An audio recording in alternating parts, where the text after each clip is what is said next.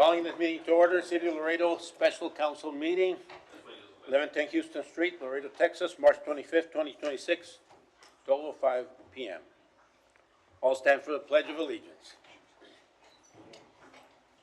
I pledge allegiance to the flag of the United States of America and to the republic for which it stands, one nation, under God, indivisible, with liberty and justice for all. Texas Pledge. Honor the Texas flag. I pledge allegiance to thee, Texas, one state under God, one and indivisible. Moment of silence, please.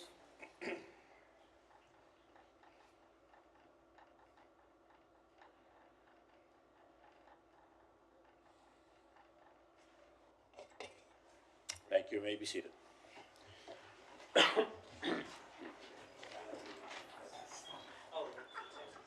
Mr. Secretary, roll call, please.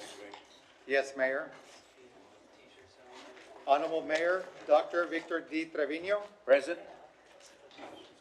Honorable Mayor Pro Tem and Council Member District 1, Gilbert Gonzalez. Honorable Council Member District 2, Ricardo Richie Rangel Jr. Honorable Council Member District 3, Melissa Cigarroa.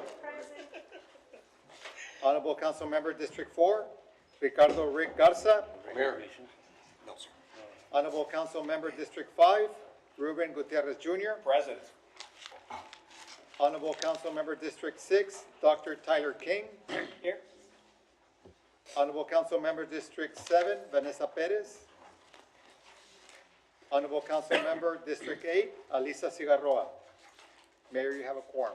All right, thank you. Mr. City Secretary, be acknowledged, please, that Council Member and Mayor Pro Tem Gilbert Gonzalez are here, and Council Member Ricardo Rangel are here as well. Councilwoman. And Councilman Elisa Figueroa just walked in. Thank you. All right, Yes, Mayor. thank you. We don't have any citizens' comments up to now? No, Mayor. All right, No citizen comments. all right. We'll proceed with communications, and we'll proceed. All right. Good afternoon, everyone. Some announcement before we begin. Bridge Week festivals, Health Department festivals. I also want to inform the public that we have several meetings with our federal partners at Border Patrol, and there was productive conversation with regards to concerns city had with installations of some of these border structures. I want the public to know that the protection of life and safety for the city are paramount. More conversation will take place, but some of the important messages that were taken away from the meetings were that they are hearing our concerns, and they will provide the technical data needed so we can review it with our subject matter experts.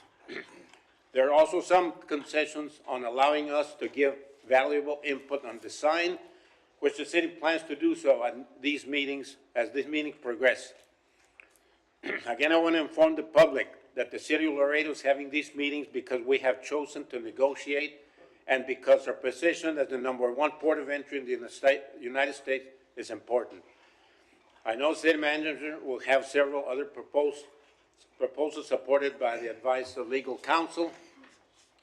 And going into our discussion today, I want to thank you all for being here and take part of this important capital improvement workshop. These discussions are not just about projects on paper, they're about the future of our city and aligning prosperity to improve the quality of life to our residents. As we review priorities and allocate resources, I want to reemphasize a fundamental principle. Our first responsibility is to the core functions of government.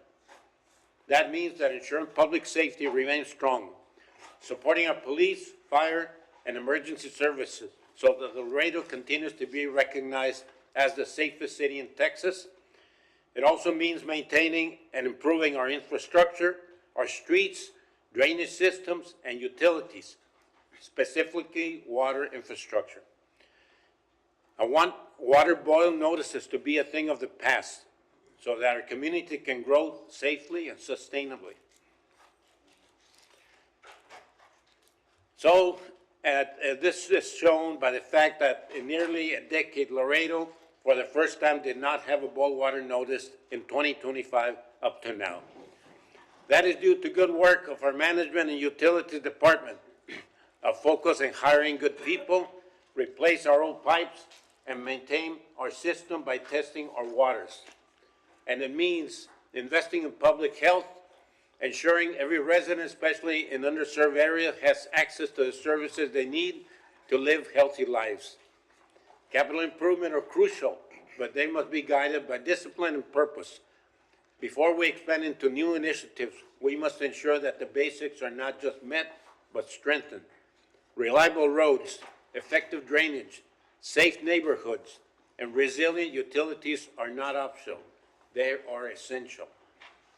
I also want to emphasize transparency and collaboration in this process. Having our finest team present ensures that we can answer questions clearly and make decisions grounded in fiscal responsibility. I do want to thank him for joining me yesterday to do a presentation to the Chamber of Commerce on our CIP process. These are your tax dollars, and we owe the community thoughtful, accountable stewardship. And as we move forward today, let's stay focused on what matters most: protecting our residents, strengthening our infrastructure, and making decisions that reflect both prudence and vision. With that being said, I will hand over the floor to Mr. Knapp. Go ahead, Mr. Knapp. Good afternoon, Mayor, City Afternoon. Council. Thank you for your time. Today is our first pre-budget workshop. We've tried to have these starting last year to help prepare as to where we're headed with the budget. So I get the opportunity here to kind of set the foundation for this year's budget conversation. And this is not strictly about the budget itself right now. This is actually laying out the foundation. It's understanding the environment we're operating in, the constraints we are facing, and the direction we'll need to take moving forward. So we're going to focus on three things today: financial reality, strategic alignment, and long-term sustainability.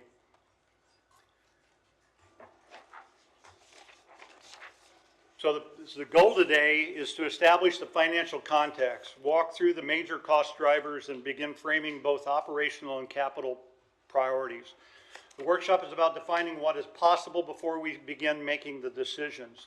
You're going to receive a lot of information today on various pieces of the developing budget. We're happy to answer any preliminary questions as we walk through this, but our goal today is to provide you information to bring you up to date with all the conversations that have been happening departmentally within our structure for that, to prepare the fiscal year 2026-27 City of Laredo budget. And so you're gonna hear a lot of information, and I want you to know that it's kind of patterned a little bit toward some of the difficulties we have with balancing our priorities with the amount of revenue that we have. But I will guarantee you that come September, we will have a balanced budget, and we will be moving forward with a lot of great things for our community. It happens every year, but we have to have this structural conversation because there are foundational influences, and so we always want to have our eye on the long term, but we're always operating at the short term. So that'll be the purpose of today, and we've got a lot of information to put to you. We'll be covering some general budget area information. We're going to cover the health insurance impacts of what we're going to see. We're going to go through the CIP, and then I am actually hoping for an opportunity to go into closed session because we have received the final draft report for the police and fire study.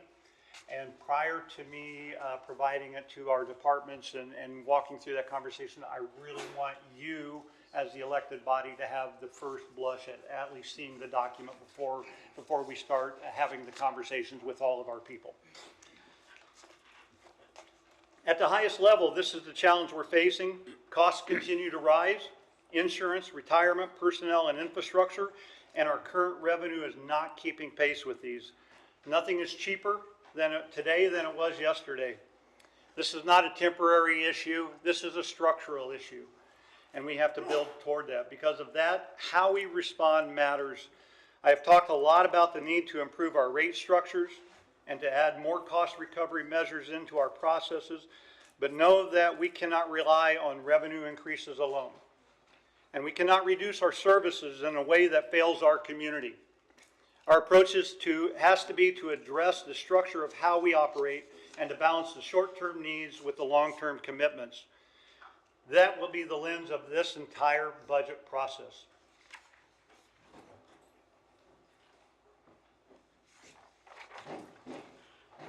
At this point, I want to pause and explain a handout to you. It is the core service review. And the mayor in his opening remarks talked a little bit about core services and making sure that our priority stays focused on this. What this handout does for you is that it shows how our current budget is structured. The vast majority of our spending is already dedicated to core services, public safety, infrastructure, and the systems required to support them. Over 88% of our services relate to core service. This further explains our approach to the efficiency study findings for the growing community and is in line with many of our comparable cities. Discretionary spending represents a much smaller portion of the budget. The reason this matters is because it reframes the conversation. This is not something we can simply solve by reducing discretionary programs. Again, it is because long-term sustainability has to guide our decisions. And so I just want to make sure that I shared with you exactly how our breakdown is there. You can see our core services, you can see the core support services that actually support the core services, and then the discretionary. And we actually have a few of our departments that are jointly within core services and some discretionary as well too. And I use the health department as a good example of that because I would argue that 65% of what the health department does affects our core services model. There's about 35 that is more discretionary as to that operation. As we look at the capital and long-term investments, we have to be strategic. That includes leveraging partnerships, looking at alternative financing strategies, and coordinating with regional and governmental partners. Many of the projects we're discussing now require multi-jurisdictional coordination, and we need to ensure we're aligning our investments to the long-term value. And we do this on a regular basis. My point is that, and I hope that everybody hears this, is that we are expanding our philosophy even further within this budget cycle. We can't do it alone. We can't keep carrying the burden ourselves. We have to find these stronger partnerships, and we have to find other ways of doing this. The environment that we are operating in currently, we are operating in a growing and increasingly complex environment. We have population growth, we have the trade activity, we are a border community, infrastructure expansion, rising service expectations are all increasing the demands on the city.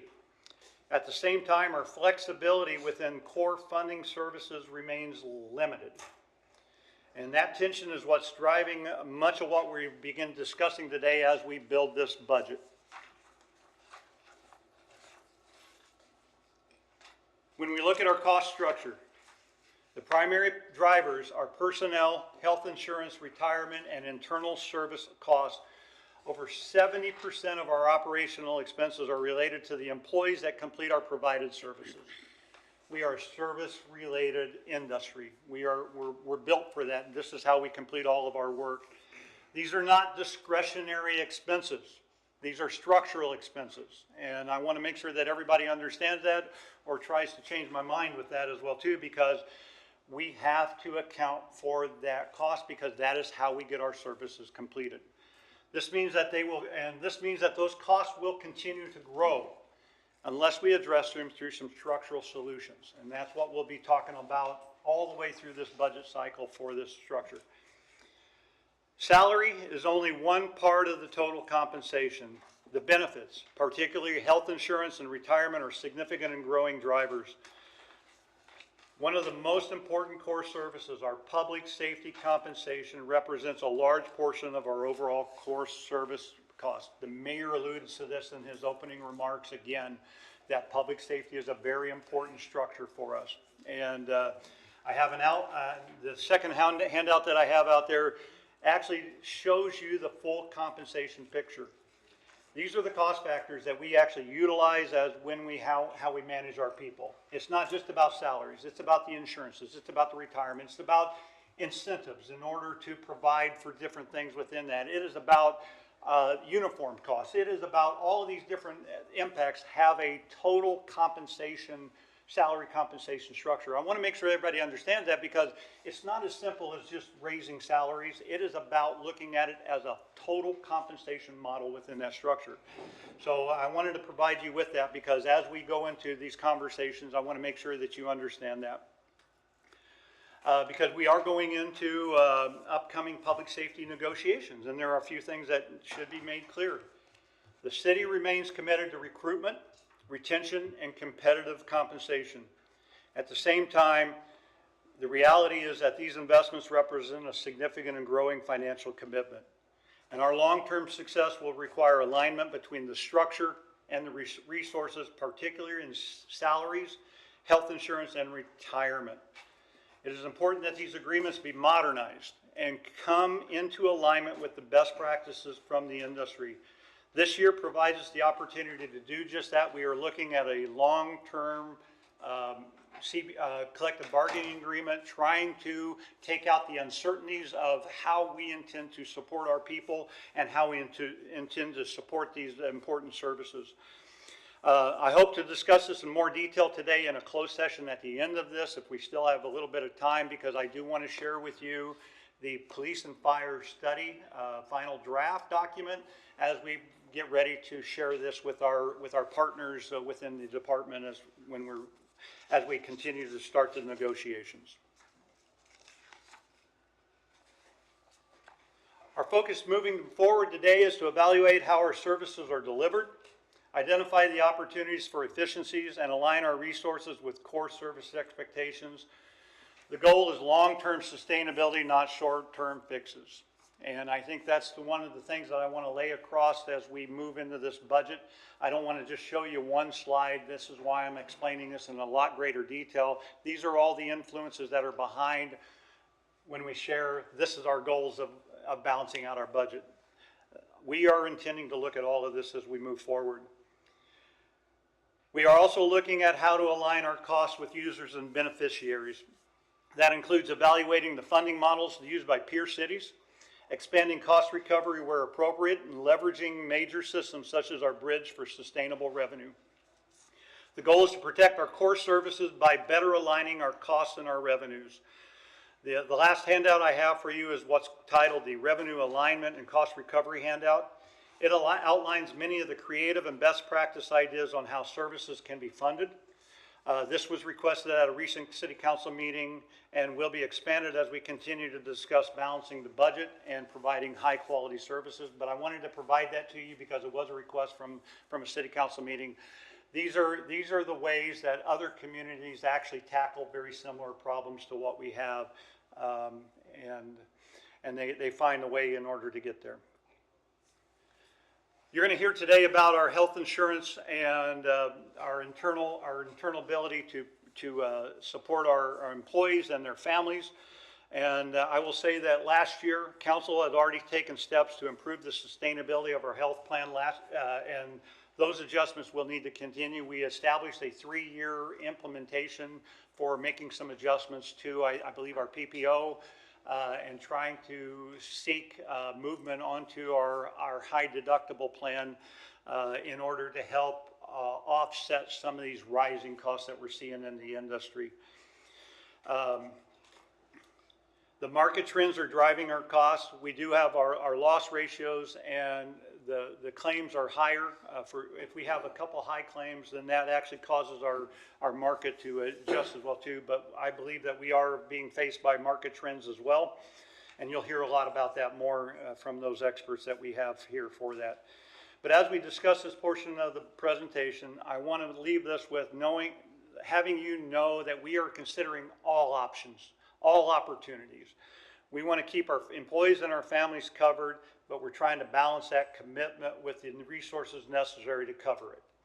And I think that's going to be that's kind of the artwork along with the science as far as making this all kind of pull together. I want to go from our internal health services, and I want to go to the external, our health department the service that we provide on the medical side for that. So let me shift over from our internal health operations over to our external health services for a moment. And this is all part of our efficiency discussions and an opportunity to improve those services provided through a more definitive partnership. Both cities and counties have the authority to provide health services. The city of Laredo has stepped into that role and provides all these important services today. However, when you look at how the state law is structured, counties are positioned to support these services at a broader regional scale with access to funding and delivery mechanisms that are designed for long-term sustainability. That distinction becomes important as we look at how these services are funded and delivered moving forward. Our expansion in our health services in that area comes at the expense of our other core services. And this is a reality that we need to recognize. We don't have enough revenue in order to cover all the services that we're providing, but we have to continue providing high quality services. And this is the point of where I'm kind of going with that. With the loss of federal funding and the structure of our current system, it is becoming more difficult for the city to continue expanding in this role alone. There may be opportunities for broader coordination at the county level to support these services more effectively. As we look at this long term, this is ultimately a structural and policy discussion that will require coordination with Webb County. With the county currently in the process of selecting its next judge, there is a natural opportunity to begin the dialogue around how these services are delivered and funded at a regional level. Our focus is to ensure that regardless of leadership, we are aligned in how we support the long-term health of our community. And this has been a mission, I believe, of this council all along, and I believe that we should be seeking those partnerships in the most appropriate way. Finally, we'll be going into a CIP conversation. And so as we transition into the capital part of our conversation today, what you will see reflects current and ongoing needs. This is not a complete list of projects. We're still in developing them out. One of the key goals of coming out of this workshop is to ensure that all potential projects are identified and brought forward. If they're not on the list, we cannot prepare for them. If they're not on the list, we cannot put all the pieces together in order to move these things forward. And so each one of these projects will be evaluated through a structured process, and ultimately financial capacity will be determined on what can be delivered. I believe the outline structured process meets some of the concerns that the City Council has identified in recent agenda requests as far as project managements and all of that. So I want to make sure that you understand that for some of the items that have been on the agenda. This is how we're trying to meet those expectations within this. So you should see that in there. And I think the broader point that I believe that the City Council is trying to also make so that the public can understand that not everything can be funded.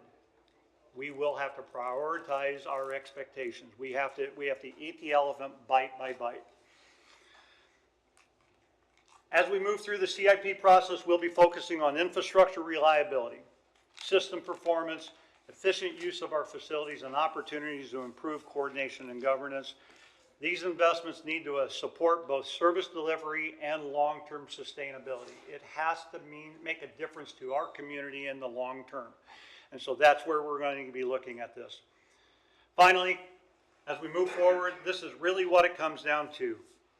We're operating in an environment where costs are rising, revenue is limited, and most of our resources are already committed to core services. That means the challenge we're facing is structural, not temporary, and it will require trade-offs. Not all of these priorities can move forward at the same time. This will require alignment on how we approach this budget. Our focus is to protect core services, align our structure with our financial reality, and make the decisions that are sustainable, not just for this year, but for the long term. Ultimately, the decisions we make through this process will shape the city's long-term sustainability. Mayor and City Council, that's the setting of the table. That is at least preparing our approach into this year's budget. What I'm going to do is I'm going to ask Mr. Esparza to come up and talk about some of the general information within the budget, what we're seeing 6 months into this budget as we move into it, because first thing we try to do is establish what our revenues are going to look like. Then we try to balance out our expenses within those revenue structures, and if we have any gaps, then we're gonna try to figure out how to close those gaps and everything. So I wanna make sure that he covers that as well at first. I would love to go into the health insurance conversation second, the CIP third, and then we'll go, hopefully if we have opportunity with time and everything, we'll go into the closed session so I can share with you the study and some insight on that, and then we should be able to wrap up. And say, Mr. Neff, is that your presentation so far? yeah, this is my Okay, part. Mayor, may Yes. I ask a couple of questions? One thing that came up specifically is, of course, our public health system. Yes, sir. And about getting Webb County involved with it, which we should have been done a long time ago. But we've been discussing it for a couple of years now. Yes, sir. Have negotiations started with Webb County, county commissioners, the current judge now? The conversation we've had, we have talked with the judge about collaboration and cooperation, not specifically about which items they needed to go with. But about collaborating with the city Yes, and yes, possibly funding something from the health department, because at the end of the day. We've spoken with them about the cooperation and collaboration. I would say that I don't know if we've had the specific conversation about the health side as well too, other than we've talked a lot about the health department side, but there are other opportunities that we have out there. I would expect that we've had the conversation when we established the detox center, because that was partially collaborative, because they're providing the location and we're providing the operations, and we'll talk about that within our efficiencies as well. But they are open to helping our health They department. are open to specifically these when it comes to conversations. When it comes to funding it. With our current judge, I have had good conversations about collaboration and cooperation. Okay. I believe that as we are now seeking our next judge, I believe the opportunity is very natural to say, where do we believe that the Webb County will be with this new leadership that we will be seeing? Great, thank you. as well. And second question, concerning to me that I just heard you say a couple of times, trade-offs will be required. Trade-offs, speaking about, obviously, we're not gonna get into detail about it yet, but trade-offs, I wanna be sure core services are absolutely taken care of. That's gonna be a necessity every single day.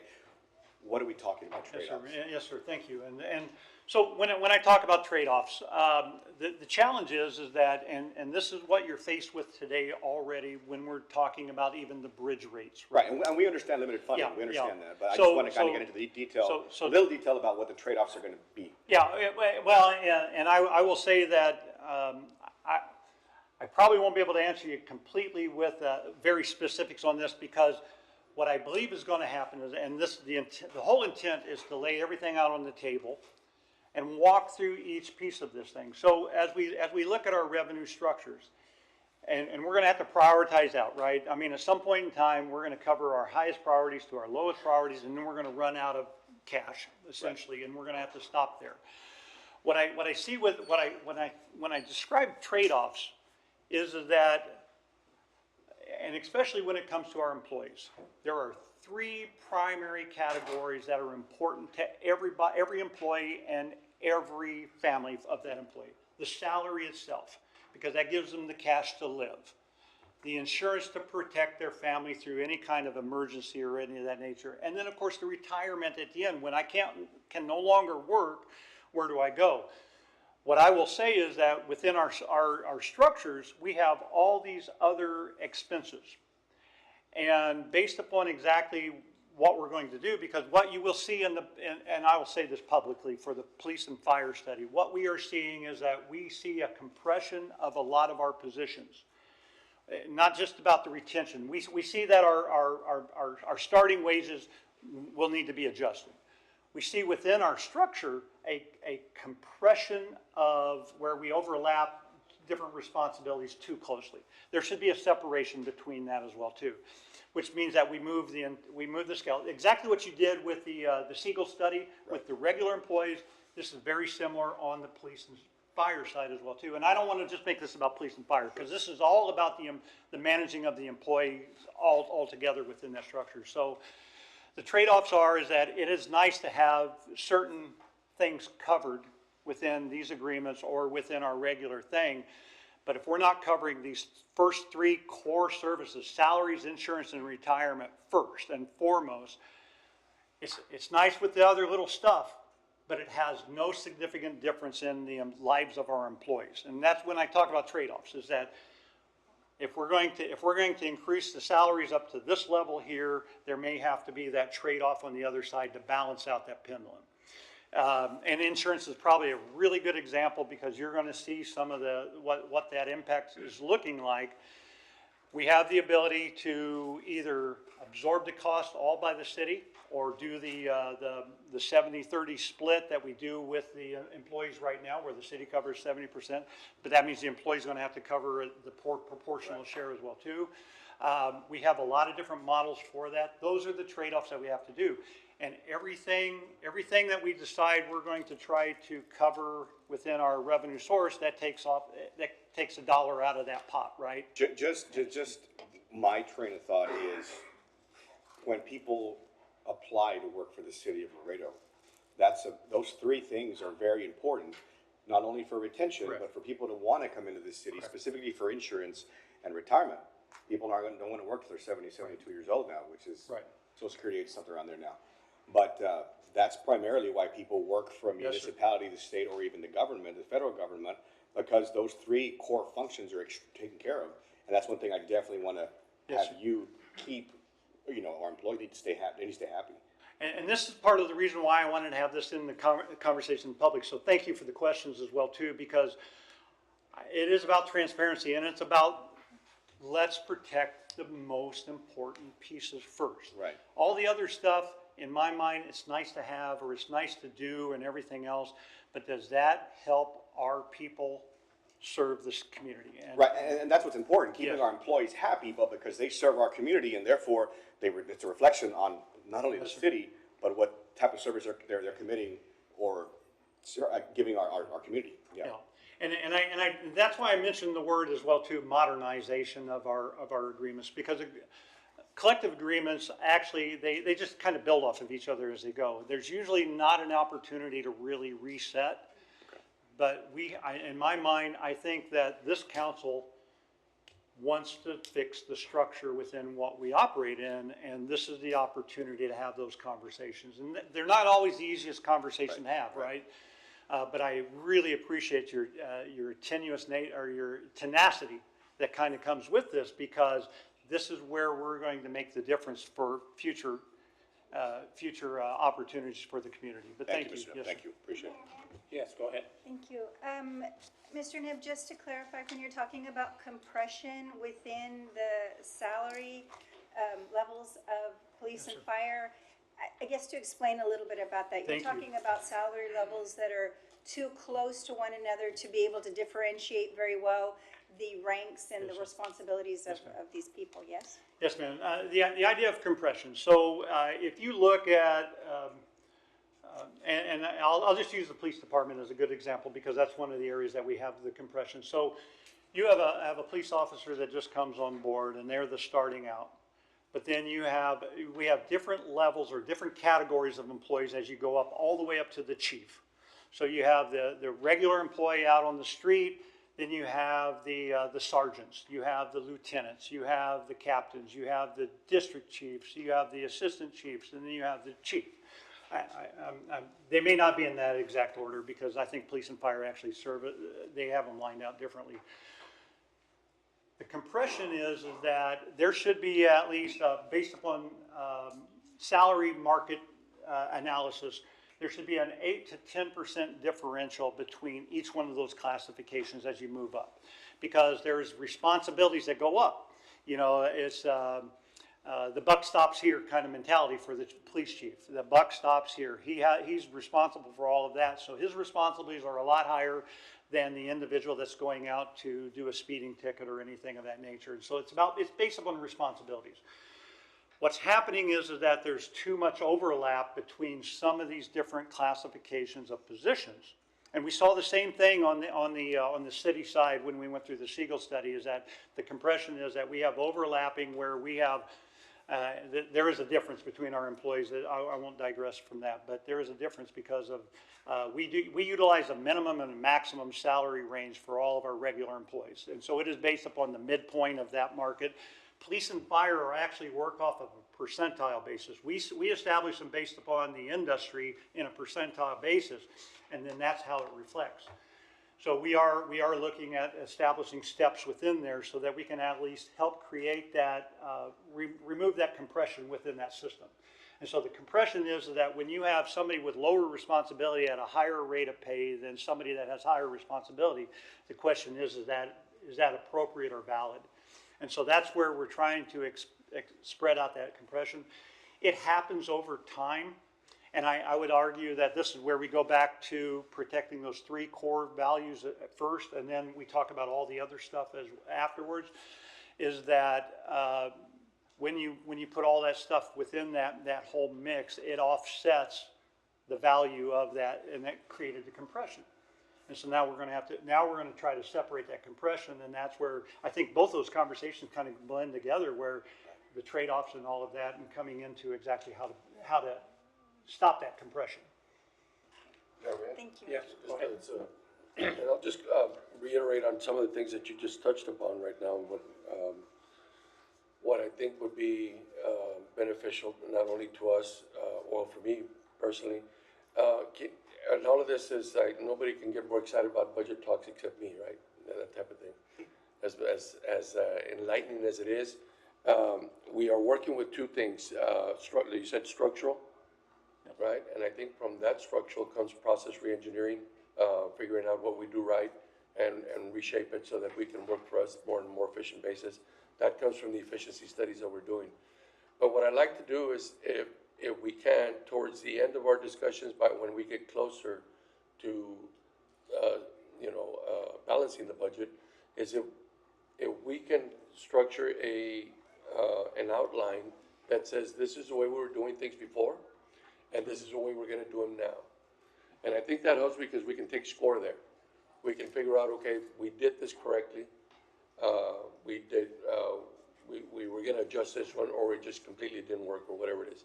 But it's a game plan that I'm excited about, because I think, what you're saying right now, with, given the times and the way this country is moving, there's a lot of instability going on. And the public needs to know that's why we're taking these kind of steps.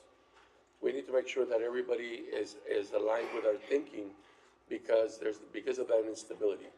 And so we have to take care of our people, we have to take care of our citizenry, and we have to take care of every tax cent that we can possibly protect.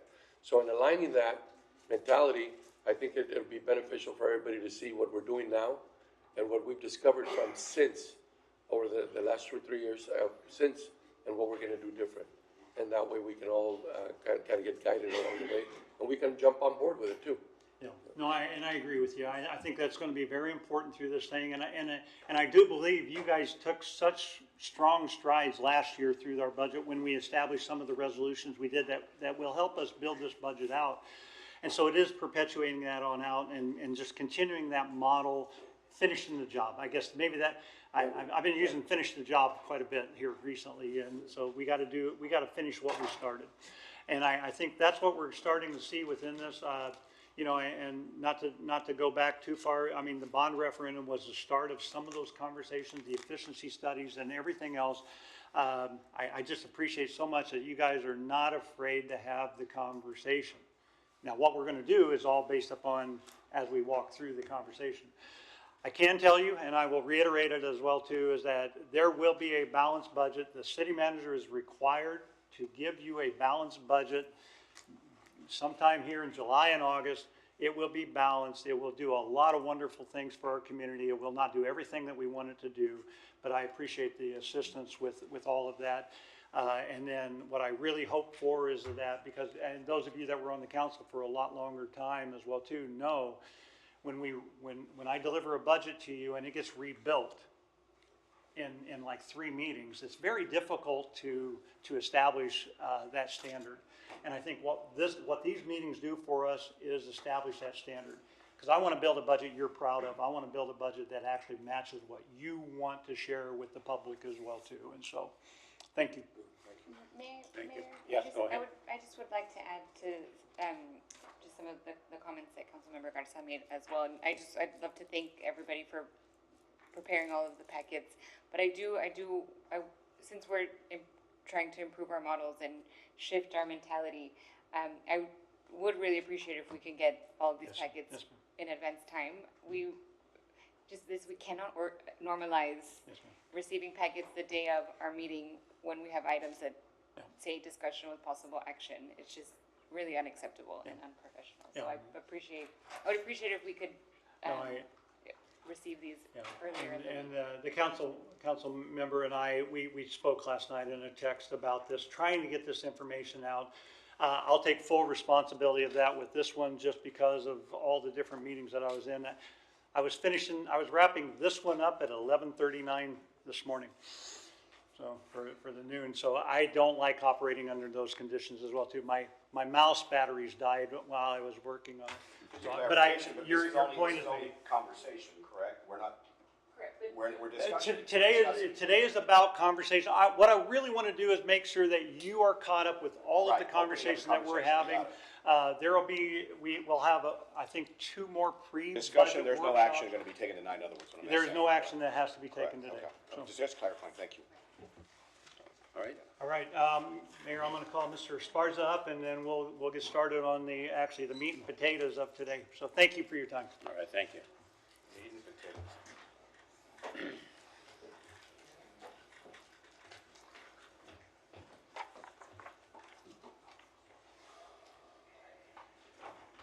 Good afternoon, Honorable Mayor and Council. Jesus Esparza III with the Budget Department.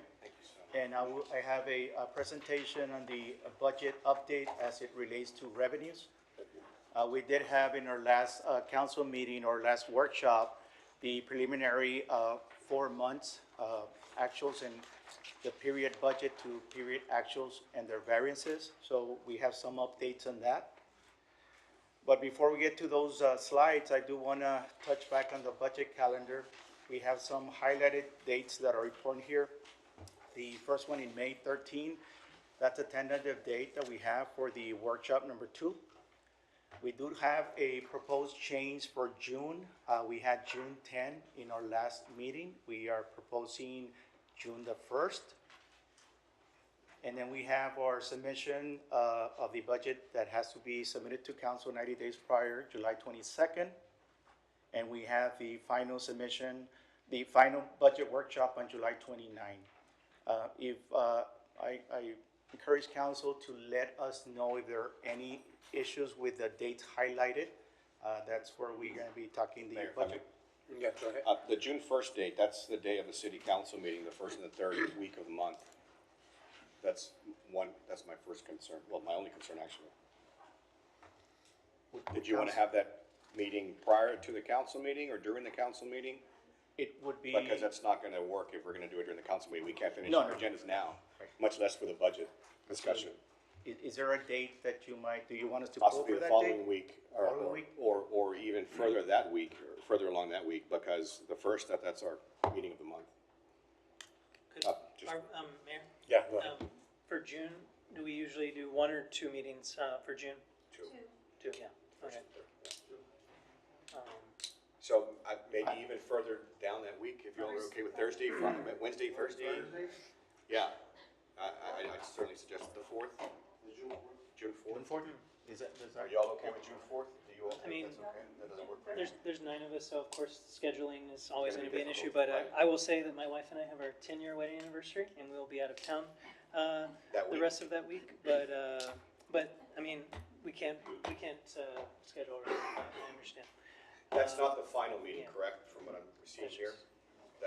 That is the budget workshop number 3. number 3. We have another And one then we after have the submission, the final budget workshop is on the 29th. That's the last one. June the 4th? Okay. Let's see if you can. We'll if you update can, the if you can. calendar to June the 4th. Yeah, June 4th, and see if we What- can, June the 4th see would if it's be- possible. That would be a Mayor, better. what's the, June 4th? June 4th. what's the, for that June one, what is the topic?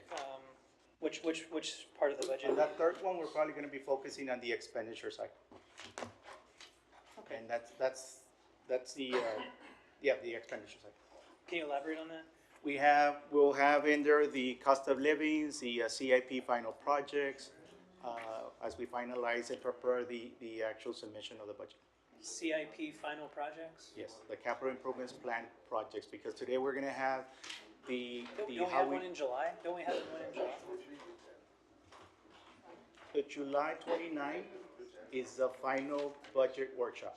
I That's guess the I'm one just we had asking. at the library last year. Specifically, I'm just asking, What's the reason that we changed it from the June 10th to June? Cause we're trying to figure out the date, so I'm trying to wonder why we changed it from June 10th. There was some concern on the date, the 10th, that all of council would be available. Okay. Well, look, we have a meeting May 13th. We can discuss some CIP issues there prior to the June 4th meeting, correct? If we have any issues, I guess, before you I leave would just town. ask that we not have the final CIP, vote on that June, Well, July 22nd, we have the submission of the budget and CIP to council. So that's the final submission to us, and then we can discuss it then with the CIP also. If we're changing it because, Mayor, may I? Yes, yes, go ahead. If we're changing it because not everybody's present on the 10th, and Well, the And it would we be have ideal the to one, find a we have the one on date the for 4th, all God willing, present. then July 22nd, and then we have July 29th, that's the final budget workshop. So that day, correct me if I'm wrong, we can still make changes on the 29th of July. Is that correct? Yes, you could technically make changes at that point. What's gonna happen, this is, on the today's meeting, we're gonna get a little bit into the actual projects. We met with the departments last Friday was our last meeting with the departments as we meet with them, and our engineering will touch on that. So we've got all the projects that they submitted. So as we work within this next week and a half to 2 weeks, we're trying to finalize the list of projects that we're gonna come forward with their grading and priorities, so that council can look at that. Hopefully by the budget workshop number 2, which is on May 13, you'll have the list in there to start finalizing that list. So as we move into the workshop number 3, we have aligned the projects on the CIP, and we're also finalizing all the expenditures on the budget side. So, Mr. Esparza, before the June 4th meeting, we're gonna have discussions on CIP and everything in the budget in between, before and after the fact. So if we have concerns or questions or something that we wanna put in priority, we're gonna have meetings prior to, we're only in March. Correct. Right, so we're gonna have other chances to do that before then. Thank you. correct, Councilman. Okay. Yeah, for the record, did we have Councilman Gonzalez noted? Yes. All right, okay. Thank All right, you. Go ahead. Thank you. So could I suggest, Mr. Neb, we've got 3 weeks in June, the June 1st week, the June 8th week, the June 15th week, which would give then you about a month or a little bit over for the July 22nd, the following budget CIP meeting. Could you please poll us and find out when the majority of us can meet? Because we have 3 weeks there. I think we can find something that'll work. It would be helpful if everyone could be present, understanding that maybe that doesn't happen. Yeah, and I think some of the pre-stuff, the budget workshops themselves are good. I think going off of what Councilmember Dr. King was mentioning as well too, though, when it comes to the adoption of the budget and everything, everybody should be here. We need it to happen in that manner as well too, but I am happy to, I'm happy to work on these dates and times and find that, because we want you all here. Yeah, exactly. It's full of- We really do. I think that's been the strength of what we've been doing in the last couple of years, is that. If you can just poll us for June, then we can make sure it's. Mayor, Yes. the less of that, obviously, the better, because then you have someone say, oh, I wasn't here for that one, and, and then you have to go back and rehash everything again, so. Yeah, Absolutely. Thank Thank you, Mr. Thank you very much. thank you. So as we move into this slide, like the last council meeting, we have property taxes is our number 1 revenue for our general fund. We have 1 more month here. On the table on the top left, we have the budget, period actual, and our variance, budget to actual variance. Left side, we have October to February, which are the months that we're covering in this this fiscal year. So as we look at the October, for example, we have 5.9 is our budget. We received 6.6 in our actuals. So we have a positive budget actual variance of 656,000. As you move into November, we have another positive variance of 941. Budgeted was 10.5. The actual receipt was 11.5. December, we have a negative budget to actual variance of 4.5. As we move into January, we have 28.1 budget, 27.7 actuals. And then February, we have 4.9 budget and 6.5 positive budget to actual variance. So as we going through the months, the variances between the budget actual change, sometimes they're positive, sometimes they might be negative. But our total for this first October through February, our budget was 91 million. Our actual was 89.3. So we have a budget to actual negative variance of 1.6 million. The chart on the right, just a graph representation, a bar chart of that.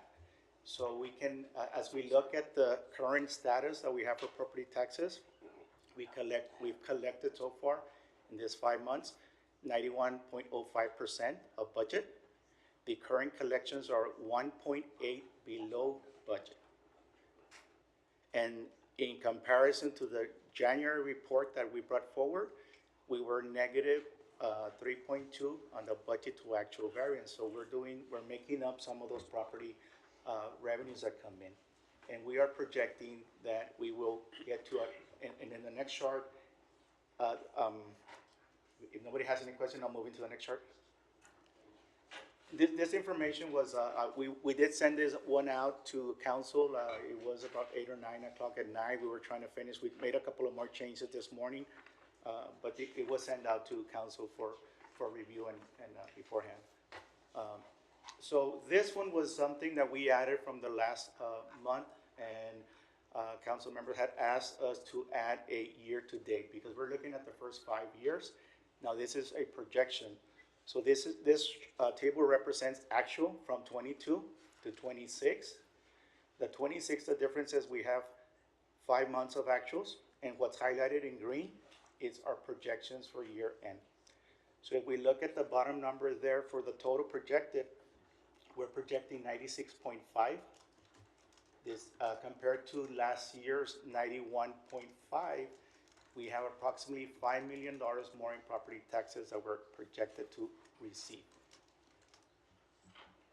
And we're estimating we're collecting about 98.32 of budget.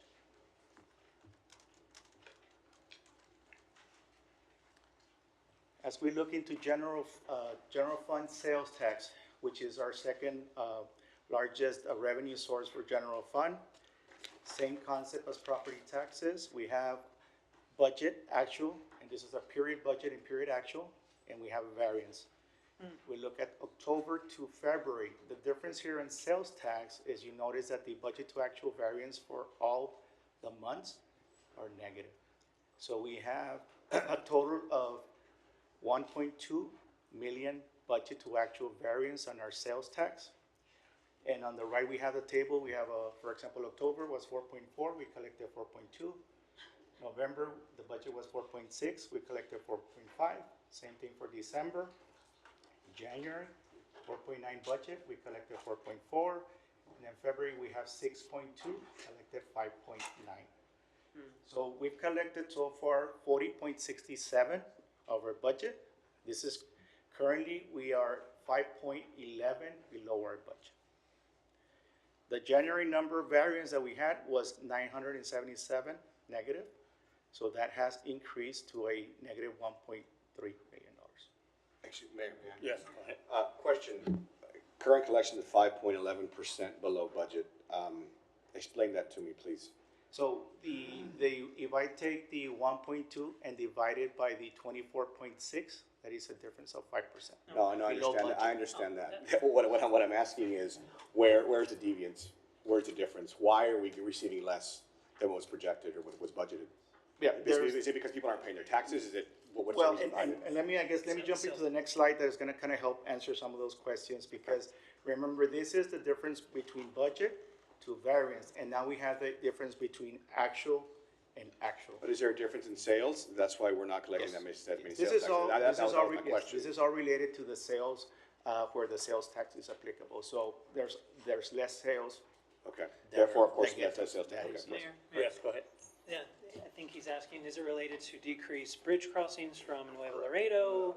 Is it just because of the economy and the way it is with inflation and, you know? I think it's a compilation of all of that, Councilman Dr. King. It's the economy, it might have to do with the tariffs, it's less traffic on the bridge, and I will touch on bridge a little bit. So it's all related, I think, it's all encompassing. go ahead. What's happening in the economy. But do we have a breakdown, like you're saying it right now, if it's the economy, if it's the toll crossing, do you have a breakdown like that, or is it? No, it's very difficult to actually tie it down to one specific thing. I mean, it's not, we don't have a report that gives us, well, so much was because of tariffs, so much was because less customers from Mexico are coming in and shopping in the US. The reports that we get are. And I understand that, but is, what brings to me is like, how are we gonna identify, or how are we gonna, fix the problem if we don't know where the problem is?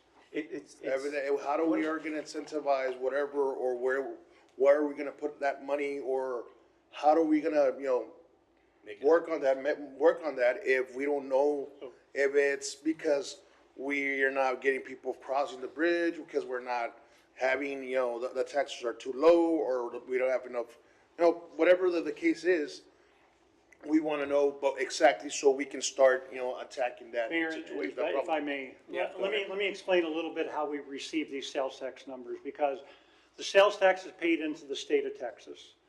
And then they allocate it within all of the businesses are required to use their industry code in order to determine where that's at. So we will never know how much Walmart sold unless they tell us what Walmart sold in Laredo. But we can say that based upon grocery shopping, we can find that data. And so we can see fluctuations in there. That's a lot larger study for that, economic development level of that. But the state, all that money goes into the state, then the state categorizes it, and then they ship us our check. And so we can go back to the state and request for very broad areas as to where the money came from, or what was paid for the sales tax. It'll give you kind of a general feeling that groceries were down for whatever reason. So then you can kind of know that our people were not buying as many eggs or milk or whatever it is. I don't know what that changes, how we tackle within that, but they will not give you specifics because they believe it's a confidential matter between the business and the state about the submittal of the sales tax. Now, what also throws us into a whack for the sales tax is that if somebody does not submit their paperwork in the month or the time frame that they're required to, it shows up at a later month, and that skews off of what our estimates are as well too. So, Well, at the end of the day, I think it's the economy we live in right now. At the end of the day, it's a culmination of everything. The tariffs, bridge crossing is going to be down. People not shopping for clothes as much as they used to. A lot of it's online also, which we don't get those sales taxes for. So we need to realize that. yeah, It's and I think we go through a larger analysis for that. I just don't know if we're going to get you exactly what you're thinking, because they won't let us get down to those levels, because I've always asked if I could get down to that level. I now know that I'm going to go market whatever the businesses that we're weak on, right, and bring them in. And so it becomes more of a balancing nature of that. So those numbers, we do know that the numbers are based upon, I mean, there is a lot of it that is based upon our people itself that are shopping as well too. And that's why we watch those market trends during the holiday seasons, because we actually believe we're having more people come over from Mexico and everything and shopping during those holiday seasons, because we want to see those fluctuations as well too, because that changes how the CVB markets, that changes how we all do our structure. But the challenge, I think, that's a long-winded answer for you, but I think that's why we can't get down to the very specifics as to what we want to do. I know that one time we had a conversation about trying to find out how much sales tax is being generated by district level. And that's even more difficult for that. Yeah, because we it's not tracked that way by So the just put state. it out there, shop Laredo, shop local, that'd be the Yeah, important yeah. thing. Keep on- Anywhere within our keep city on pushing limits that. is wonderful. Exactly. There you go. Thank you. All right. Okay, go ahead. This next slide is similar to the property tax, but we did something a little bit different on this one. On the side, we have a line graph. So in this line graph, you can actually see that January and February And keep in mind that we receive our sales tax about 2 months later, so this could be this is the activity for the November, December. And then as we move into April and June, we have some activity during the summer as well. So this is a trend. The presentation that I sent last night, I updated this one to show this line. I think it shows a better representation of the trend on it. I did adjust the difference. The earlier one had a average projection. This one is more based on trend. There was about a $300,000 difference from it. But same thing here, our table on the left, 21 to 26. You can see that our sales tax have moved from 44 in fiscal year 21 to 48.6, 51. Last year's was 54 million.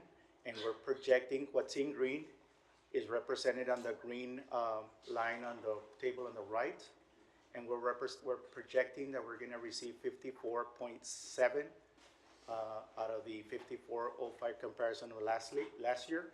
So this is an increase of 614,000 more than last year's actual. So although we're projecting budget to actual negative number, we are, compared to actuals, we are about 614, we're projecting to be above actual numbers. Great. Great job. And then our third largest revenue line item, bridge transfer from general fund. This is directly correlated to our 50% of the toll, which is our toll crossings. We have our period budget and period actual and our variance column. Not gonna go into each one, but you also notice in the variance that we had a positive variance in October, but moving November to February, we have had negative variances as they compare to budget itself. The bar on the chart on the right side has the budget to actual comparison, same numbers. We've collected so far 38.7 of our budget of the transfer from bridge. We are currently around 7% below budget. January's report was at 929 negative, so this is also increasing in that negative number from 929,000 to 1.3 million. The next chart has the same analysis based on the as before. We have the 21 to 26 actuals. And as we look at the projections in green, we're doing an average collection projection for bridge. So that projection would take us to about 40.3 million compared to the 41.5 that we actually received last year. So we are looking at a small decrease in actual from last year to our projection this year in the tune of about $1.3 million. And this line item is budgeted at 43.3 million coming in from bridge. And this is kind of looking at the 5 month. This is looking at the 5 month. We're looking at revenues compared to expenditures. We have them by categories. We have taxes, and the takeaway from this is a period budget and period actual. 117.3 million is a budget for taxes. This includes property taxes, sales tax, and all the taxes that we have in the general fund. Compared to the 165.9 million that we have, 117 is our largest revenue generating in the general fund. Taxes overall are 2.7 below budget. Total number that we have as we look at all the different categories of revenues that the general fund has, we're at a negative 5.3 period budget to period actual variance. On the good side, when we look at the expenditures, we have it broken down by personnel, materials, contractual transfers. We have period budget, period actual, and period variance as well. You can see, as was mentioned, 90 million point five is the personnel cost, our largest cost out of the 122.6 million that we have. The expenditures, we have a 87.1 actual periods for the 5 periods, so we do have a positive variance of 3.4. When we look at the bottom corner, section totals for all our expenditures, we're at 6.3 positive. So when we look at the 5-month period, we have $1 million in the black positive numbers that we have at this point. So we're doing good. We're controlling the expenditures, although some of the variances that we have in the revenues are present. But I think one of the takeaways here as we prepare in looking at our expenses and as we go look at our monies that we have available for our expenses, it is clear to me that our bridge transfer, the way it is for next year, are limited because I don't have that growth going at this point. So we're looking at maybe the bridge transfer if it stays the same, it's probably going to be the same amount of last year based on this preliminary 6-month or 5-month period, as well as our sales tax. I would want to be conservative and not overstate those revenues at this point. As we progress, I'll keep you updated on that. If I see any trends that we can push those two revenues up more, we will do so. If you have any questions here, I have one more slide that I want to share with you because as I was working on those top 3 revenues, property taxes, number 1. Wanted to share this with you because as we are doing our analysis, the bar chart on the left shows the M&O tax rate, the maintenance and operation. This is what runs general fund, public safety, parks, public works. We have from the left going to 22 to 26, we have the tax rate 0.46 cents, 44, 41, 39, going to 37. These are the decreases in cents that we've had rounded to do the 2 decimals. We've lost 2 cents in fiscal year 23, 24, 3 cents, 25, 2 cents, and 2 cents last year in the current budget. This totals 9 cents that we've lost within this last years. And to put it in perspective and get an idea, the approximate revenues that we've lost with this 9 cents is approximately $25 million. It is a significant amount that is tied into the cap that we have. So, and that's why it gets more challenging every year because that growth is not keeping up with our expenditure growth. So I wanted to share this one because it kind of brings the light into the 3 line item, the 3 revenue tops, and this one, it's very, we need to keep reviewing this as we go as well. But the right side chart just shows both the combination of the interest and sinking fund, which is what we use to pay for debt service, and then the M&O, and you can see also the reduction in there. So, any questions on this slide?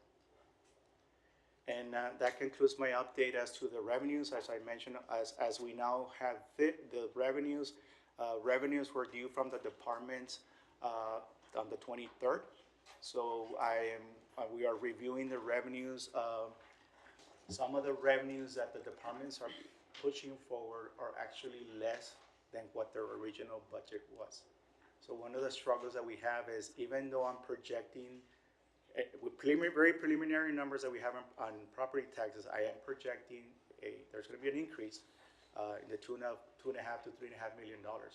But that's kind of been offsetting some of the other revenue line items that departments are coming in with lower numbers. And that's in the next couple of weeks, I'm touching base with the departments and actually pushing them or challenging them as, we're asking you to look at any potential new revenue sources or the existing revenue sources because we cannot regress on any of those revenue sources.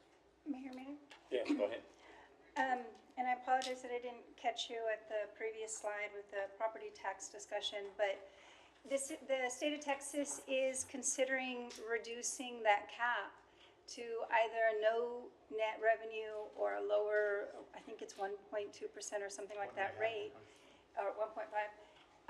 And it's going to make all of your numbers worse in the sense that the city will be limited on the revenues it can collect. And I know the public is always very concerned, of course, about tax rate. I think these discussions help highlight the challenges that we have because providing services doesn't reduce, right? The money that we need to invest in providing even the same level of service increases because we do have inflation. And if the state of Texas mandates that cities cannot grow their tax base more than 1.5%, that won't even keep up with the cost of inflation at this rate. So I think there should be, and I don't mean to call it not a doomsday scenario, but there's some discussion in the future, because I would assume this would be for the following tax year. What happens if the state does come in with a much lower reduced rate? Contingency Like a contingency plan or some type of discussion. I know no one wants to advocate for higher taxes, but if we could think of it maybe as a maintenance level, so that our city services aren't dramatically reduced in response to what the state could propose, or let people know so they can advocate for themselves. If the state does come in with this, then you need to be contacting, legislators to talk about what the reduction in services mean. But in order for that to happen, they should be able to rely on the city to provide that information. Yes, definitely, Councilman. Thank you so much for the presentation, Ms. Carson. Great job. All right. I think at this time, we're gonna bring the CIP presentation forward, Mr. Knapp. Yeah, either CIP or health, yeah, whichever way you wanna go. If you're up and ready to go. Council members, you want the CIP first before the health and benefits? Yes, go ahead and do that.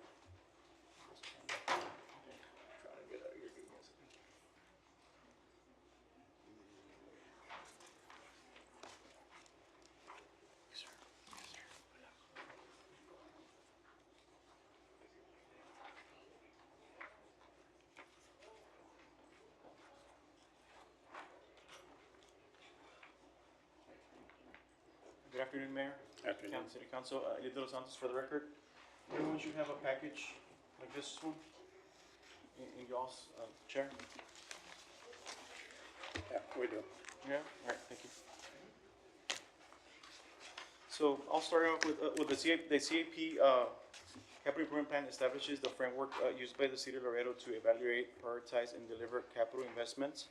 The framework supports long-term infrastructure planning while aligning projects with available financial capacity and community priorities. The CIP serves as the city's primary planning tool for major infrastructure, facility, and capital investments. So the capital improvement plan is a 5-year strategic planning tool that helps us identify, evaluate, and finance of our major capital project. It's formally adopted by the mayor and the city council. It's reviewed annually to stay responsible to the community needs. It's led by city management with active participation from engineering department, finance, budget, and in collaboration with other city departments. This helps us have a clear assessment of our local needs. It aligns with the community interest and long-term goals. It promotes financial stability and enhances collaboration in city governance. Our CIP helps us move forward with acquisition, construction, renovation, and major improvements of physical assets that provide long-term value and service to the community. So our CIP planning, so starting on FY 26, FY 27, the city will maintain a 10-year capital improvement program planning horizon. The CIP will be updated annually as previous years and adopted as part of our city budget process. So in years 1 through 5, financially program projects align with the adopted annual budget. And then years 6 through 10 are long-term projects guided for future investments in infrastructure. Our CIP process calendar is broken down into 7 stages. First stage is CIP implementation, internal engagement, and then project identification, which is where we're at right now, between the month of March and April. And then we'll follow up with the staff review in the latter part of April, May to June, and project evaluation, July budget workshop, and then finally September will be adoption of the CIP book. Our CIP roadmap. So our first step is project identification. They're based on operational needs and service demands, city council direction, strategic planning and initiatives, assess management data. Step 2, which is our staff review.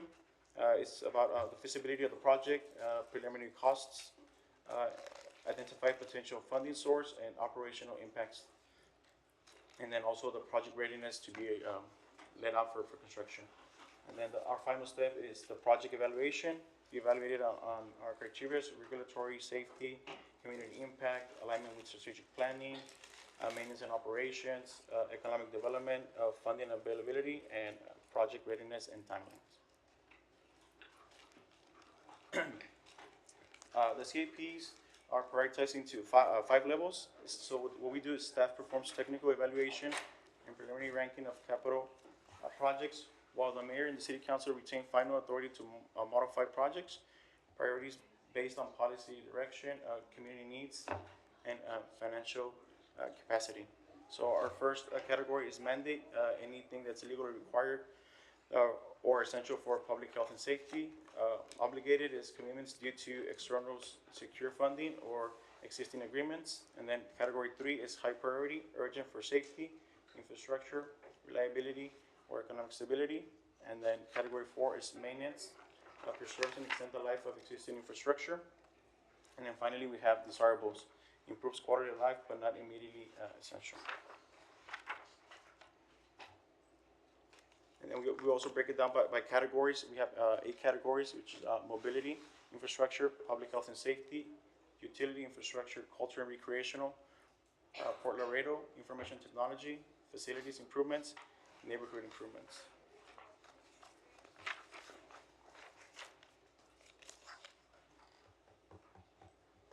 And our project delivery framework, our first phase is the concept and evaluation. We define the scope, establish preliminary cost estimates, identification of potential funding sources, and analyze any operational impacts. Our second phase is design and funding confirmation. So we do our engineering design, permitting, refine the cost estimate, and then confirmation of project it's funded. And then finally, we have the construction phase, which is the procurement, contracting, and project implementation. And here we have some of the active projects that we have of the FY 26. And then working with management and direction from council, we have some preliminary proposed projects for the FY 27, which is the convention center, the Port Police Substation, the Tiny Homes Phase 2, the Sports Complex Phase 2, District Center Recreation Center, Civics and Performing Arts Center, Secondary Water Initiative, Casablanca Water Storage, World Trade Bridge Expansion, the Columbia Bridge Expansion, citywide building improvements, Los Presidentes Avenue Extension, and Right Extension, and Grade Separation. These are very preliminary projects that the list that we have, as Mr. Esparza mentioned. Last week we finished our meetings with all the departments, so in the coming weeks we'll be compiling all those requests from the departments, and we'll have a more defined list from the requests from the departments. Mayor, may I? Sure. Mayor Pro Tem, may I? Thank you, Mr. De Los Santos, and sorry to interrupt just a little bit, but I want to thank you for the priority labels and the categories that you're putting forth, because oftentimes when we have needs in the district and we're trying to communicate those needs to the appropriate departments, it's difficult to know how to identify them, how to categorize them, how to translate the priority that we feel that exists in our district to some type of engineering language. Yes. That then we could find the attention that it needs for evaluation.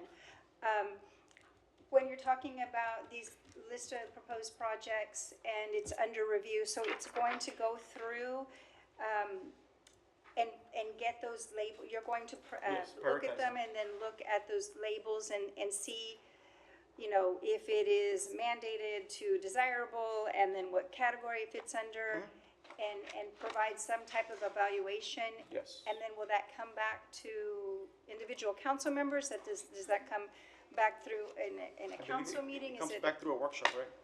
I would put it back through the entire council. I think, yeah, once we have them identified again, you know, at the end of the day, we're gonna prioritize and we're gonna do what we can get done. But yeah, I think the whole nature of this thing is to make sure that it is developed properly in order to move it forward. So I would think that we would bring them all back to the entire council. Have no problem with letting the individual council members know on their district level items as well too. But we really want to keep that, because it's going to be council action that determines exactly the priority list. So- Well, and I do think it's helpful, though, to, at that level, when you're looking for funding sources, because some of these will naturally fall into our ability to contribute district priority funds, even if it's a city prioritized project. If it makes sense to tap into some of the funds for help in identifying those funding sources, then that conversation can start a little bit earlier, I would think. Thank you. Okay, sure, and before we move on, I want to acknowledge council member for District 7, Vanessa Perez, here for the record. Yes, Mayor Pro Tem. That was the last slide of my presentation. Thank you very much. Mayor, can I just ask you real quick? I just noticed, and I was listening to you back there.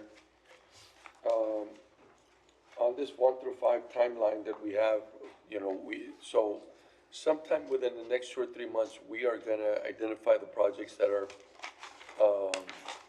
doable within 1 to 5 years, and then put short-term and long-term goals to them, right? Yes, sir.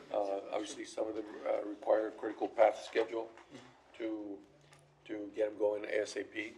But the next time, I guess, coordinating between both, we can have the funding mechanisms that are gonna go behind them and how that's gonna work out.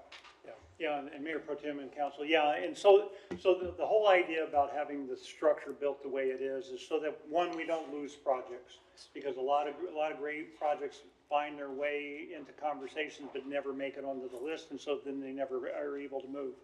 The other thing that we have seen, and we've had this conversation in past meetings as well too, is that we have projects that stall on the list. And that generally it's because funding hasn't been set up to get them done as well either. And so the whole idea is that this 3-year process as well too, and the categories and everything, is to make sure that there is a life cycle of each one of these projects, and then we get down to where we're at. We're anticipating approximately, we believe that we're gonna be good with a $50 million bond issue again this upcoming year. We're looking at PPFCOs, and we're looking at the tax notes as well too. But we do believe that there will be about $50 million that we're gonna be able to allocate. I wanted to break it down into that, whether we can do it or not, what projects are gonna require some federal funds, what requires, grant monies, things of that sort, so that we can figure out why so we can say, okay, this is why it's taking 5 years before it gets going. Certainly. And until we get the full amount, we can't move on it. And yes, sir, and I think that goes back to Councilmember Cigarro's comment as well too, is that we're gonna find gaps within the funding models, and that's where the grants come in very well for that. That's where district priority funds will be actually able to help complement that as well too, is that based upon what that gap is as far as what we have room for within the project, and does it fit these categories, and then moving it forward. The hard part on the grants is sometimes we don't know where those grants are going to be until the season, and that's gonna be the challenge. I would just caution everybody on, is that we'll keep it in play as long as we can, but if those funds don't close the gap, then we have a harder decision to make as to whether or not to hold the project or move it forward with other cash. Sure, go ahead. The 50 million you're referring to there, Mr. Nick, for capital improvement, that's just from COs, or that's COs plus PPFCOs plus? Yeah. Because last year it was about 80. Yeah, and Mr. Esparza is probably kicking me right now because he's trying to hold that number in check Yeah. as well too. But I believe that we did 40 to 50 million. We've been able to hold that very sustainable in the COs. And so we believe that's there. Last year we were able to do PPFCOs and the tax notes and brought it up to about 80 million. I am hopeful for that, but based upon my earlier, don't know exactly how we're gonna balance out the budget. Those are those trade-offs that we're gonna have to look at as far as we go. So in my mind, I think we can almost be guaranteed that we're gonna do at least the 40 to 50 million. It's whether or not we can actually do the other pieces on top of that. I believe that's where we're at, so, I have yeah. a question there. Sure, go ahead. Mr. Neb, does that include, for the bridge expansions, is that gonna come out of that same Thank one? you. Or are we gonna bond out separately Yeah, in the no, bridge? and, Mayor Pro Tem and council member, no. So the bridges are out of a different revenue source. And so that, when I talk about the COs on the other side, that is just the general obligation COs. But both bridge expenses will be out of the bridge revenue side, and we will be bonding for those, either a 20 or a 30-year window. We're waiting to see, our financial advisor is working within those numbers, trying to, once we know the model of what we're seeking and how we're gonna get there, then he's going to establish the financial plan accordingly as to how we can afford it. Mayor, Yes, can I ask, hold on? go ahead. So I think the strategy for the expansions should be focus on world trade. I think that's what we need first, world trade expansion. Can we cover that alone with just borrowing bonds from the bridge fund for that one project? I think we would have to look at that because our reserves in the bridge fund are going down slowly, based upon the expenditures that we currently have. Rather than they put a definite out there, I would rather. Who can answer that? I'd rather, well, we can get the answer for that one. Now, the challenge we have is that because the presidential permits are 5-year windows, Right. we are focused on the construction of the World Trade Bridge, but we're supposed to go under construction of the Columbia a year later, and so that's gonna be the challenge with focusing only on one bridge or the other. Because right now, the expenditures that we have with all the consultants and the design and everything, we're actually using our cash right now that the bridge has in order to cover those expenses. Mayor, quick, can I ask Yes. you? So, but when you're saying that we have 5 years to initiate the construction, right? It's the presidential permit requirement, Right, yes. and we were just approved like half a year ago for Columbia? We were approved, yeah, and then one year we had the World Trade Bridge, and then the next year, before the end of that year, we had the Columbia. So we were able to get the Columbia permitted in December, I think, or November, December of that same year. Right. And World So- Trade was in the summer. So right now, we're kind of, like a year into the World Trade Permit, which I think that one is nearing capacity. I don't think we need to start the Columbia one, necessarily a year later. We have 2 years, possibly 3, and I do agree that we need to project that out. But I think that if we have the bonding capacity under that account, then we should definitely include that and get that project started sooner than later. Yeah, and our focus is on the World Trade. I want to make sure that everybody understands our focus is there, but we're also doing all that preliminary work. It's just behind because of the nature of when they're supposed to come to term, right? Right. Yeah. All right, so, is that all you got, Luke? That's it. Okay. What else we have, Mr. Neb? Mayor Pro Tem, if we could, yeah, let's move into the health insurance side. All right, moving on forward.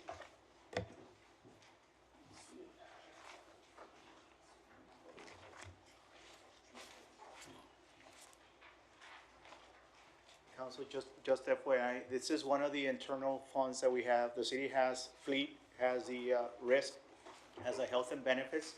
And the other funds, we are moving forward with the budget process.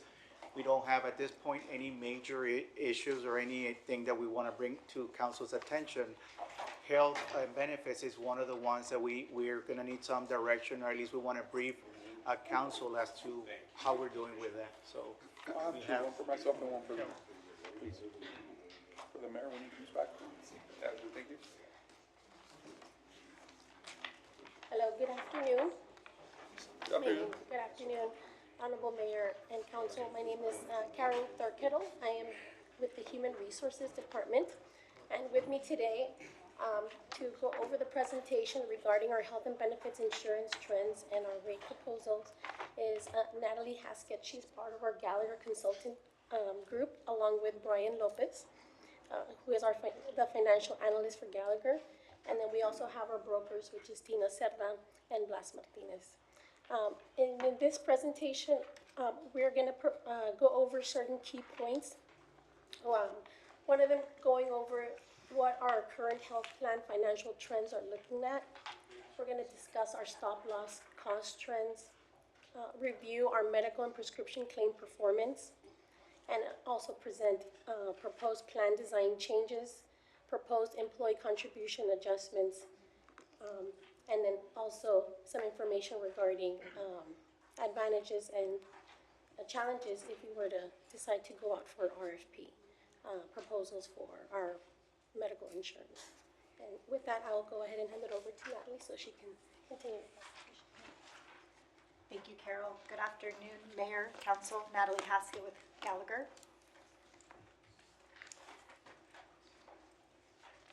So as Carol mentioned, we have a variety of topics to cover today, but we wanted to kind of start out by providing a financial overview from fiscal year 23 onto our proposal for fiscal year 26-27. I wanted to kind of draw your attention, kind of line by line here, just kind of looking at, starting with our opening balance, right? You can see that it's just been steadily declining over the fiscal years from the starting point of about $9.2 million to now we're sitting at about a projected $1.9 million deficit.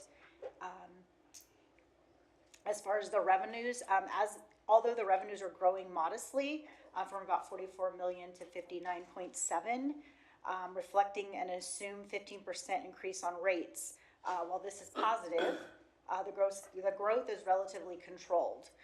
So if we go down to the total available funds, again, even with the increased revenues, that total available fund begins to flatten and slightly decline, just due to the reduced starting balances that we're starting from for each fiscal year.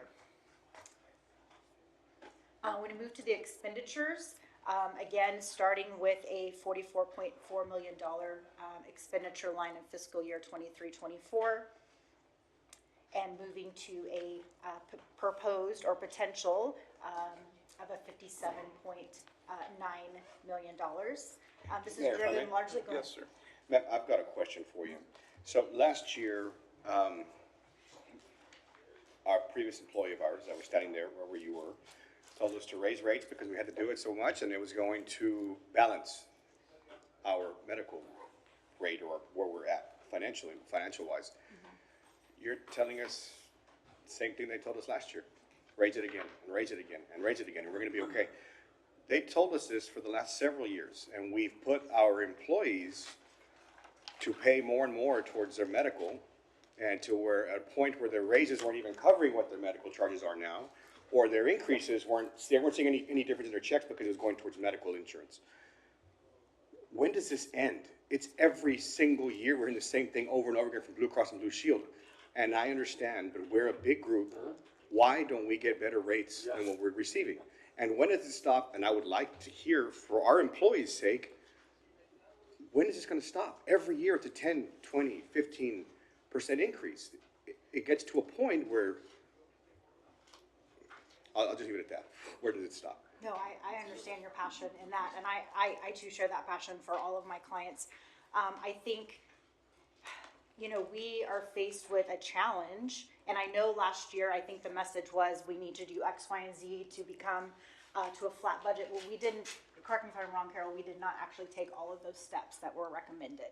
We took a phased approach for the rate from a rate perspective, and flattened some of the percentages that the city versus the employees, but we didn't actually make any plan design changes, nor did we increase the rates like we had recommended to try to flatten that curve. But we did increase the rates for our employees. Our employees paid the difference, and not to mention, they brought civilian employees to par with our CBA employees, which we didn't even discuss. How on earth this lady came up with these numbers or whatever? She did it on her own. Granted, she's not here with us now, but fact of the matter is, what happened then? When they're telling me one thing last year, and you're sitting here in the same place she is or was, and is telling me the same thing, well, let's do this now, it's gonna fix it. But you're here less than 6 months into the budget, and you're telling me we need to do it again. I'm sorry, but it doesn't make any sense to me. Like, I want a long-term plan, tell us what it's gonna do, our employees can opt in or opt out. But to be doing this year in, year out, 10, 20% increases is absolutely ridiculous. There has to be a stop to this. We simply can't afford it anymore. Our employees can't afford this anymore. It's become something that The families need to choose between groceries and getting medical insurance. And then retirees, they're in an even worse position than our employees are, because they're on a fixed budget. Our employees typically can work overtime, work different things, work different jobs, but our retirees can't. And I'm assuming you're gonna be asking for the same thing for retirees. That is in the proposal, yes. Yeah. Mayor, Yes. if we can, or Mayor Pro Tem, if, I do remember last year, it was 6 months ago, really, or half, that there was a discussion. You guys, I don't know if this would be nice if we could see the proposal from last year, because I do remember that you did recommend more substantial, even more substantial insurance increases for the premiums. And we, similar to Councilmember Gutierrez's concerns now, we had the same ones then, and I think we didn't go as far as you were proposing.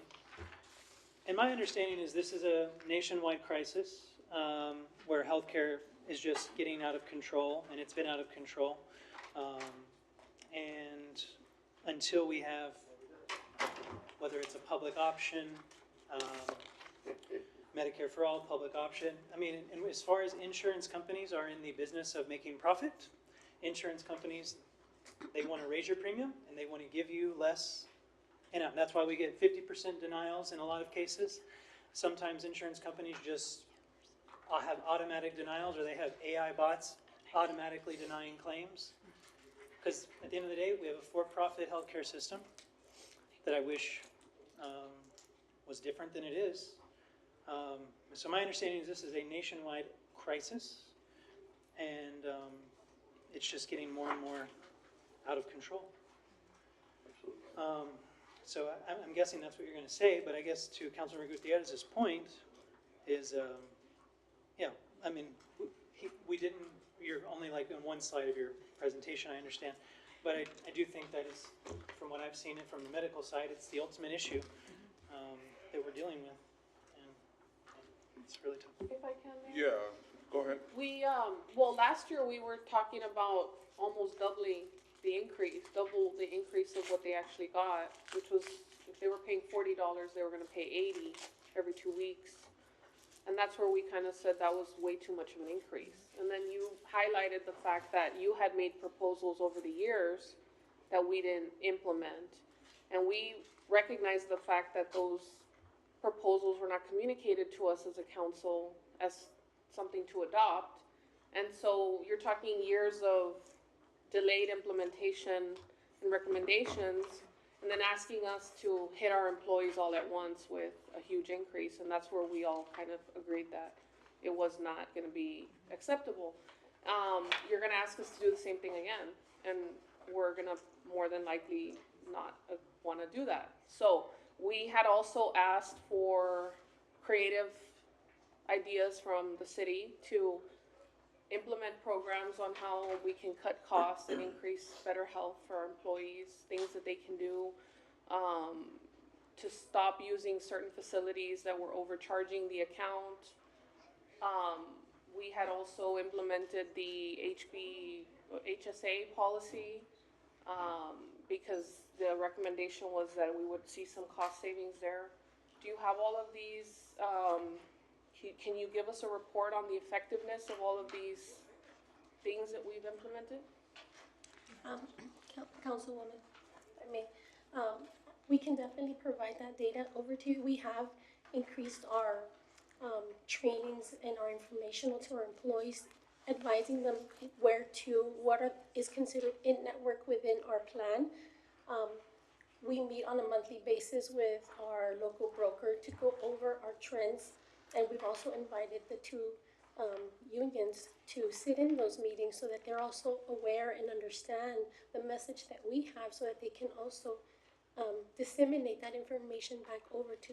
No, I appreciate that, and I know you all have done that, and I think that's great, but do we have data on the effectiveness? Have we seen a reduction? Do we have the numbers to look at to see if any of these efforts have actually worked, or if we're trending in the right direction? Because it's a $1.9 million deficit that all of our employees are gonna have to come up with, and that's a lot of money for them. So I'd like to see if any of these strategies have worked and maybe look at what options we have instead of just increasing premiums again, because that's not something that we're gonna be able to, I don't speak for the rest of the council, but it's gonna be hard for us to support doing that, especially with everything going on right now. And I know it's kind of Yeah. I'm sorry, and I know it's a little early right now because in the sense that we've been doing the education for several years to continue to promote what our plan incorporates. I know that these talks now incorporating the unions, the data that we have is the data from last budget year. So we won't see more hardcore numbers until, most likely until the next year, where we'll have the true information from how our insurance, has there been a decrease in regards to those areas where we're seeing that high cost? Well, we could see a 6-month report. Yeah, we can definitely work on that, yes. Mayor Pro Tem, just, I know you're gonna probably talk about this, but HMO versus PPO, obviously the HMO plans, I'm guessing the premiums are quite a bit less than the PPO monthly premium, and That is correct. I would imagine that the city in general prefers or would like to encourage more to opt into the HMO plan, as it's, you end up having that gatekeeper from a primary care perspective. Obviously, me as a primary care physician, I never deny, if a patient wants to go see a specialist, I would never tell them, if they really want to see the specialist, I would never personally deny that patient that, but I know there are some primary care physicians that take that gatekeeper role, in my opinion, a little too seriously, and sometimes deny patients that specialist access, which, yes, primary care physicians should educate patients about when they really need to see a specialist, but, you know, just denying them for something, if they just really, really want to get something checked, they know their body better than anybody else, they know something's wrong, they want to get it checked, like, so I don't know if that's the reason why patients or employees are choosing not to do the HMO, because that's a culture in our community with primary care physicians. I hope that's not the case, but I do feel if we could educate employees and even outreach with the primary care physicians that the HMO plans could be a decent option, because from my understanding, nearly all of the specialists in Laredo are in network. That's the other thing about HMO plans, is you have to go to an in-network primary care or specialist. But in Laredo, almost every specialist is in network with Blue Cross. That is correct. So there's no issue with that from an access. The only reason an employee may not like an HMO plan, I think, is getting that referral from their PCP in a timely manner, or at all, right? So I can understand that, but that is something I feel that could save a lot of money, just for the discussion. Yeah. Yeah. Well, yeah, and thank you, Councilmember Perez. I know also, and King, I know this is a nationwide crisis, but I'm sure other, many municipalities were planning we're planning yearly for this. And I know the consultant was here last year and stated that she had been consulting our HR director pre-COVID or more than 5 years ago, and the city never acted. I guess now that we have more stability and consistency, and just making these adjustments is not going to be easy.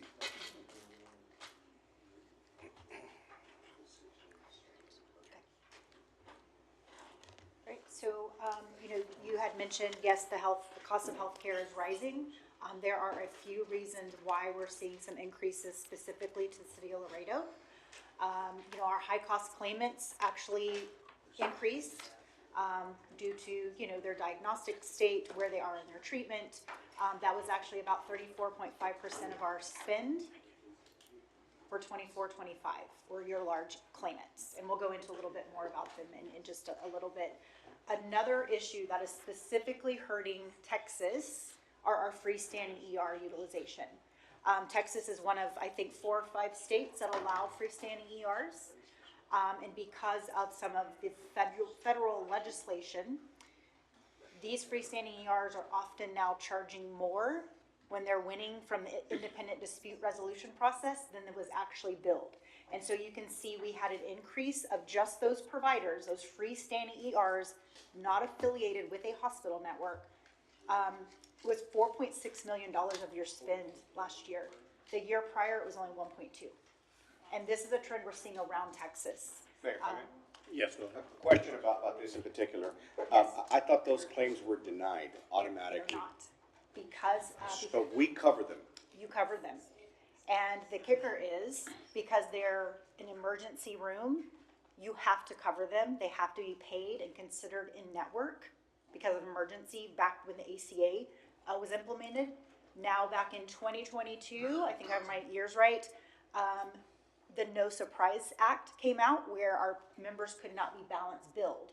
And so where that law was essentially developed to protect the members, what has happened is these freestanding ERs that are allowed in about 5 states, in Texas, the great state of Texas being one, they are taking advantage of that. If you'll notice, they're popping up everywhere, and they're backed by private equity firms because they're money generators. So what's happening is where we used to see, and the HR team was probably going to see this as they continue to meet with Blue Cross, where we used to have a key cost driver of just sniffles and flu and things like that. Those weren't considered emergent in nature. Now you will see a spike in respiratory. That is considered emergent. So where these freestanding ERs are now coding all of their claims as emergent as part of the No Surprise Act, they have to be paid. And you can't charge them a different copay. And there's no way to get around it. And there's no way to get around it, and they are not charging the member. We have found they are not charging the member. So where you can put a $1,400 copay on your ER. The members are not going to see it because it's free healthcare now. I'm gonna go there because it's free and they see me any time of the day. All right, I might want to comment a little bit on that. We see that in our practice. We have patients that we see with the same diagnosis as a freestanding emergency room, like for rhinitis or a cold. In our practice, it's not considered an emergency. In theirs, it is, and it's the same diagnosis. So I know the insurance companies have the ability to give a existing or a pre-authorization, you call it. I think that would be beneficial for the insurance company or your group to determine what is an emergency or not. If somebody comes in with a heat rash or something simple like that, come on, that's not an emergency. And it's not an emergency in our clinic, how can it be an emergency in their clinic? So that, I think, has to be done on your side of the insurance companies. Yep, so I will comment on that. That would be my method, right, too. However, part of the ACA Act was prudent layperson. So if I think I'm having a heart attack, but it ends up being indigestion, I will win that. Well, if I think I know. I'm having a stroke I and know. all I have is a little Right. sore in my nose, Right. I mean, And that's what's happening. there has to be some prudence here, there has to be some delineation. I don't And the disagree. patient can make that determination. Correct. So if the patient comes in, I have a stroke, and all I have is a little fever blister, they can be told it's a fever blister, it won't be covered. So, I mean, I think you have some discrepancy as an insurance company to look more into that. Good afternoon, Tina Cerda with Laudel Insurance. Just one very quick comment. Our current legislature is not in session right now, but you have the ability to reach out to our elected representatives, not just those that are represent us in Laredo, but across the state. These decisions are made at the state and national level, and then they're trickling down to you at the council level having to make a decision about the claims that the employees are incurring. And I just don't know if there is enough pushback to our elected representatives or if the pushback balances what they're getting from the huge hospital corporations, the huge pharmaceuticals. I mean, I realize you can't fly them in Lear jets to Las Vegas and do whatever fun things they want to do, but maybe, I say as a citizen of Laredo and as somebody in the industry, if you folks will help push back, that might begin to move the needle a little bit, because a lot of what's impacting the city is the huge increase in the actual cost of claims, whether it's charging more for a piece of paper or the wonderful examples you two doctors just gave of, I'm gonna use the word abuse because I'm not smart enough to think of a softer term, but it doesn't seem fair to me that if I go to your office with a sinus infection, I don't know what you're reimbursed, but probably $60 max. But if I go to the freestanding ER and they write it up as possible, I don't know, bronchitis or life-threatening condition, that they get thousands of dollars. I mean, there's a huge injustice, but I'm on my little soapbox, but that's one of the things that I tell many of you when I see you individually. Mayor, if I may. We need you to push back. Ms. Cerda, wouldn't that be considered fraud as far as the company if they're saying that? Because at the end of the day, a doctor's responsibility, and you gentlemen correct me if I'm incorrect, but they're sworn to take care of the patient. And I'm assuming when they're going to charge the insurance company, whoever they hire to do their billing, I mean, they just can't be lying on forms like that. That's it's fraud. There's no other way to put it. Councilman Gutierrez, that's a word I would use also, but I guess we created a system of laws that have all these loopholes that people find a way through. There are these wonderful, I know the doctors are aware of them, seminars that people can go to at fantastic resorts where they teach them how to upcode. They teach them all of the tools of the trade. You all are self-funded. The beauty of being self-funded is that you're paying for the claims that your employees actually incurred. We have many clients that are actually fully insured, meaning that the insurance companies pay for everything, and they are facing, this has been the worst year for renewals ever. We had one group where I almost cried because we had to tell them their rates were going up 40%. They said, how are we supposed to provide insurance for our employees when the rates are going up 40%? And they're going up 40%, not just because their group is particularly a particularly high utilizer, but because the pool that they're in is getting further and further diluted. And this is a good time of year if you have a swimming pool to think of what a pool looks like, especially if you have an oak tree anywhere nearby. You wake up in the morning and it's green because all that junk flies in there. As the costs go up, fewer and fewer healthy people are participating, and more unhealthy people are staying in the plan. The city, you get to set your rates. If you want to tell yourselves that the rates are $2, you can tell yourself that the rates are $2. But at the end of every Monday, am I right? That's when the bill is due to the insurance company. You have to pay whatever your employees incurred and Blue Cross paid on your behalf, or whichever insurance company you're using incurs on your behalf the previous week. So you can, the example I've been using is going to the gas station. If you drive a Suburban, which thank God I don't drive one anymore, but if you drive a Suburban and you've decided you're going to pay $50 for a tank of gas, and you walk into Stripes and say, I'm paying $50 for a tank of gas, are you gonna get it? You're not gonna get a full tank of gas, and if you already filled the full tank of gas, and you're only gonna pay $50, you might go away for a ride, but it's not gonna be in your own car, it's gonna be in the back of a police car. So we're just in this really horrible crisis moment that all these different little things have filtered down back to the swimming pool, that my neighbor's oak tree. It's all in my swimming pool. It's all in your swimming pool. But I'm going to give credit where credit is due, because Gallagher and the HR department have put together a fantastic presentation for you. They're really going to walk it through. I hear you. The frustration level is really high. It's high across the country. Each one of you have a very valid position.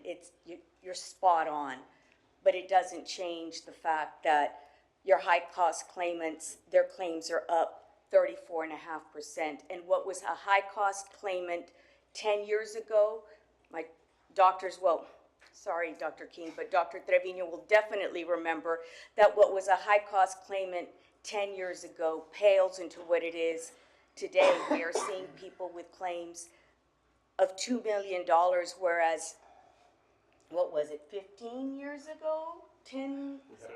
We had a limit of $1 million. We had a case here at the city where we had to request a special exception to cover somebody's treatment that the person exhausted at $1.2 million. And now that's in a calendar year and resets the following. So it's just a bad situation. Mayor, may I? But Yes. again, they put together a phenomenal presentation. I would encourage you to, let's look at it all and then come back and we'll do everything we can to fight for you and find a way to address this. But at some point, some council, whether it's you or a future council, is gonna have to address the can that keeps getting kicked down the road. And that being said, the city of Laredo gets gold stars because your premiums that you get to set are as close to the insurance companies recommended and the consultants recommended as anybody in South Texas. So you are the A student in this scenario, but it's still a very difficult situation. We'd like to take a closer look at that, and I think I would have some inside information that would help. I mean, because we'll work at that. Right. I mean, a lot of doctors can't go against that, so all they have to do is change their shingle and put freestanding ER, and that's it, that solves everything. But that's not the right thing to do. So we can work on possible solutions. Mayor, may I? Yes, go ahead. And thank you so much for giving credit to the city of Laredo. I do think we take seriously our responsibility to maintaining health coverage for all our employees, and so we do weigh these decisions very carefully. But I do want to build on what the mayor has suggested and form a motion, a directive, so that city management can begin to develop a position paper and some advocacy, so that we can be ready for this next legislative session, so that we can be at the forefront. Because if we are feeling these effects, and we know that in this current climate, they're only getting worse. We heard that this Republican, nationally, the Republican legislature didn't allow for the ACA health subsidies to continue. That puts pressure, just like Ms. Sedwa was saying, that healthy people leave the system, so that it's only unhealthy people or more unhealthy people who are left, and it just creates this pressure on rates. So if we should take that policy advocacy seriously at our state legislature and look to identify the problems that are specific to Texas, specific to us, and advocate that they change. We have a great working relationship with our two House representatives and of course our Senator, the Dean Senator Zaffirini, who is a wonderful partner in these serious issues. And with the expertise that we have with the mayor and Dr. King especially, if we can become that advocate at the state level. So that's my motion. We need a second. Second? Any second? Second. Second. All in favor? Aye. Opposed? Motion passed. Thank you. Thank you. So going back to the last two reasons for the key cost drivers for the city of Laredo, growth in cancer prevalence, we can all thank COVID a little bit. We're still seeing those downstream effects of COVID where, members stayed out of the doctor and we're just now starting to get comfortable returning, right? And so where we used to catch cancers, maybe stage 1, maybe 2, now we're, catching much later in stage 3 and 4. And so the treatment is much more costly, aggressive, and, we're seeing that. And then again, rising cardiovascular and metabolic health costs. I think the team is kind of working on communications and how can we try to prevent some of this. It's really prevention on the front end. So touching on stop loss, as a reminder, stop loss, the city has stop loss kind of reinsurance to protect you from some of those large claimants that we were just discussing. As a reminder, your threshold, what we call threshold, is $300,000. So any one member, if they accumulate more than $300,000 in medical and pharmacy spend in the year, the city stops paying those and the reinsurer, in this case Blue Cross, does pick up the remainder of those claims. However, the more they cover, obviously the higher our renewals are from fiscal year. So we can see, just taking a historical look back, the green is fiscal year 20 to 21. You had 7 high-cost claimants. Your reimbursement was $3.3 million that year, your highest year. And then so on and so forth, we can see that fiscal year 24, 25, we had 11 high-cost claimants, but their total reimbursement was 1.4.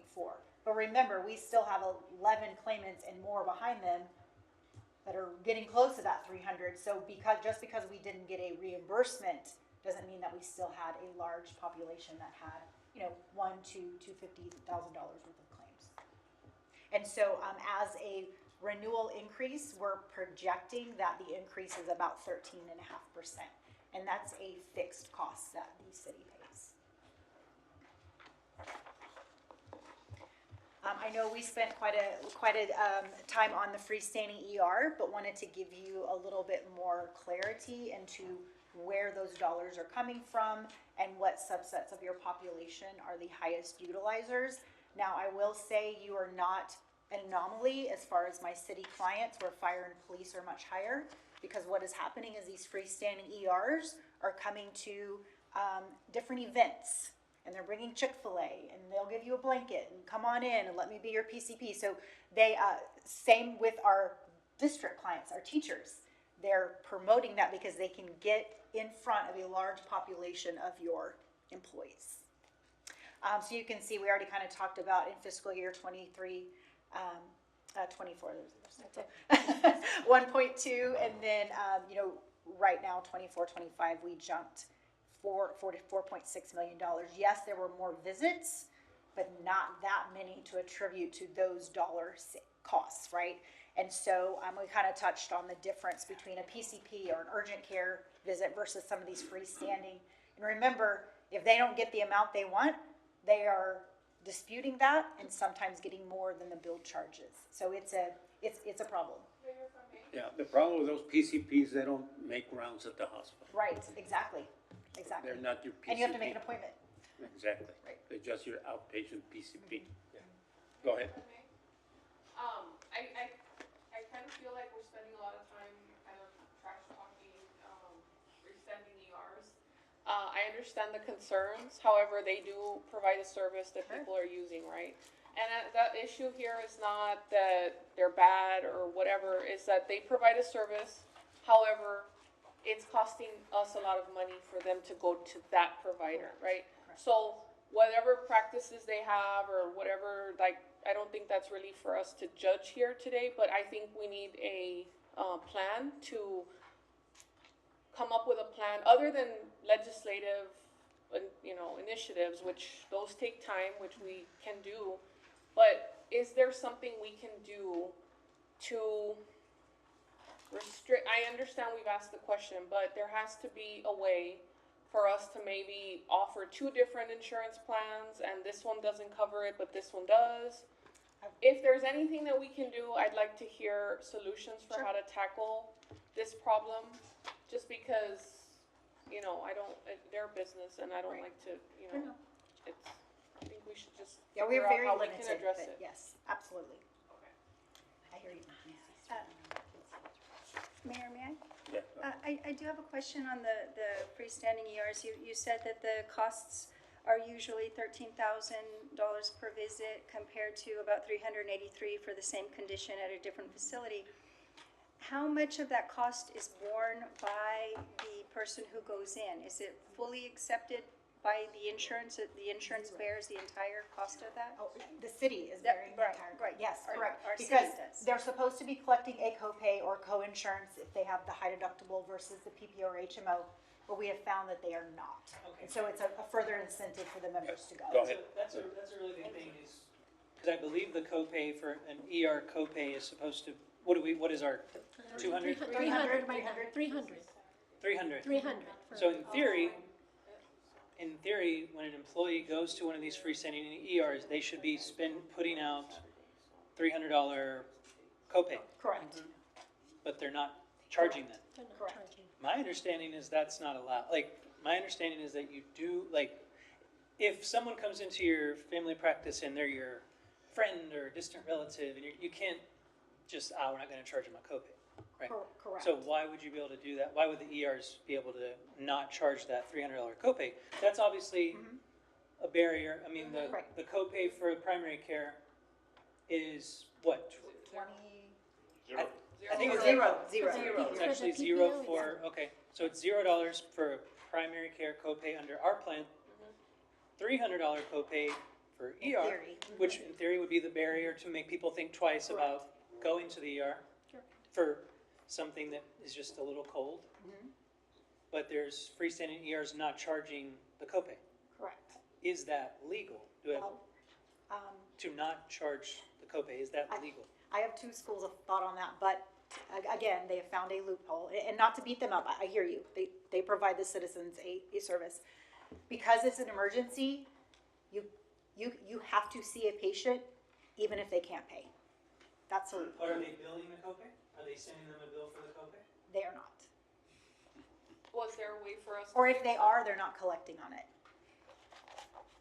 So they do a bill on paper and they throw it in the trash? Could be. I've seen it twice. I've seen it both ways. Explain the way ER. Mayor, if I may?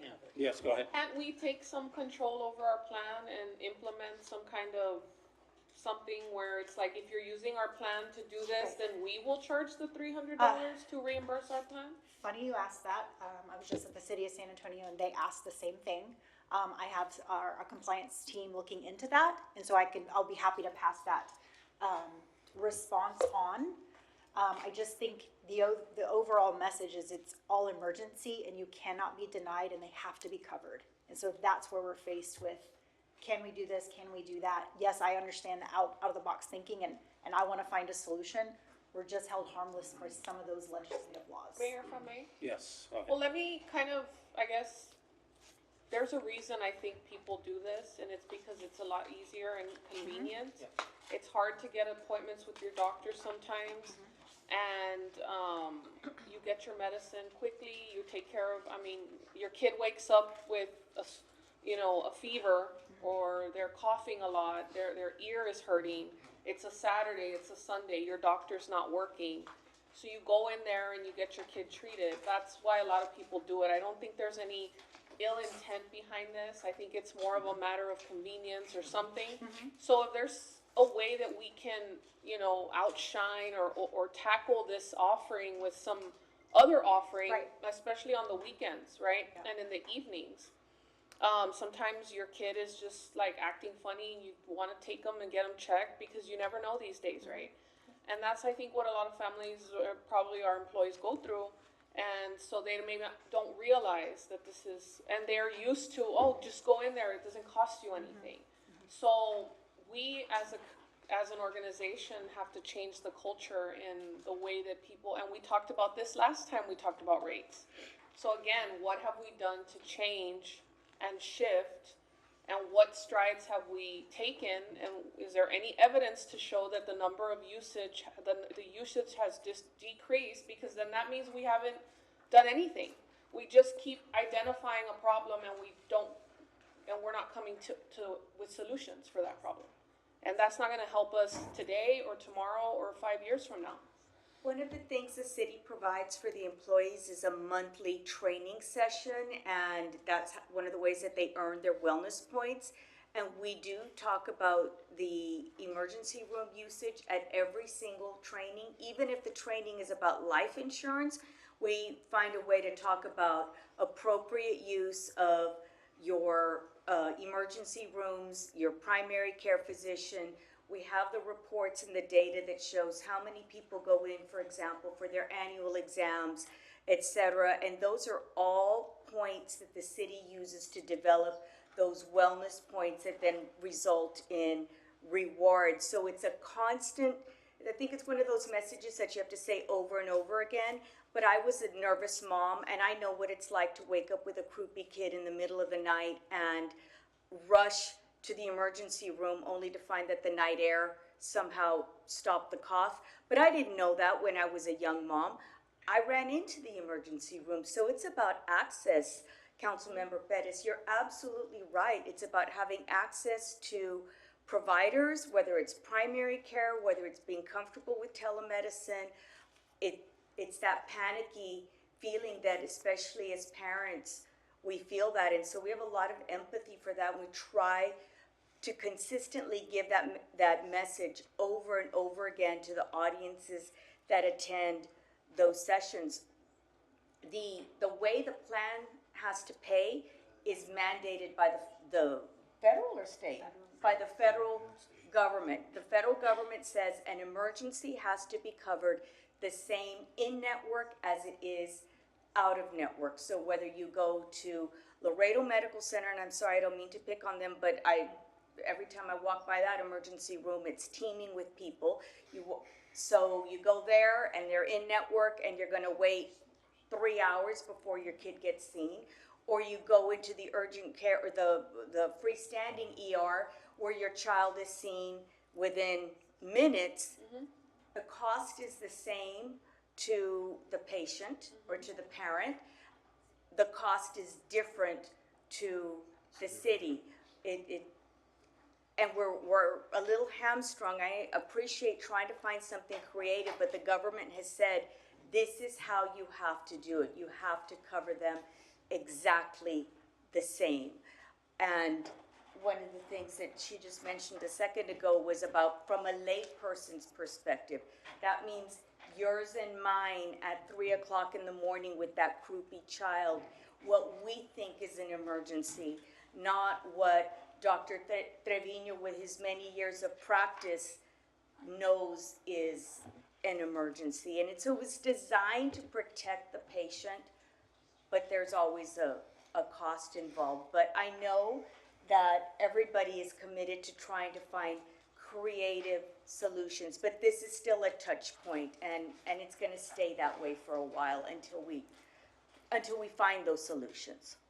Mayor, I have a question. real Yes. quick.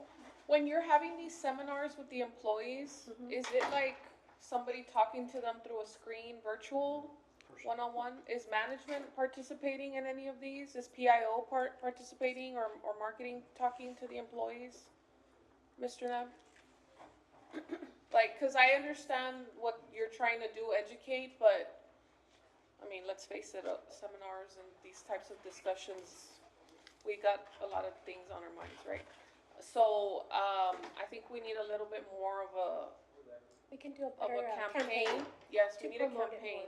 more. Yes, And it's not to tell employees, we don't want you to, use services that are available to you in the case of an emergency. But we also wanna be mindful, because if not, we're gonna end up having to raise rates, and I think that's the point, right? I don't mind paying peace of mind if it's my child or whatever, but the problem is that, if it could wait a day and it could cost a lot less, I just don't know how to communicate that message if, like you said, all things being equal, they get an instant visit versus having to wait. So maybe the city needs to have, evening clinics and weekend clinics available. If it costs us $1 million to implement that, we still end up saving $3 million. Yeah, well, we have I know that there's an item on the agenda for the upcoming council meeting regarding the after-hour services.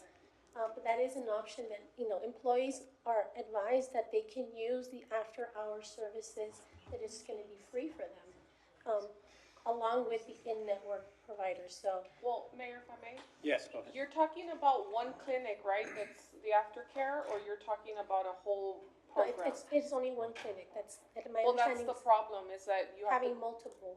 well, we need to have, if there's 20 freestanding ERs and they're by their homes, maybe we need to have a few other satellite locations so our employees can go in there, and especially for preventive Yeah, stuff. and we also have our in-network ERs, like the ones from Doctors and LMC, that have locations at North Central and South Laredo that are considered in-network providers. But we can build up a better campaign to promote those areas so that employees know where to. Well, that's the only way, because we're having the same conversation we had last year, we're gonna have the same conversation next year, and it's just gonna be the same thing all over again. And if we're talking about changing legislation, that stuff takes a lot of time and years. It doesn't happen overnight, so that's not a quick fix. The quicker fix is something else. And one more thing, do you have telemedicine? Yes, we do. We have it in all our plans, and in our PPO and HMO plan, if I'm not mistaken, is absolutely free to use the MD Live. Obviously, there is a charge for the ones under the high deductible plan, but it's a very minimal amount. And it's available 24/7, along with our nurse hotline that's also available 24/7. And we do promote those services. We have seen a bit of an increase on the MD Live, which is a good thing, because again, we're educating our employees that these are services that are available for you, and they're included within your benefit plan. English and Spanish. And in English and Spanish. Go ahead. If I may, I noticed from the fiscal year 24 to 25, the visits only went up 200 and something, but the actual payout went up by 3 million. So it went from $1,700 an ER visit for the freestanding ERs to $5,000 a visit. What's the reason for that almost triple increase per visit? Yeah, so this, you're not the first one to ask this question. What has happened is that was the flip when these, and I'm sorry to the freestanding ERs, that is when they started making the visits what we call NSA eligible, meaning they are urgent care claims in nature. So they flip those diagnoses to then go and get more money through the independent dispute resolution. That's why. Wow. It Okay. just kind of started happening in the last. So this is in the last year that's changed. Yes, I mean, so yes. we're going from $1,700 a visit to $5,000 a visit. Correct. For freestanding ER. Yes. And then, but on here on the paper, it says approximately $13,000. What's per visit? So that's that math. I mean, it's higher than what I'm quickly averaging here. Where's that number coming from? Or specifically for dispute resolution cases, not necessarily across. Oh, okay. So Brian is mentioning that that could just be the number that we pulled for those that are going to that independent resolution, where they're getting more than the $5,000. So on average, they're achieving oftentimes. It's costing us the 5, and they get the rest from where? That's it. Oh, And you're charged a fee on top of that. okay. Mayor, if I may, Go ahead. are we allowed to offer incentives for not using certain providers? Like, let's say, I don't know, you did not use something like that, you get a day off this year. I mean, we have wellness stuff. Is that optional? Is that even possible? Like a report card sort of Yeah. aspect? I guess, I mean, it's like, okay, I get 3 wellness days if I do this, and then if I don't go to a freestanding ER for a non-emergency, I get an additional day off or something. I would think, just Can you from do my that? opinion, it would be, we'd have to be careful of PHI and HIPAA. Right? But administratively, it would probably be a city decision. I don't know, I'm just trying to think of some way, because, No, I mean, again, the service is there for people that need it, and I'm sure they've helped save a lot of sick patients, but we're trying to figure out how to afford this plan, so that's why we're asking these questions. Right? Okay, so this slide just illustrates some of the medical trends that we're talking about here, and we're gonna have subsequent slides that kind of back into some of these numbers. But essentially, between fiscal year 23-24 and 24-25, we saw a $7.6 million increase. If we do nothing, we're looking at a projected $36.4 million. So another $3.7 million increase. Now we have some plans and some proposals to show you later on in the presentation that will drive that number down. And I'll let Brian touch more on the financial perspective, but just kind of wanted to set the stage here. I won't go through this in detail just because it is PHI, but I wanted to give you a kind of a look when we're talking about our large claimants. These are the top 10 from February 25 to January 26, so not quite the full fiscal year, right? This is where they're sitting in their claim status. So we have some very high claims. Obviously, claimant 9 up the stop-loss reinsurance has already kicked in, but many of them likely will continue with disease states that will take us into the next year. Cancers, things that are very high in cost. Some of these are likely NICU babies. Hopefully they're improving and we won't see them again next year, but you can kind of count on at least, 20-30% of them remaining on your claims. I'm gonna let Brian, touch on these slides. Hi. Again, I'm Brian Lopez with Gallagher. I focus more on the financial and actuarial side of our consulting, so obviously our projections have a lot to do with that. This here particularly is just looking at the medical and pharmacy side of things, so I know we had some fund balance discussions earlier, but that was inclusive of a lot of the other benefits that we offer, think dental, vision, life insurance, and all that. So this is specifically focusing on the medical and pharmacy piece of it. So these are Gallagher's projections just to kind of give you information of how we're getting to the numbers that we're projecting for year over year. That first column there to the left is what we have set budget for just medical and pharmacy. So you can see that at the bottom if you care to look at it in a per employee per month basis. It's there on an annualized basis as well. But the interpretation there on the annual total gross cost is that with everything combined, what the city contributes, what the employees contribute, the total gross budget for medical and pharmacy is right around $39 million. So that's what that first column is. To the right of that is what we would call a reforecast. So obviously we've set budget for this current fiscal year and for the current plan year as well, but now we have a few months of data that we can help to inform us of where do we expect to end this current year relative to our budget. So that's what that middle column is a reforecast to where we expect to end as far as September 30th of 2026. The top section looks at our variable costs, so what we're projecting for medical, pharmacy. Obviously, for the plan design and migration savings for the current plan year, it'd be zero because we're already in this plan year. We don't anticipate any changes before the plan year ends. Below that, the sections for per employee per month fixed costs, so what we pay Blue Cross to administer our plan, what we pay for our reinsurance on individual and an aggregate basis. APR is an additional program that we pay for Blue Cross Blue Shield to help us to handle some of those out-of-network claims, and we pay them a small fee for that.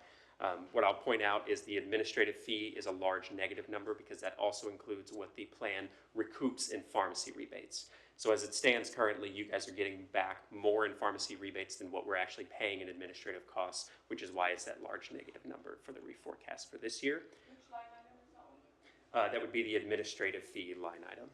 And these are in millions of dollars, or? These are on a per employee per month basis. So we try and put our projections to account for changes in enrollment. Obviously, as more people get on the plan, that's more potential cost and claims as well.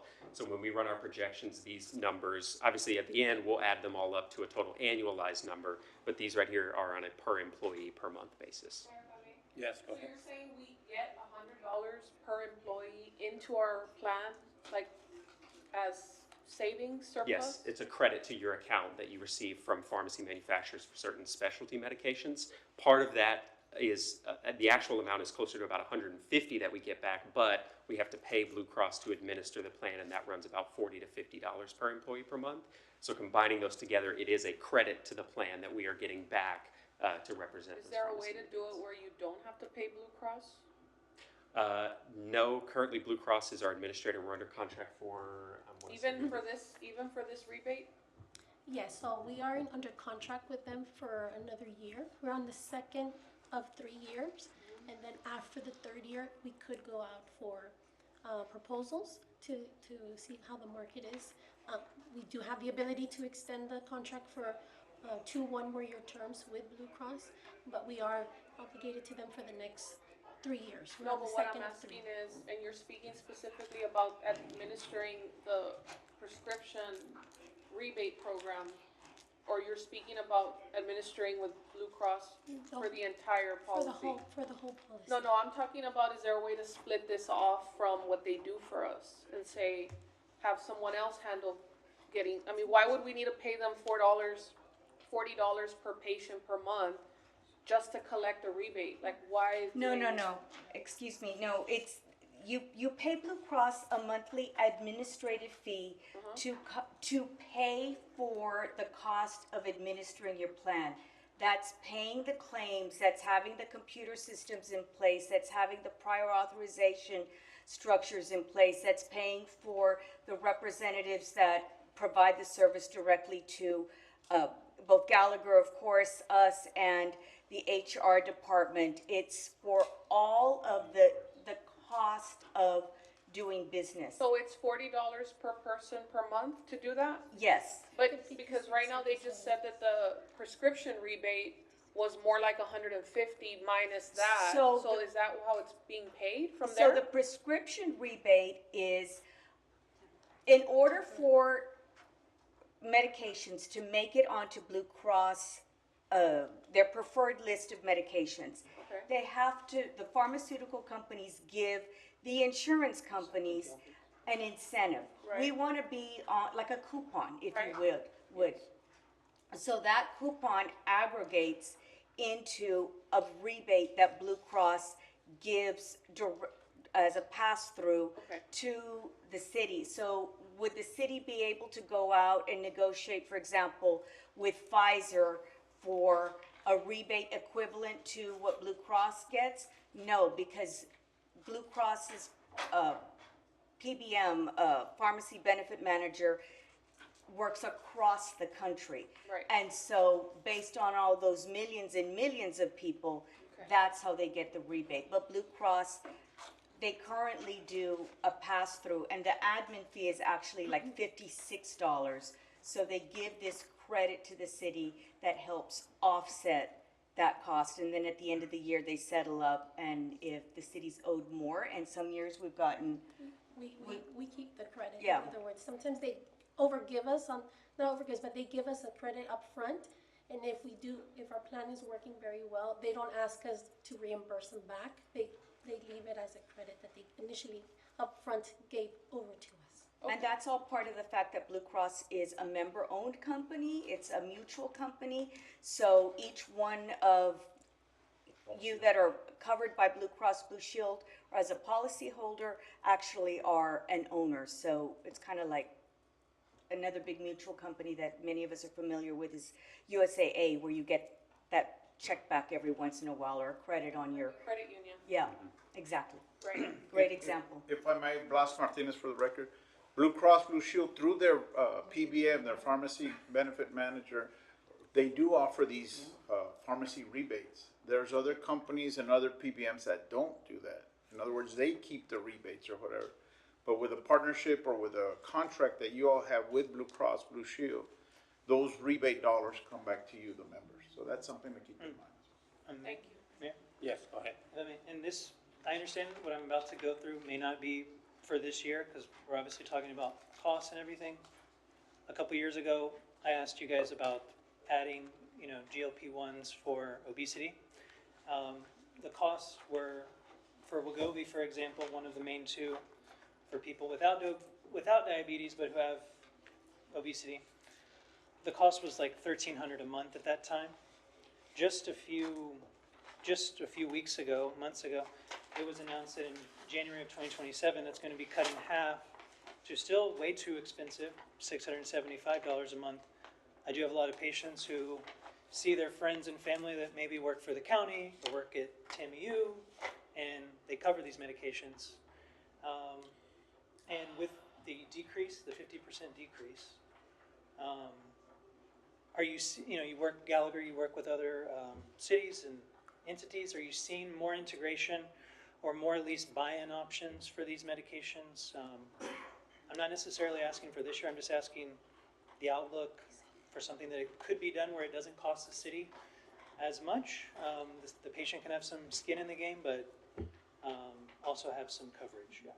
We aren't necessarily seeing them add the coverage to the formulary because of not just Wegovy, but, Zepbound and some others that are more costly. What we are seeing is some programs where you're implementing in the cities, counties, districts, where they would give essentially a bucket of money to the member to help them buy them direct from the manufacturer. Because as you heard, there's some reform there in the transparency of pharmacy. I know a lot of that's not going to come to fruition until 2030, and then we'll have a changeover. So, don't know if that's going to happen. But I do know now there is some direct access from a member to a manufacturer, and they do get the first 3 months at a very reasonable cost, and then it does increase. But in order to help the member get those medications, because there are proven studies that they are helping, right? They're reducing comorbidities but keeping it off the plan, we're gonna give you $300-400, whatever that is, in an HRA fund. And they can use those dollars to help pay for Because that's my this. other argument, in the long term, our employees that are with us 20 to 30 years, these medications are reducing cardiovascular disease, heart disease, kidney disease, diabetes, which saves the city, the self-funded, in the long run. Now, getting proof that the savings, you know, it's hard because it's relatively newer medications, but I mean, Dr. Trevino and I probably see this in our practices where we see patients' biomarkers and everything going down. We see that it's improving their quality of life and making them more productive, you know, citizens in society. So that's, I just feel like that will translate to more productive workforce, less sick workforce, less, you know, less costly employee for the long run. But just something I would like y'all to keep us in mind for the long run. You know, maybe not this year, but next year, if you see it as a financial viability, would like to consider it in the future. Definitely a conversation we'll keep going. Yeah. Go ahead. I think what jumps out, and I see that the next page will describe it a little bit better, but what jumps out is that in this budget year, we're projected to be over $6 million, almost $7 million in the red for pharmaceutical costs. Is it, or is This it is for overall? medical and pharmacy together. So for both? Yes, So we're already running in the red, that's correct. and you're gonna tell us how to not be in the red? We got some ideas. Okay, thank you. You may not like it. Yeah. Their ideas. So quickly on this slide that we are here, if you want to just look at the annual gross costs for both the reforecast and the projection, like you mentioned, you can see that gross cost for our reforecast, we're projecting it to be about $45 million relative to the $39 million. That's where you get to the $6 million. That's on the next page as well. And then the column to the right is our projection for the next fiscal and plan year. So obviously we trend claims forward with what we know medical and pharmacy inflation to be year over year. This is mostly what we would consider a status quo projection. So if we don't make any changes to plan designs, employee contributions, or any additional programs, what it would look like. The only change that is modeled in this scenario is the minimum change that we have to make to our high deductible health plan to keep it compliant as an HSA eligible plan. So that's the only change that's been made here, but the rest is a status quo scenario. And in that case, the annual gross cost rises to $51.8 million, which, if we jump to the next page, this is all of those numbers put in context of our budget. So like you mentioned, with those gross costs considered, our projection is that we would end the current plan year in a deficit of about $6 million. Trending that forward to the next year, if we make absolutely no changes, we would expect that to rise to a deficit of $12.85 million. To the right there, just to kind of give some context, if we made no changes to any of the plan designs or any of the other options that we're offering employees, the contribution increase both to the city and the employee to make up the entirety of that difference would be roughly 32.5%. Obviously, that can change with changes in enrollment and things like that, so it would probably float somewhere between 30 and 35%, but that's the extent of the change to contributions that we would need to make to fully right-size the budget on contributions alone. Mayor, may I? Go ahead. And could you tell us how that compares? I mean, you say you were just in San Antonio, in other communities. Are they seeing the same type of hole in the middle of their budget year and the same type of projections for the next? A lot of our public entities in particular who are more revenue constrained than other people might be on the private side of things have certainly seen really large numbers as far as what they're having to fund, deficits and changes that they're having to make. 2025 in particular was a really, really difficult year from a claims perspective. We saw medical trend go from, honestly, it was usually around 6 to 8%. It's risen to 10 just in like 12 to 24 months. So 2025 was a really unprecedented year as far as costs. So we are seeing a lot of different municipalities face these levels of deficits and changes that they would have to make to address it. And Mayor, may I? Go ahead. So was there, when the ACA subsidies were not extended, was that possibility calculated into some of these projections? Or was this more of a surprise sort of increase in costs? Because once people stop purchasing insurance again, that pool shrinks and everybody else has to support those additional costs, and Right. so their premiums, our premiums end up rising. Yeah, so our projections are based on your claims data specifically over the last 24 months is what we typically look at for our projections. So in that case, with those subsidies running out, with Medicare reimbursement not keeping up with medical inflation, all of that happening to our plan and what we're seeing on the claims is captured in the data that we have here. I would say 2025 was a bit more of a surprise than we thought. We were still obviously projecting normal increases that we would expect. But yes, all of those aspects are included in our projections. Which just goes to say that the national environment impacts at the very local level. Very much that so. You can't separate the two. Yes, absolutely. Thank you. Any other questions on our projection or relativity to the budget?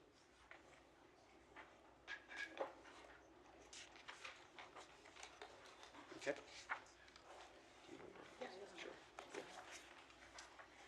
So as we start modeling and walking through some of our plan design changes and or contribution changes, just a quick slide to remind you how our plans look today.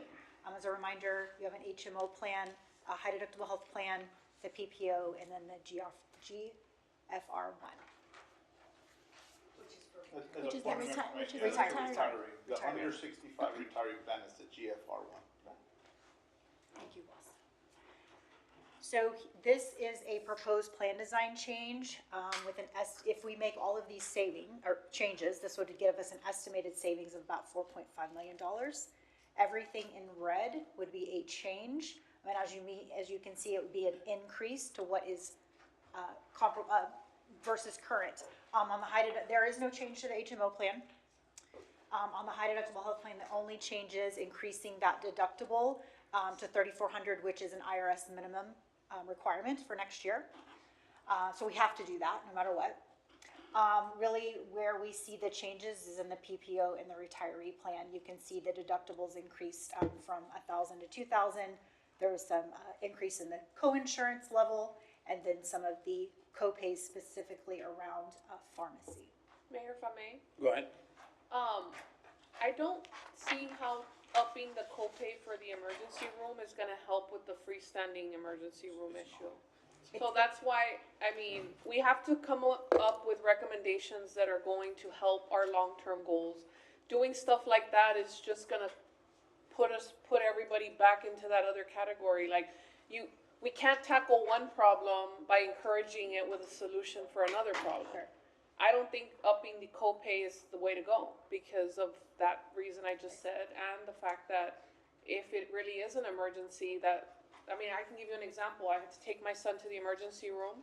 They discharged him, and then I had to take him back the next day, and they charged me the copay twice, even though he really shouldn't have been discharged the day before. So stuff like that happens, and it's not fair to the people that are trying to get care. You're hitting them with a $500 copay just for seeking out help, then they're not gonna seek out help there. They're gonna go to a freestanding room where they pay nothing. And then we're gonna talk about how much our freestanding ER costs have increased. So if you're gonna bring us solutions, they have to be solutions that help with the long-term goal and don't shoot ourselves in the foot on one side to try to fix something else. Understand and hear you, we can certainly draw back that facility ER charge. That really isn't driving a lot of the cost. A lot of the savings, it's really within your deductible increases, your co-insurance increase, and then the pharmacy co-pays. That's really where the bulk of the savings are coming from, unless I'm misspeaking. The co-insurance, you said it has to go up to 30%? No, the only thing that we're required to do is to make the change on the deductible for the high deductible health plan, moving it from $3,300 to $3,400. Oh, but, going back to the 30%, if a freestanding ER is not charging them the copay, then again. That would be the percentage that we would get charged. No, the copays we pay. So the co-insurance would be for any services that are not copay driven. So if you go to, a knee surgery or a CAT scan, you're going to be charged your deductible amount, and then once you've reached that deductible, then your co-insurance kicks in. No, I get it. So It's like that- 80-20, here you're talking 70-30. Right, but the co-insurance doesn't impact the freestanding ERs. Well, not if the person's not paying out of Right, pocket. So typically they would not, they would just pay their copay. And then, yes, and then their 30%, but it's really driven for some of those other services, like a surgery, an outpatient stay, those things that are, gonna make the largest But what impact. about preventive? Let's say you elect to go have, for example, a colonoscopy. That's 100% covered. It's There's no 100%, charge. But Correct. you're, okay, so that doesn't. But those are Yeah, always the covered. preventives are staying exactly the same. We're not, they're not proposing changes to the preventive care visit nor the, The hospital does not cover 100% for those types of, procedures. Correct. Typically, you're in an outpatient facility when you get a colonoscopy. Yeah, so that's why you do pay the 30. So, Find a polyp. yeah, if they find a polyp and there is a procedure after the colonoscopy, yes, you could be charged your deductible and co-insurance. But the screening itself, the anesthesia to put you under, the physician charges, those are all covered at 100% for a routine colonoscopy. And Mayor?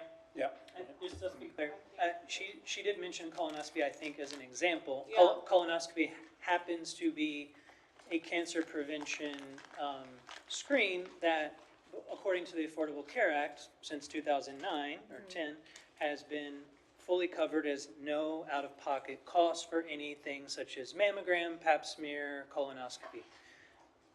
However, I've seen if you do a colonoscopy at the hospital in an outpatient way, then the patient does end up getting charged. Well, most of our colonoscopies in this community, though, are done at a endo suite outpatient setting.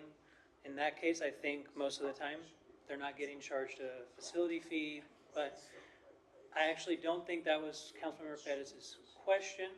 She just used colonoscopy as an example. She probably, I'm correct me talking if I'm about wrong. preventive care. Any preventive care? Yeah. Oh, okay, I thought you meant like a outpatient, another type of, like a surgery, like a knee surgery or something like that. That would be treated differently. So something that's a little more, less invasive, a mammogram. Mammograms are covered at 100%. You go for the mammogram, then if they find something and they say, oh, you know what, you need to come back and do an ultrasound or a follow-up mammogram, well, that follow-up mammogram or that sonogram is now diagnostic and it's now subject to the deductible and co-insurance. Colonoscopies get very confusing because of the removal of polyps. Most people don't want to have a colonoscopy and then be told, oh, you had 2 polyps, and so now you got to come back next week and go through it all over again, and we're going to remove the polyps. So it gets a little confusing there because sometimes it's preventive. It starts out preventive and then it ends up being diagnostic, and so then the cost is different. But I believe that there was legislation to address that and make colonoscopies always covered at 100%, so that there's Mayor, if I may? less disincentive. My point was, and why I was going down that route of questioning is because we're talking about saving long-term on this health plan, right?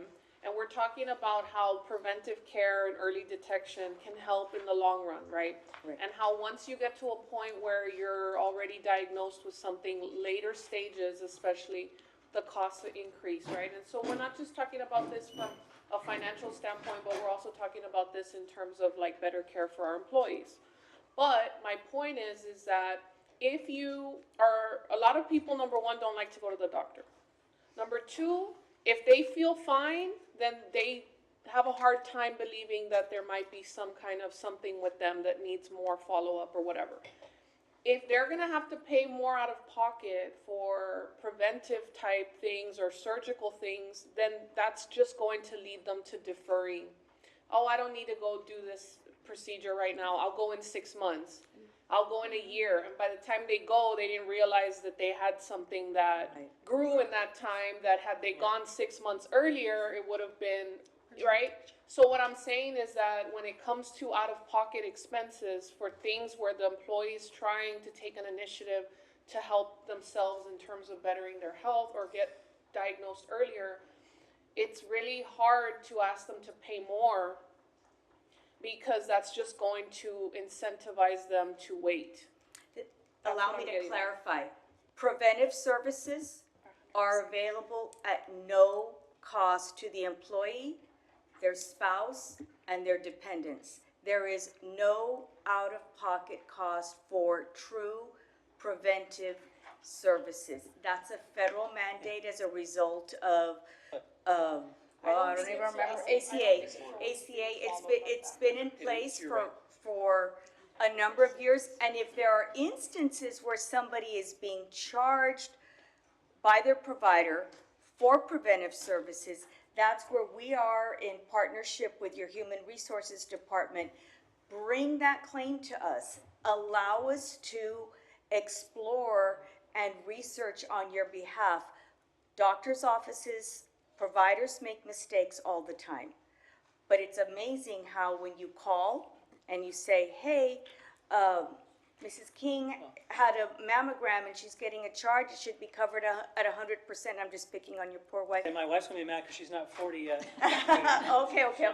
Then we'll use me. The charges get corrected, but it's super duper important that the community speak out, because if there is a provider that is consistently doing it, we need to identify who that person is. And when that happens, we have been known to call Blue Cross, turn them over into the Blue Cross police, as Blas and I call them, and they will be investigated to make sure that they are not overbilling. So we're here to advocate for that. So just to be super clear, your preventive services are covered at 100%. And anytime they're not, we need people to speak up so we can try to address it. Mayor, I have seen that when a colonoscopy is done at the hospital in the outpatient setting where they get charged a facility fee. And I've actually told both hospitals that from my understanding of the law, they shouldn't be doing that. That's right. So, you know. We'll turn it over to them. Yeah, send it over to us. Because if they do a screening colonoscopy in the outpatient setting, the patient is not admitted, it's just routine. Because there's some patients with a specific insurance where there's no GI physicians in Laredo to do colonoscopies. So there's a general surgeon at LMC and a colorectal surgeon at Doctors Hospital willing to do. Sorry, this is not city employees, but the point is. But it's back to access. If a city employee does it at one of the hospitals, they shouldn't get charged anything.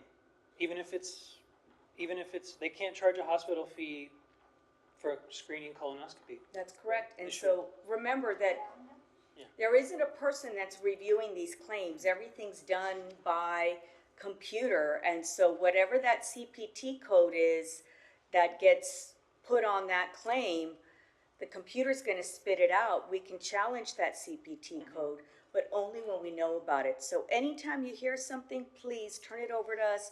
We'll chase it down, we'll find out, and if we begin to see any kind of a pattern, and it does happen, we'll turn it over to Blue Cross, and we'll make sure to communicate with the city. And But if the GI physician, even in the endo suite, if they code it as a diagnostic colonoscopy instead of a screening, that's also when the patient.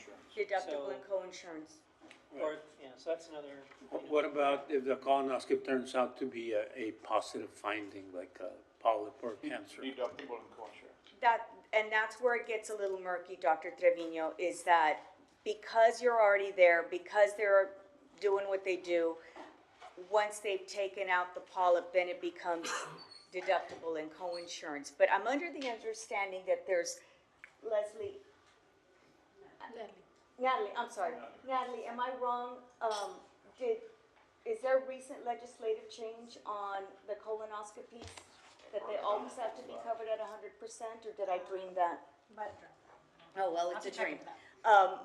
But again, back to things that we can do to advocate legislatively. I know it's long-term, but that's a super important thing. Mayor, if I may? Yes, go ahead. And how do employees contact you to report these? Is there an email that they should Yes, send it to?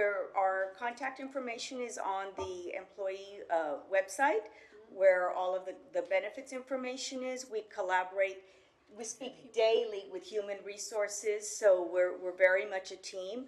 We go to all of your employee events that we're invited to, and we hand out our information, our cards. We are extremely accessible. Okay, thank you.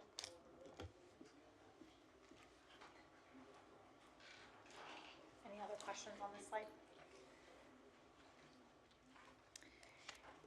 So just kind of breaking down that $4.5 million, this slide just shows the high deductible health plan, that IRS required change would result in about $300,000 worth of savings.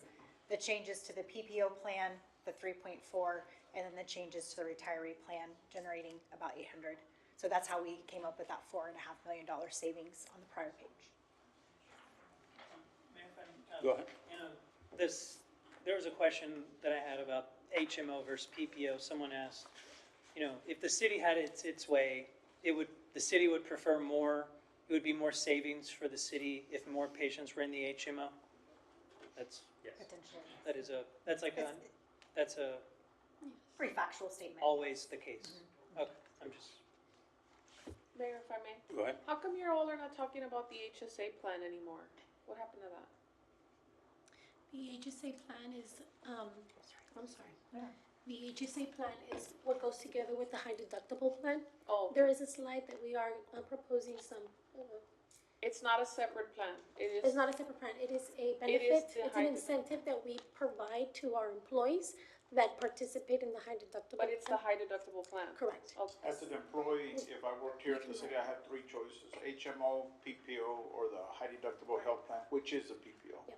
We also have the flexible spending account, which is the FSA, I was gonna say FLSA, FSA, but those are, again, on an ad need, if the employee wants to start that contribution, but that one is more of a, use it or lose it, so if you don't budget yourself accordingly, you may lose some of your money that you contribute to your FSA.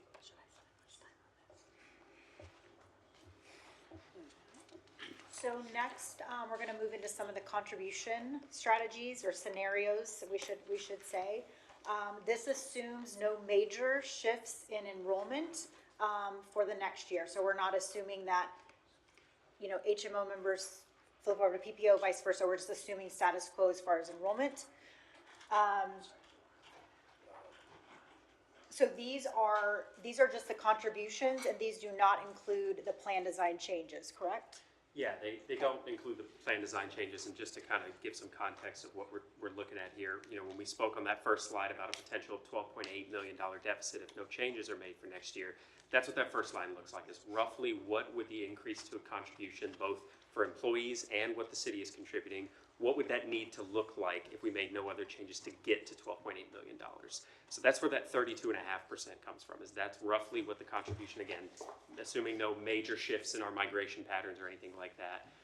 But 32.5% would be what it would be to have to get to that 12.8. Below that are several scenarios ranging from 24 to 28%, and what the additional contribution to that budget would be under each of those scenarios. And beneath those numbers as well is how much of that dollar amount is coming from employees and their contributions going up, and how much of that would be from the city additionally adding contributions to it. So the interpretation would be, if we're in $12.8 million of a deficit, under the 24% scenario, if we increase both the employer and employee contributions by 24%, we could reduce that deficit by $9.5 million. And then you could see the other values there for some different scenarios as well. Go ahead. And I apologies, because I'm sure you mentioned it, could you define EE and ER? Yes, EE is employee, ER is employer. So ER being the city, EE being what the employees contribute. Good question. And then this is similar to the page that we looked at previously about where that leaves us relative to budget. What this shows is what if we stacked those different scenarios on top of each other. So what if we decided to make those proposed plan design changes? Obviously, we can still continue to model that. We're still very early on in the process. And we made contribution changes to employees and the employer contribution at the same time. Where does that leave us in some of these different scenarios? So to the left is that status quo number, that $12.8 million that we expect the deficit to be if we don't do anything. And then to the right, where we wind up combining those options from a budget perspective. So for a 24% increase and the plan design changes, we would be in a slight budget surplus of $1.3 million. Currently, I know as far as the entire budget, goes for all of them, we're in a slight deficit, so that would help to kind of bring back some of that fund balance that we had as well. And $1.3 million relative to our $40 million budget is not as significant amount. Obviously, we're not trying to make changes so much that we have a large surplus. We want to keep it as minimal as possible for the employees as well. But just to give you an idea of where this lands from a budget perspective. So, Mayor, Go ahead. So you on the contribution scenario, you said a 32.5% increase to both employee-employer contributions would result in that $12.8 million savings Correct. for that. But then on the next page with the projection, it says a 24% total contribution change. So is it 32 or The is it? 24% scenario would include also making the plan design changes as well. So both of those things combined, whereas to address the $12.8 million, if we made no plan design changes, it would need to be that 32.5% to be able to get there. So in this case, the 24% getting us to a surplus includes making all of those changes to the plan designs and the savings we expect there. And you're saying the 1.3 million would, or almost 1.4 million would contribute, because we're gonna be in a $6 million deficit Correct. this year. And we don't, correct me if I'm wrong, I don't think we have that in our reserves anymore, I don't because think we were at, the bottom of the barrel last year. So where does that extra, if we're at almost 2 million, I think in our reserves was left, so where does that extra 4 million come into play?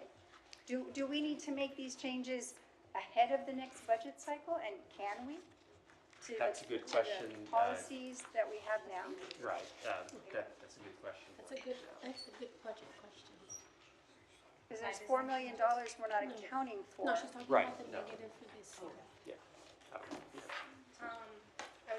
the record, for the estimate, we're projecting a deficit of around $2 million. So all of these changes are to trying to balance for the proposed budget for our next fiscal year. So that's why this is a really important topic that we want to have to council, so that they can also see what we are also seeing and how we're gonna do for all of the other funds, because again, this 24% also affects the city. In the other slide, we have, it's gonna cost around 7 million to the city, and usually around 60 to 70% comes to general fund, and that will be also something that we need to balance in the expenses for next year for general fund. So that's why these conversations, we're bringing it so that you can give us a decision of what are we gonna do. And if we don't do the 24%, then we will also need to look at other ways to fund health and benefits. So those are what we have. So, and apologies, Mayor, so you're saying, that if we deny the 24%, or even with the 24%, the budget for the benefits will not solely rest on what we collect from the employees and our designated contribution. We will have to look for other funding sources. If the 24 again is with the plan changes or the design change, if we made changes according to the decisions that you all decide, then that will remove that 4.5 million in savings that we are projecting to have. So that will change also the percentage. We're showing here 1.3, 1.4 million, that will be the reserve that we could potentially have for next year. Again, that's a number that we're saying we could have if the things go higher. That will also be. So the policy changes that exist already, the policy changes that you are suggesting, and then an additional 24% total contribution change from where? Jesus Esparza with the Budget Department again. As we've been working with Gallagher and HR, in order not to have to make up the 13 million that we're projecting next year, which is the 6 and the other 7 on the following year, we want to break it apart into having address it part in the benefits and the other part as the increase of the 24%, and that is in the total rate, contribution rate. So with that total contribution rate, we have the employee's contribution and we have the city's contribution.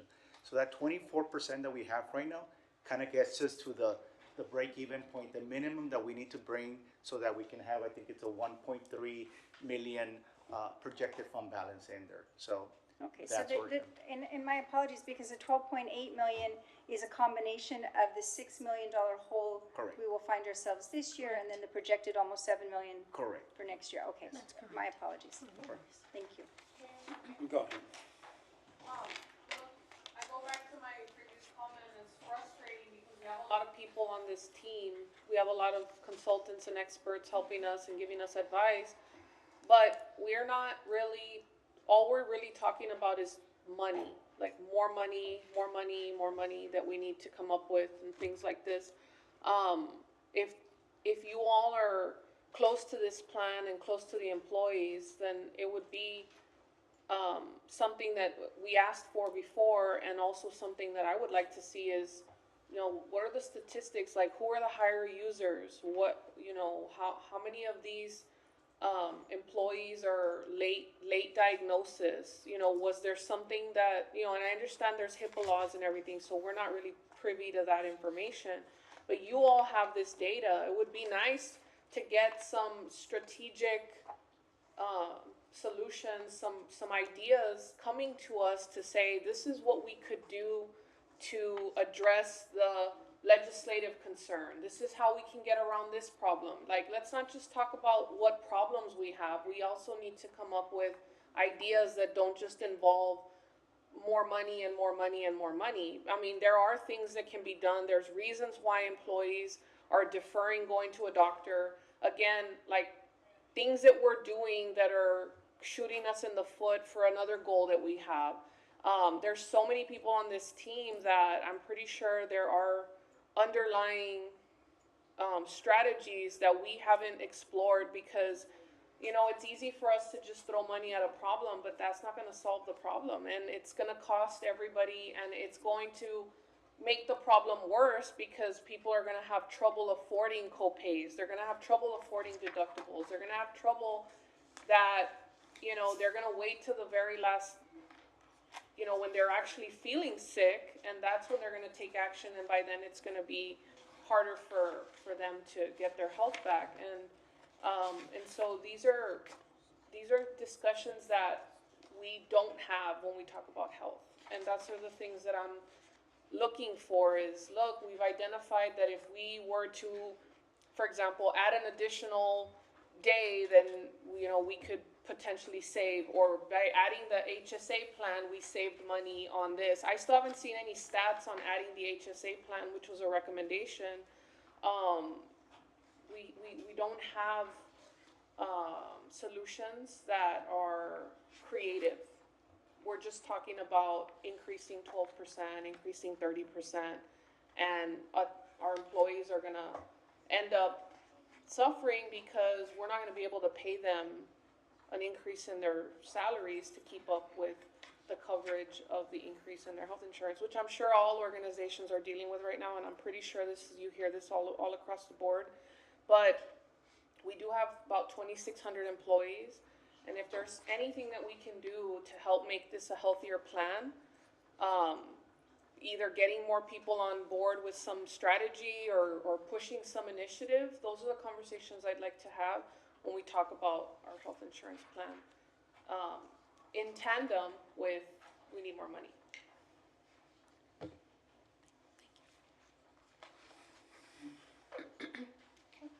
So, moving on to the next portion of our agenda here is just a brief touch on prescription drug trends. As you can see, just like medical, that growth has not slowed down. It's actually oftentimes higher than the medical trend, just because of the new drugs to market. Some of them are cure drugs, which are fantastic, but they're oftentimes coming with $1 million, $2 million price tag. So it is extending the life of our membership, which is great, and it's helping them feel better and healthy. But But, you know, it's just something we can't lose sight of. So again, just an infographic to show you, you know, where we are in 24, 25, $10.6 million, where we estimate ending 25, 26, 11.6. And if we look at our projections that Brian had prepared, just with the pure trend, you know, it's a 13% increase. And what is driving our prescription costs for the city? This is based on the City of Laredo's utilization. In 24, 25, we can see that, you know, we have our top drugs around those GLP-1s, right? You know, the makeup of them has changed. So we still have four GLP-1 agents were our top spend categories in 24 and 25. We do have, you know, some others that treat different disease states, but you can see by far not only script count, but paid amounts. Those GLP-1s did drive a significant part of our prescriptions in 24, 25. And One thing I will say, and I see a change from Ozempic to Mounjaro, but Ozempic's price is going down significantly in January of 2027. It's still not cheap. You know, it's going down to 600 and something a month for insurances instead of, what was it, 1,300 before, or 1,100? So at least it is going in the right direction. As far as the Trump RX stuff, is that only for Medicare patients that's affecting? Because I know the president has identified GLP-1s as something he's trying to reduce the cost of. Because when you can get Ozempic for $50 or $25 a month in Europe, and we're paying that much here, I mean, yeah, it's not really fair that the American people would be funding the research and design, you know, on our backs basically, and everyone else the rest of the world gets the medication for $25 a month. So is there anything changing other than what I've just mentioned about decreased costs for Ozempic? What about Mounjaro? Is that look for 2027 looking to go down in price at all? So from Mounjaro, what we're seeing is Mounjaro, you can see from 24 to 25 to 25 to 26, it's flipped. Right. Mounjaro is now your top drug. It is taking the place of Ozempic because I think of that additional indicator for weight loss, even though. But Mounjaro is, the City of Laredo is not covering Mounjaro for weight loss. It's only covering it for true diabetic patients. Correct. Yeah. However, we've seen the written prescription count increase because of that just additional weight loss effect it has for the diabetic population. So we've seen Mounjaro become number one and Ozempic back down to number two. Well, because Ozempic has more side effects. Correct. So patients prefer Mounjaro over that. And more weight loss with Mounjaro, so it's a 5% more weight loss, so people prefer that too. That's why I'm asking, like, Ozempic's going down in price in 2027. Right. What will be the price of Mounjaro in 2027? That I do not know yet, unless you know. I don't know. But I do, we can definitely look into that.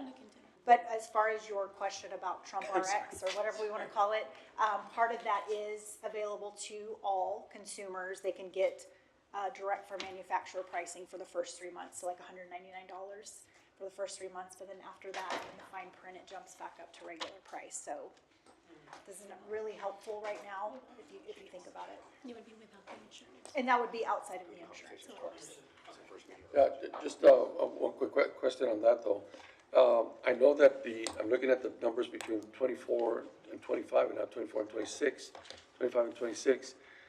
Does this mean that Mounjaro, let's say I'd like to see more or less if any of the numbers decreased if people saw an off-ramp to some of these products. In other words, if the number that you're saying there was a price increase, but that the number of patients didn't decrease, the claimants. Yeah, so in Mounjaro, you had. Because I know that's just telling me that they had an incredible price increase. If it just went up because of the cost, and not necessarily because we have more claimants in there. So you did increase about 100, you went from 192 claimants taking Mounjaro to 282. So telling me that the price pretty much stayed the same from one year to the other. Okay. So yeah, basically Ozempic went from 251 to 201, it went down. 282 to 282. Yeah. Yeah. And we're seeing that pretty consistently across the board. One thing I did want to point out on 24, 25, 26, now your top four are, around diabetic, right? But one we're gonna have to look out for is Skyrizi, because Humira has come off of, there's biosimilars now that are less expensive, we're promoting that. So the manufacturers are now, speaking to our physicians, and promoting, you see the commercials, right? So Skyrizi is quickly gonna take the place of Humira as we used to see it. And of course, those have indicators to treat several things outside of plaque psoriasis or whatever, rheumatoid arthritis, with what it was originally anticipated for. So. And for the Skyrizi, that's five patients, 5 employees at $421,000. Correct. With other generics that are pretty much Yes. equal to the Skyrizi. Correct. With the So- GLP-1s, there's no really equivalent generics. Right, unless you're compounding, off the plan. Which we should not be compounding, by the way. Yes. That's a liability. And I do want to bring that up, Mayor, if you don't mind. It's my understanding that our wellness program has contracted with a local compounding pharmacy, and we are using them in our wellness program, and that is literally opening ourselves up to a lawsuit. And I hope that we stop that as soon as possible. I'd like that to come up to council, because I think that's ridiculous that we are promoting or contracting with contracted, non-FDA approved compounded medications, and our city is going to be getting in a lawsuit for it.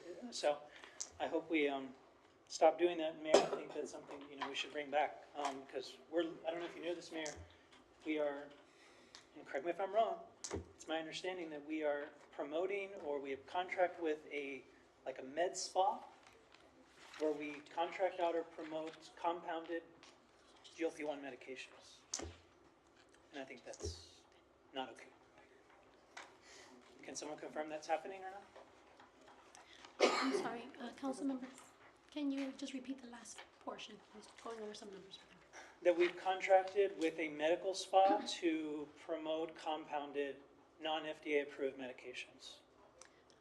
I believe there is a contract, and we can go ahead and disseminate the information over to the public health department, since the wellness program is under the Okay, the because public there's health department. more hospitalizations and side effects from those medications, so I think it's opening up to lawsuits, but anyway. So noted. Would like to bring that back as a separate item. A point of information, Blas Martinez, for the record, to Councilman Garza's point, and doctors, correct me if I'm wrong, but we had a seminar, a conference with a few of the pharmacists, and they were saying that now when somebody is diagnosed with diabetes, the first place of attack is the GLP-1s. Before it was, hey, let's try Humalog, now it's straight GLP-1s because of the great effects, but that also comes with the higher costs, the GLP-1s versus just getting insulin or, something that's been around forever. All right. So the next two slides are really just infographics again, showing the discrepancies, the disparities if we do nothing. Our revenues are steadily increasing, but our total expenditures are far outpacing, taking us into fiscal year 30 to 31.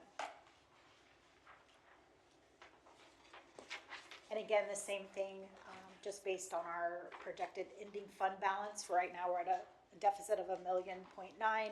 If we do nothing to plan design, rate contributions, we essentially could be facing a $50 million deficit by fiscal year 30. And I just wanted to clarify on this slide.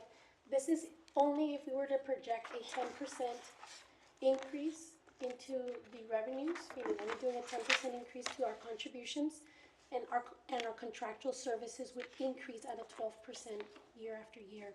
This is how we would look at the closing balance. And so on year 5, you're looking close to a negative $49.6 million deficit.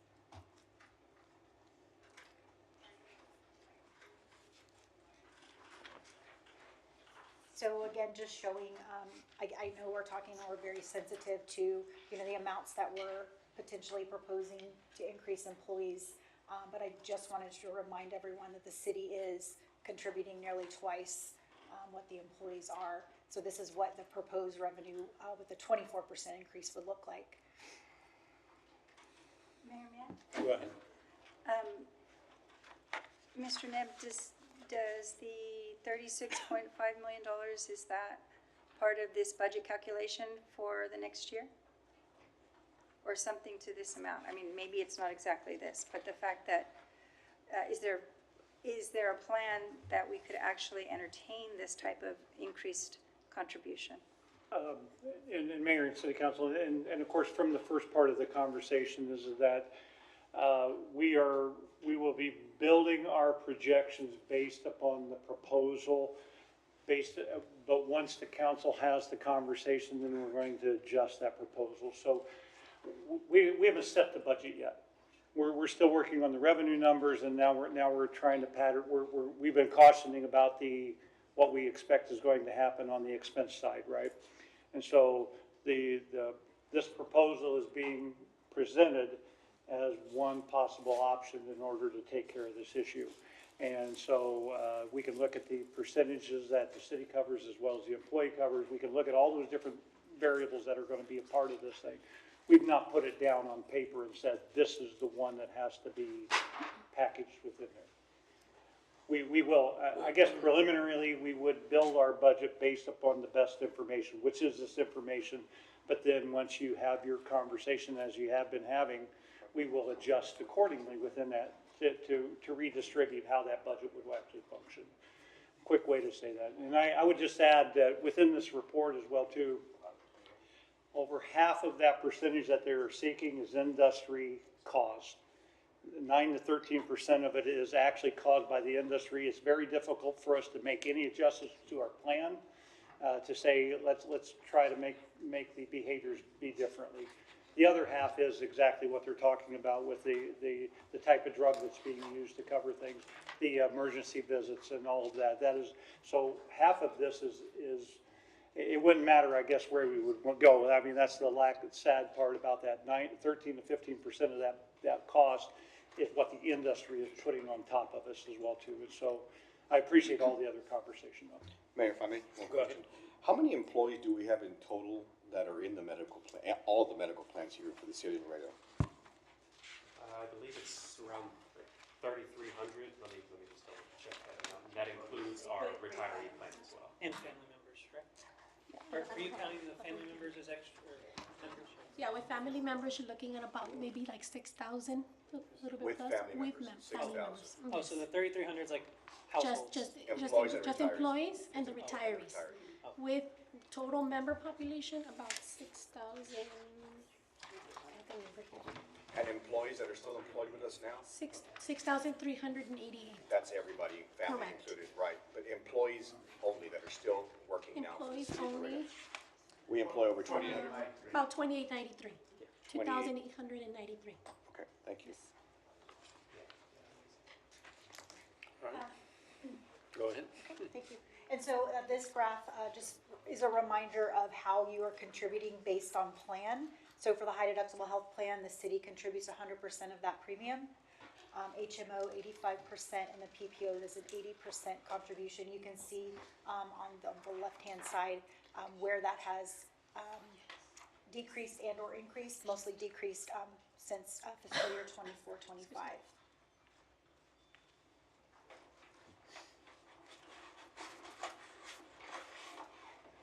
So now we get into the employee contribution scenarios with actual dollar amounts.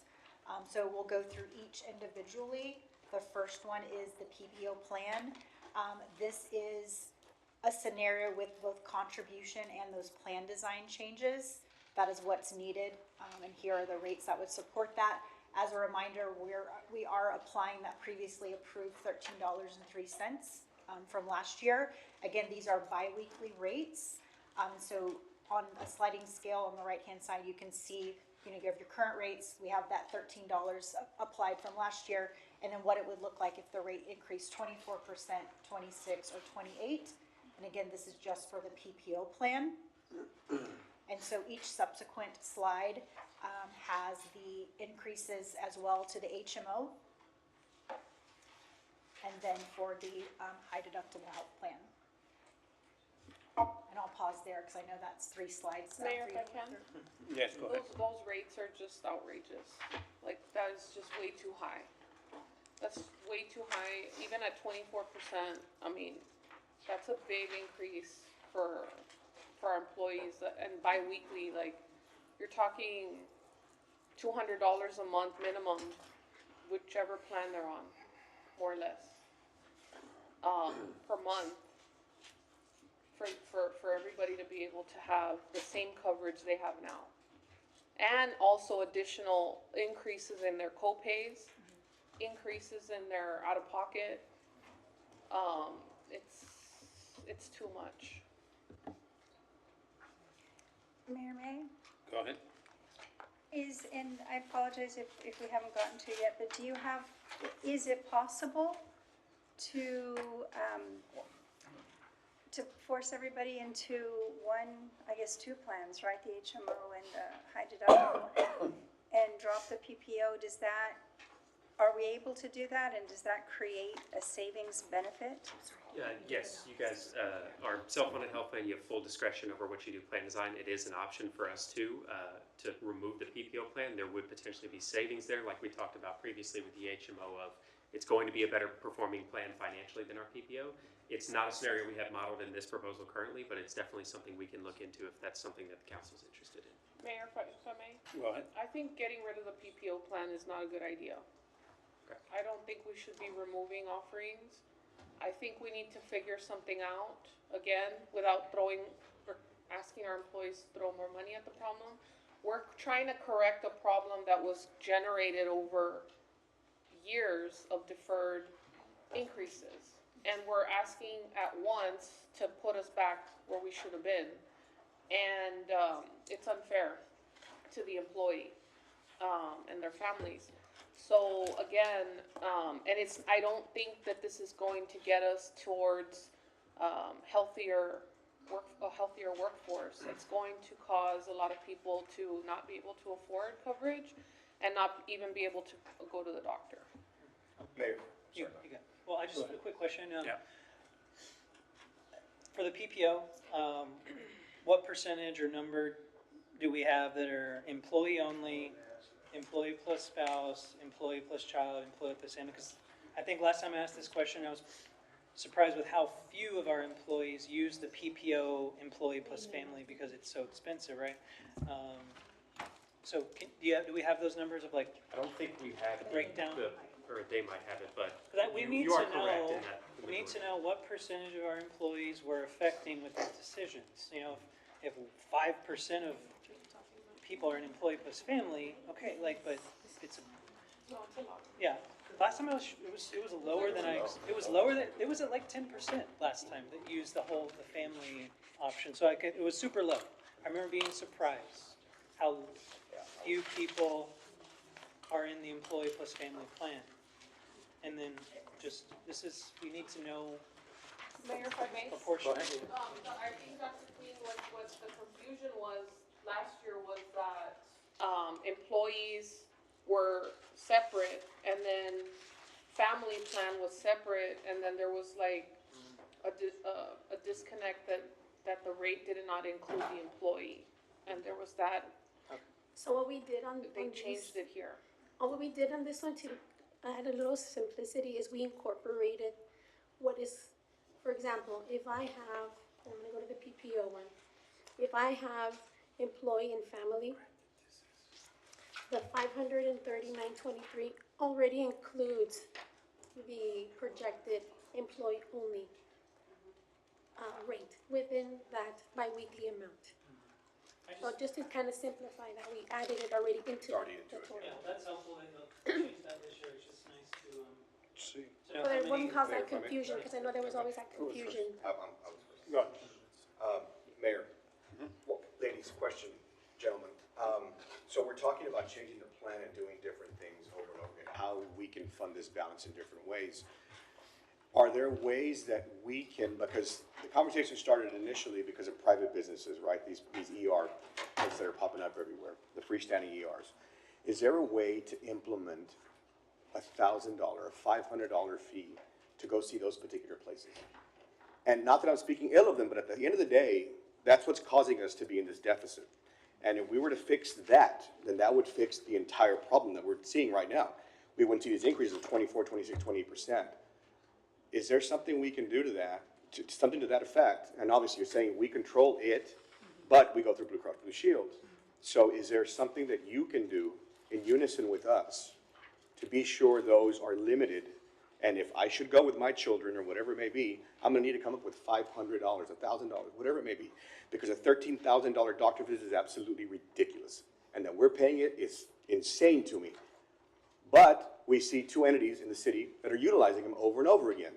So we can take it to them specifically and address them both and say, this is what's gonna cost you when you go to a private ER. And granted, we all want convenience, absolutely. My kids are sick, I wanna see them, taken care of right away. But at a $13,000 charge, is ridiculous. So we are, to answer your question, we have some compliance concerns with doing that. However, you're not the first municipality that's asking, can I, as an administrator, absolutely charge my employee X number of dollars off the medical plan? We'll forget about the medical plan if we find out that they have gone to that facility. So we're researching that to make sure it's compliant. Okay. Some of our municipalities are taking the stance of, I don't care if it's compliance or not, I will deal with that. Right. Because it is a huge cost driver that, for a lack of better terms, we have no control over right now. Well, So- it's a huge concern because It it's is. affecting all of your 2,800 employees that are actually on the plan. Right. And at the end of the day, they're all paying it for these certain groups that are using them over and over again. Absolutely, yeah. That's not fair to everybody else. So we are investigating that internally with our compliance team, and then we're. I'm glad this is the yeah. first meeting of the budget talks, right? And we're just getting this conversation going. And I'm sorry it's gone to length. That's okay. But we have a lot of questions, a lot of Sure. concerns of what's coming up, So I'm glad we started and great conversation. But we'll Thank you. keep the But if team you can, posted. please keep us updated with it, Absolutely, please. yep. Go ahead. I appreciate that you're investigating that. I think, part of being the advocates that we need to be at the state level is to try to drive the conversation up at that level so we can get some changes, so we don't have to be putting this burden on our employees. But even if we were to be able to stem the tide or stop this, costly usage of freestanding ERs that are not in network, right? So that's the ones that are not in network. We've seen a $4.6 million usage of those. And the budget deficit that we have to, the hole that we have to fill is 12.8 million. So you're still looking at about $8 million. So some changes will need to be made, right? It is so uncomfortable and unfortunate to have to look at putting this burden on our employees. It's also a citywide burden because they will not march alone in this. But at the same time, this is a reflection of what we've been talking about, the national market, and how we choose as a country not to have universal health care, how we choose to have this private market foundation, and the unexpected but rising costs of health care in this country. And there is no way at this level to rein that in. So the reality is we have $8 million that we have to fill because we can't run a deficit. We're not allowed to as a municipality. And so these uncomfortable alternatives that we have to come up with to have this cost sharing with our employees, I mean, either we ask them to shoulder more of the burden or we look at our own city budget where we're going to cut services because management just said that core services are primarily what drives our budget, then perhaps we need to cut them back in order to fund the $8 million. Because the last thing we want is for this whole plan to fall apart and we can't provide any health care to our employees. That is really, where it's unacceptable, right? Thank you. And I understand the we can't restrict and all that, we've gone over that.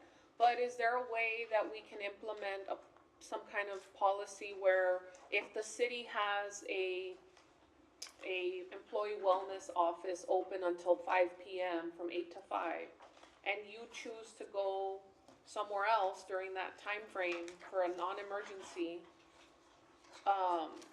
is there a way to handle that within the plan as far as if employee wellness is open, then then, and you have like a cough, or you need to get your ear checked for possible infection or something like that, that they have to come in to the provided, facilities. And then if there's an emergency, then from there they can, go to the hospital or something like that? Like, is there a way that we can set requirements on the plan as far as offerings where you do have access to care? It's just that during these times that these facilities are open, you have to come into the employee wellness office or something like that. So we would definitely, that is something that could be done. It would be administratively on the city and not Blue Cross Blue Shield. So I want to they won't help in that position, but we also want to make sure from a compliance perspective that it's okay. So I can add that to my list. So where do we get a list of these compliance issues? That way our legal team can also help figure out like we really need to get some solutions that are a little bit maybe outside the box to deal with these issues, these hurdles that we have in front of us, respecting everybody's like ability for choice and things like that. But there does need to be some analysis beyond what we have here, like what departments are using these services at what time, if they're going at 1 in the morning, 2 in the morning, 3 in the morning. Some of these, our employees are 24/7, they don't work 8 to 5. They get out at 2 in the morning, they get out at midnight. If they're sick and they need to go to a doctor and they just got out of their shift, they don't have anywhere else to go. And so there's some of these issues that they deal with. So I again, I want to see some. Yeah, we could certainly look into that and to see what specifics we can get from Blue Cross as far as, I don't know if we can get a time that they sought the provider, but we can work through some of that. Yeah, not times, but days. But days. And we can definitely have, I know that they provided reports on like the high utilizers by department. We do have statistics on that, so we can gladly provide that over. And again, Blas Martinez for the record, right now, if I worked for the city of Laredo, I have access, and so does my family, to go to the city hall annex, for your simple stuff, right? Colds, flu, that kind of stuff. They did have, and I don't know if they've already renegotiated, but they did have access to where you could go to an urgent care clinic after hours up until 9 o'clock. Now, one of the problems that everybody experiences is in Laredo, Texas, if you get sick after 9 o'clock, unfortunately, the only place you can go is to the emergency room. Now, we do have the MD Live, which is 24/7, English and Spanish, 365, but again, that's your minor stuff, colds, flus, fevers, that kind of stuff. So the process is in place, it's the utilization. And again, if I get off at 3 in the morning and I have a cold or flu, I can pick up the phone and I can do a telephone call, I can do online chat, or I can do FaceTime with a doctor, right? He can prescribe a medicine. But if I'm having chest pains or I sprain my ankle or break my ankle at 3 in the morning, guess what? I'm gonna go to the emergency room. Sure. If I go to the in-network emergency rooms, that might cost, I don't know, $3,000, $6,000, $8,000 for that injury. If I go to some of these standalone, well, it may be more. If I go to the standalone, and to your point earlier, Councilman Gutierrez, even if we put, and as Councilperson Perez said, if we put a $10,000 ER copay, they're gonna waive it anyway, right? So I'm gonna go wherever. But when they go to in-network facilities, it's better for the city and the claim is processed. Mayor, a question and concern that's coming up just in my head right now, talking about this. Should we implement this in the next few months, the employee and family, on a yearly basis, paying over $14,000 for medical insurance? Just over $14,000. And I'm thinking, should our employees start leaving our plan, start going with Obamacare, whatever else is offered out there, and we start losing people in our plan, are our rates gonna go even higher because we don't have as many employees in the plan? Every contract that's out there has that clause that if you have more than a 10% change in your population, that they can go back and restructure, re-rate your plan, right? So if it was more than 300-400 employees, then it is possible they can come back and say, hey, we need to reprice or re-rate your group. Yep, so that would be from just the administrative fee that Blue Cross Blue Shield charges, or if you're in a fully insured model. But as a self-funded, we, as you know, we set our rates. However, if we do have a mass exodus of employees, Brian, do you have any statistics on what that would increase the plan? Sorry to put you on. Yeah, I mean, it really depends on the situation. It is something that we model when we have these kind of scenarios, is where do we project enrollment to be? Because of exactly what you're talking about, it does potentially remove quote-unquote good risk from the plan and put you in a position for that. So we can definitely look into different enrollment scenarios and kind of give you a range of what we anticipate might happen. And unfortunately, migration and enrollment is one of the much more difficult things for us to project, because we don't really know what employees are going to do when they're actually presented with this option and what choices they're going to make. Sure, and I'm just thinking because of last year's increase, this year's possible increase, you're talking about an increase of over $4,000, in the course of 2 years. Employers are going to start looking at other possibilities, other means of insurance. Right. And that's just worrisome, because I know you all work with us because at the group level, the amount of people that we have in the plan, and it's just a concern now. Yeah, and it would be twofold there as well, because, in theory, you would be removing some of that good risk and contribution, but also some of the claims would likely drop off. But it's a further analysis that we can definitely look into, because I totally understand your concern. Thank you. I'd like to make a Yes, comment ma'am, please. on that, council member, because it's a great point. Individual insurance is now very difficult to obtain. Okay. The subsidies are gone. So we had a gentleman in our office the other day that was comparing the city's retiree plan to buying something on the open market. Really, there's only a couple of providers that make that available in the under 65 rate. And what was his rate, Blas? Anywhere from $850 to $1,200 a month for him, and it was an HM only plan, not the PPO that you all offer your retirees. Right. So So- he had major sticker shock. On an individual basis, there is no PPO available. Individually, you cannot leave the city of Laredo and go on the marketplace and buy a PPO, because that product no longer exists. It's like a rotary phone. You can't get it. And if you did, it didn't work. So what you all have, even these rates that feel really high, compared to the market, they are so generous. They are accessible, they're tight, I get it, especially in a world where everything is more expensive, and it's just another thing going up in cost. But relative to what is available on the outside, or even at other employers in town, it's and I believe we have a slide on that, don't we? We have some benchmarking. We have some just to give you a sense of what are other large employers in town charging. The city is doing such a great job and doing so well by their employees, and it's tough, but I'm thrilled that we're having this conversation now in March, because I was just thinking how we've had years when we have this conversation in July, June August. and July Right. at 10:45, and y'all don't want to hear a single thing from us, much less Increases, yeah. Yeah, so this is the beginning of a conversation, and I have a report that when you all are done, I'll share. I think we can put it up on the overhead of some information that was shared earlier this year about how many people are going in for their preventive care, things like that. So we've got a lot of data that we can Thank you so drown much. you all in information. Point of information also was that the city of Laredo provides 50% of the cost for dependent. No other employer that we know of does that. So if I work at the city and I want to put my family on the plan, the city's gonna pick up 50% of that cost. Your other employees don't do that, other employers. Thank you. First of all, y'all please have a seat in a moment, because your legs are locked in where you're gonna pass out. So you need to, stretch or, sit down, okay. Or someone's gonna fall. No, Somebody better. But, compliance versus legal. You mentioned, we'll check with compliance, but some cities are doing it anyway, even if compliance says no. So Right.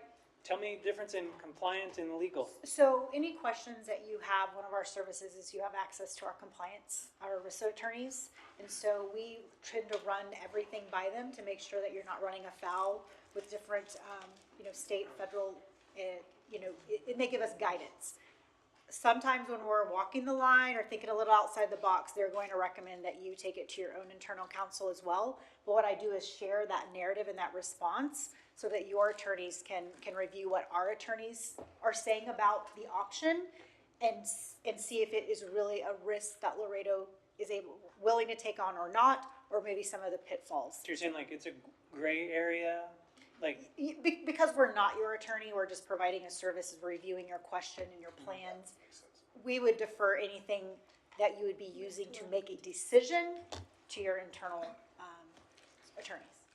Okay.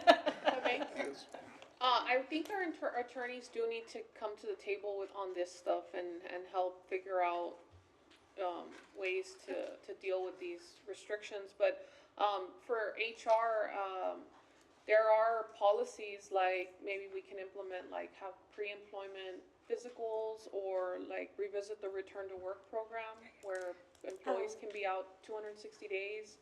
Yes. So stuff like that. That's what I'm talking about when I say, let's come up with other things that we can do besides just increasing the rate. Yes, and that is one, we are in the process of moving into reviewing that return to work policy that we have in place. Excuse me. Just keep in mind, the return to work policy, it's not only just for personal, it also covers the workers' comp. And workers' comp is separate from what we're discussing here on the personal insurance component. No, I understand But that, yeah, we but can look into those factors as well. there's probably something we're not seeing right now, and I don't think any of us are that entrenched in the nuances of all that. All I know is that when you're asking us to raise rates, that's when it becomes a concern. So unless we've explored every option to try to save money, if we raise the rate now, within 2-3 years, the rates should decrease, or we'd be at a healthier place or something. But every year it just becomes crisis mode, like we're 10 million short, we're 12 million short, we're 9 million short, and like Councilman Gutierrez mentioned, we made an increase, we didn't go with the full recommendation, but again, we are trying to correct a lot, years of not following recommendations, and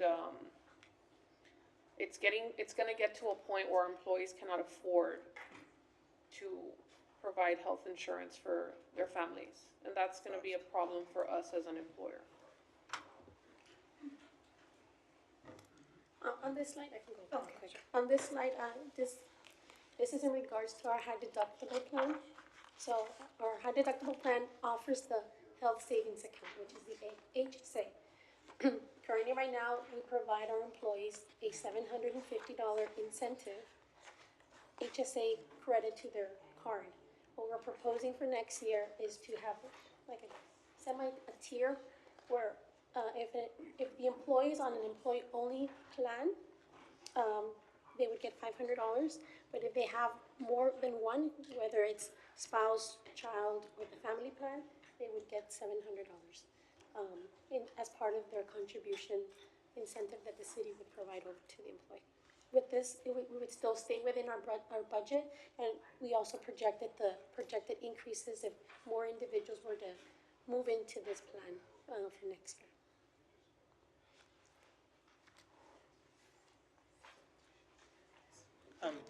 Mayor, I feel like we're not making the HMO plan like as attractive as it could be.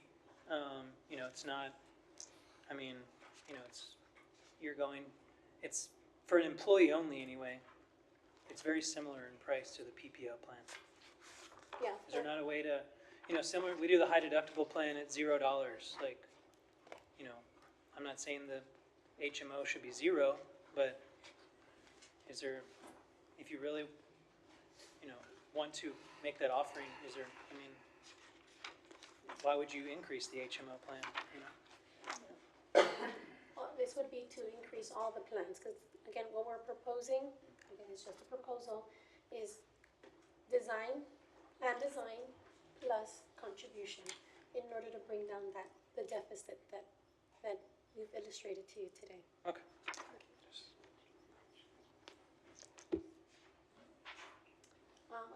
On this slide, this is talking about, again, since we're proposing all plans, this would also include our retirement plans.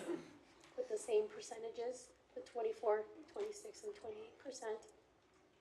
And what the contributions would look like for those retirees, whether they're on the a regular under 65. These are all under 65 or over 65. We have a different plan, and that's not being affected whatsoever. And then those employees that we currently have that retired under our retirement incentive program, what it would look like for those employees that retired in our retirement incentive program. We're already in year 2. We have 3 more years to go on that plan itself. Mayor Potemme? Yes, go ahead. How many individuals are in the under 65 retiree plan? More or less, I'm sorry. About 285, right under 300. I'm sorry, Mayor Pro Tem. What is a GFR1? It's how we classify, but it is the retired plan for under 65. It's just how They're we, paying that monthly right now? right now. Civilians. The civilians only, police and fire. Yeah, so for a civilian employee, retiree, they currently pay $567.30 per month. Police and fire are covered. I'm sorry, for GFR1, For GFR1. you're showing here retiring family, 1566. Yes, that is the retiree amount, and then the family contribution together, which is the 1566. Okay. Yes. Now, if it's a police or firefighter, they only pay the difference for the family component because the city covers the retired police and firefighter 100%. Right, okay. Thank you. Here. On this slide, we're demonstrating is how in the last 10 years, we have not made any changes to our deductibles. So if you look from back in fiscal year 2018, all the way to now, our deductibles have maintained the same amount. The same thing with our, excuse me, our co-pays for our prescriptions. We've maintained the same co-pay amount for the last 9 years, and we haven't made any changes. With what we're proposing, with the plan design, is we're proposing to make changes to the deductible and also the prescription co-pay amount. The prescription co-pay amount that we're projecting or proposing is a $5 increase. Mayor, if I may? Yes, go ahead. There's not a way to set different deductibles for different categories of facilities? Can we say if you go to a hospital, your deductible is 0, but if you go to a freestanding ER, your deductible is 500? No. No? No. Because of the way ACA defines emergency, you have to pay the same benefit. Yeah, but at some point you go in there, and I think Dr. Trevino mentioned something like this. You go in there and you say, I have an emergency, but you don't have an emergency. Correct. You're saying you have an emergency, and as initial assessment determines that you do not have an emergency. So now you've gone to an emergency facility for a non-emergency. There isn't a way for us to handle that in our plan? Okay, so yes, so you do actually currently do that, correct? So if you go to an emergency room, don't you have a separate, you have to say it's $300. It's $300 copay for emergency room, but if you get admitted, then it now falls under the deductible copay. Right. Deductible, co-insurance, So what? I'm sorry. But The deductible. Yeah. Is waived. Is waived. It's waived, yeah. If you get admitted, then the $300 gets waived if you are admitted for going to the emergency room. So if you go to the emergency room, you get treated and you're discharged, there's a $300 copay for in-network ER. But if you get admitted, they waive the copay because now you're looking at the deductible that would kick in. Okay, well, I'm not 100% sure that that's what's being implemented because I remember, well, regardless, but the freestanding ERs, we are still talking about how they walk in and they pay nothing. So, what I'm saying is the deductible for if you're going to go into the emergency room for a non-emergency, we would much rather you go into an actual emergency room than to go into a facility that's going to charge more, right? So for this facility, our plan is going to charge you a $500 fee, and this plan And we are not gonna charge anything for utilizing actual, certain types of facilities. And I understand you're still like gonna check on these things and all that, but is there a definitive no that we can't do that? There's not a definitive no. All right. If I may restate maybe your question, it could go a different way. So, I thought you were going down the path is, can we have one copay for, if it's an emergency and a separate copay if it's a non-emergency? No, I'm No, talking okay. facility to get Facility checked, charge, right? yep. I think I have an emergency. Right. I have a choice. Now, I go to this one, I don't pay anything, Mm-hmm. and I get checked, and they tell me either yes or no. Or I go to this one, and they tell me yes or no. Either way, they still have access to care. However, for getting that assessment and the risk that it was not is gonna end up costing Correct. us and them, right? But remember, these freestanding ERs where you're saying, could we charge more if they go to these facilities? Remember, they are not charging the member of the copay. They're No, charging we charge, like the Oh, employee. administratively from the city, yes, that we were gonna check into, yes. There's not a definitive no. So, Mayor Pro Tem, that's a great question that I might, Councilman that is asking us, like, if you say you go to a standalone, I'm not gonna say names, right, but if they stand alone by itself, is there a way that you can find out and implement a charge same as the emergency room? Let's say maybe an higher charge. Yeah, Instead of I already 300, asked them to. $500, I think we're covered, we're Yeah. going in circles in the same question. Right. But I think that question, it's gonna be the question that's, I guess, the golden goose for this result, right? So I think that's, everybody goes, and it's not the emergency room, it's not the care, I think it's the efficiency. When you go to one of those, stand by themselves, you go in there, and yeah, I've been guilty, I've done it before, I'm not gonna lie.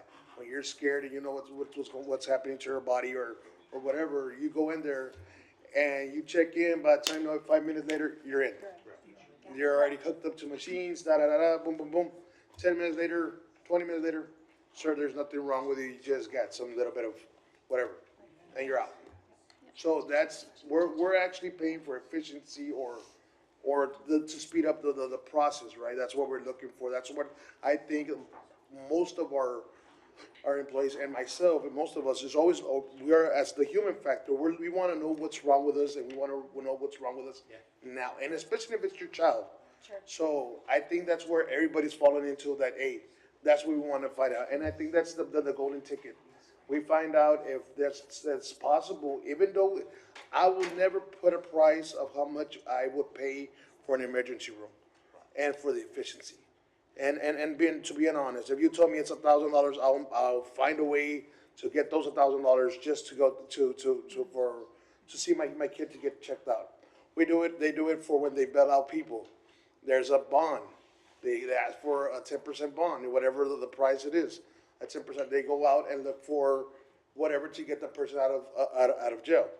They can do the same thing. I think they can do the same thing at over here. If you need $500 to get admitted, but it's the efficiency, you're gonna get out, and they're gonna check you out as soon as possible. I think that's what we're looking for. So that's the golden ticket. I think you should come back sooner than later to get that, that information that we need. So that was just my comment. Mayor, if I may? Sure.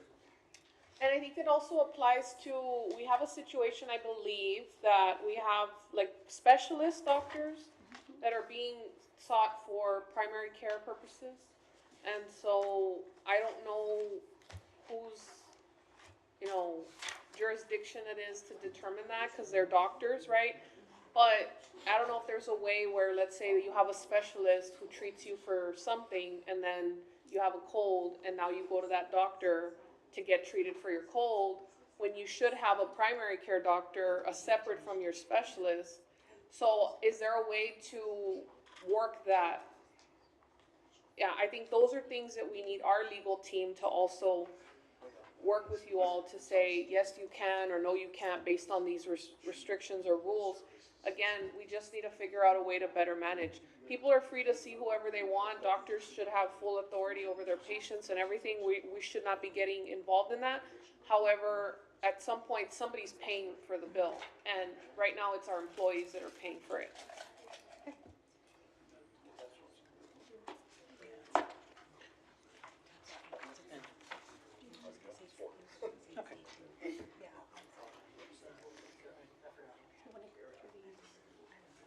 Yeah, so, okay. So we did provide some comparison summaries. You can go through these if you'd like. Really, what they are, they're just scenarios in regards to, like, if we have like a low user, an employee who uses the plan very minimally, right? Did you want us to go through each of these scenarios or three scenarios? One as a low user, a moderate user, and a high user? Okay, so as a low user, let's say you have an employee who uses a plan just for annual checkups, perhaps maybe 1 or 2 prescriptions, then the ideal plan for an individual that uses a plan very moderately or very low would be the high deductible for them. Right. This employee will avoid the high price costs that come with the PPO plan itself, right? Because the preventive cares are still covered at 100% under the high deductible plan, right? Prescriptions, some prescriptions are covered at 0% after the, or maybe at 0% or would be at 0% after the deductible for being a low utilizer employee.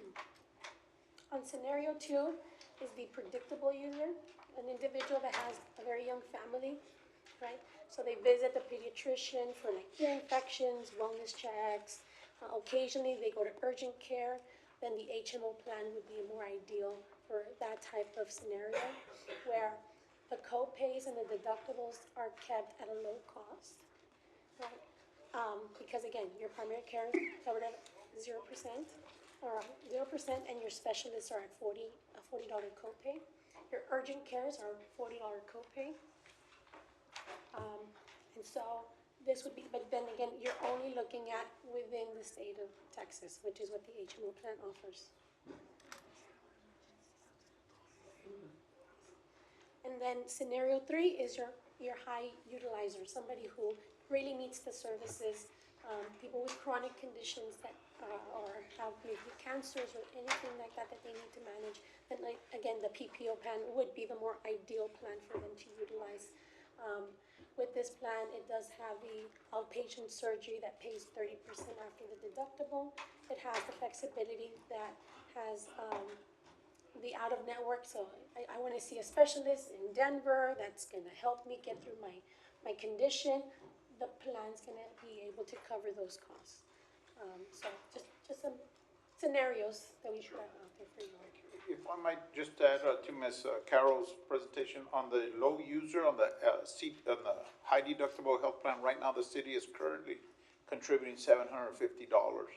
So that if somebody does need to buy a prescription or get something done, the city has already funded that, plus they can fund as well. And the city has done that for several years. Yes. So we do have currently several of your members that have $5,000, $6,000, $7,000 already accumulated in that high deductible fund. And it's pre-tax money that they put into their HSA, so. And the scenario number 2, to address Councilmember Perez's concern about people using specialists for primary care services, under scenario number 2, the HMO, the cost for the primary care is free, it's $0, but if they, in order to see a specialist, they need a referral, so they can't just easily go to a cardiologist, for example, for that cold, because they would need a referral to see the cardiologist, and if they did, it's going to cost them $40, whereas if they saw their family practitioner, that's going to be covered at a $0 copay. So that scenario is already built in on the HMO. Sure. To clarify, if they already are a patient of a cardiologist, then do you still have to seek the referral every single time you go?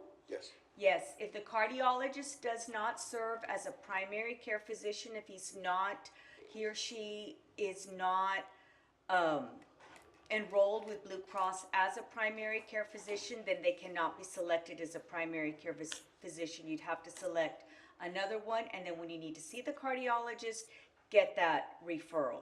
What Ms. Tina's talking about is if I elect the HMO plan, I have to give the insurance company the name of my PCP.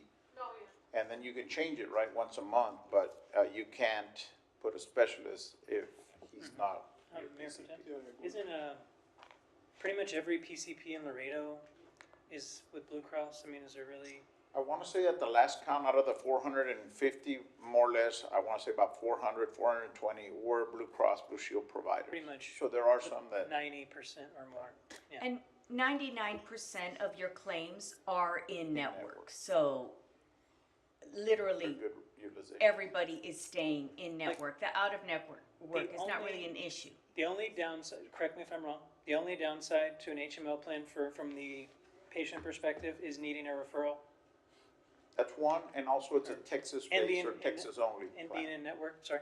It's a Texas-only plan. If your son or daughter's going to NYU for college or Denver, they're not gonna have coverage over there unless it's an emergency, right? You'd wanna consider a PPO or the high deductible So health plan. if you're on vacation or traveling Exactly. outside of Texas, you have no insurance coverage? No, no, no. If it's an Unless it's In emergency. an emergency, yes. You're covered for an emergency, but like one of the scenarios that Carol used in scenario number 3 is you want to go see, let's say you have a lung disease and you want to go to Dallas, or not Dallas, Mayo Clinic. There you go. Great. You want to self-refer, you want to go over to the Mayo Clinic. That's not going to be covered under the HMO. Under the PPO, it's going to be covered if the Mayo Clinic is in network. Texas is a pretty big state with a lot of good doctors. Yes, It's I not mean, big, you it's not too kind bad. of have to really push the envelope to be seeking specific care, but the Mayo Clinic would be one great scenario. Mayor, Yeah, okay. go ahead. So you still have access to the telehealth under the HMO, and if you're out of town, You Yes, can still ma'am. use it. they can call in a prescription to a pharmacy somewhere wherever you're at, and it's all covered? Yes, ma'am, on all 3 plans, actually, the telemedicine is available under all 3 plans. Yes, and we did have an actual employee who was out of town, has the HMO plan, was not feeling well. They contact the MD Live to do a virtual with a Texas doctor, and she was still able to utilize the plan and then get her prescription done.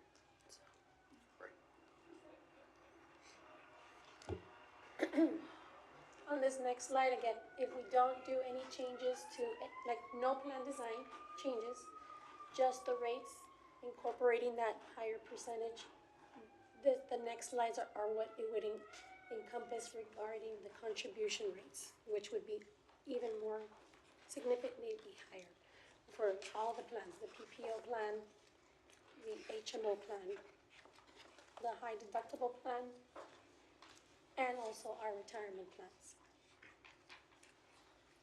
with no plan design change.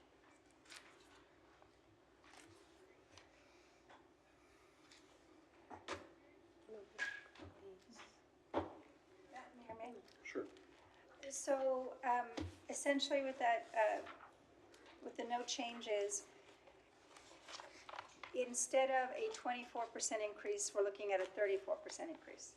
So you change the plans, you still have the 24% increase to cover that $8 million or $12 million deficit that we're falling, $12.8 million deficit. And if we were to do nothing, then that would force us to come up to the 34% level to cover that $12.8 million deficit. Because the plan design would offset that by about $4.5 million by doing, and that's only the plan design that we showed you. We can go back and provide whatever you all decide. We can do other plan designs to see how the numbers would look. And again, would that also shift on the contribution component as well? And when you do that, if you don't mind making the comparisons to the private market as well, so that people, I think a lot of people do understand, right? I'm sure they've gone to investigate, how can I keep my health costs more reasonable for my budget? And they've gone online, some of them have gone online to do that research, and it's just a very bleak market right now. You know, the national environment is impacting us here. But to make it clear to people that the city is still trying to provide a good service at what in this market is a reasonable cost. Is providing a good service, Yes. yeah. Thank you. Yeah. Oh, he did? So I guess the question or just to reiterate, if you all can come up with some kind of other creative programs that instead of raising it 24%, let's say we raise it 10, which but then we say we're gonna implement these cost saving measures and over 2 years, we're gonna end up saving money projected because we're not gonna be, like, in other words, we're gonna stop the bleeding and there's gotta be some bleeding going on, like pun intended, in the plan because there has to be something that we can do that we're just not seeing. And I guess I just want to reemphasize, the increase is, the claims are what are driving our costs. You know, if employees need to use the plan, we want them to use the plan, but it's those costs that come back, right? No, but we've talked about like these situations that it's like there's a free-for-all in some of these areas that are costing more. Correct. Everybody's eating, everybody's going. That can help reduce it. That's what I'm saying, like there has to be something, because it's really not just our workforce is unhealthy, it's more like we are paying an extra charge because of certain services that we're utilizing. So if we can cut that vendor out and find a better vendor or whatever and limit, then that's where we need to get creative on the offerings, because I don't want to say yes to a 20% increase, much less the 30%. And if those are the only options, then that's not sustainable, because next year it's gonna be another increase.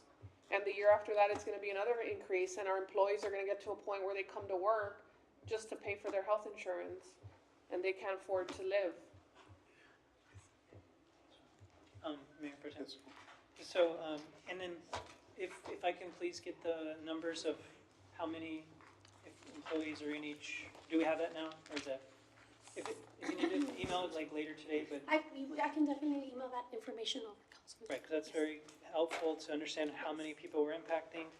It'd be also nice to see like what savings impact there would be if X number of people chose the HMO plan next year instead of, is that something that can be modeled out, sir? Yeah, we can model different scenarios of migration. I would caution us as far as setting budget, assuming that a certain Right, no, I amount of just mean migration will just happen, to, but yes, or just to even get an idea. Or even you could show us kind of like the question that was asked. I know we are unlikely to do this, but just to see what it would save if we got rid of the PPO plan. I'm not suggesting we do that. I'm just saying to see the numbers, to see how much it actually, just to help us understand the big Absolutely. picture. Yeah, that's something we can do. And then, attacking some of these biologics, that like were mentioned, 8 people on Skyrizi, $400,000.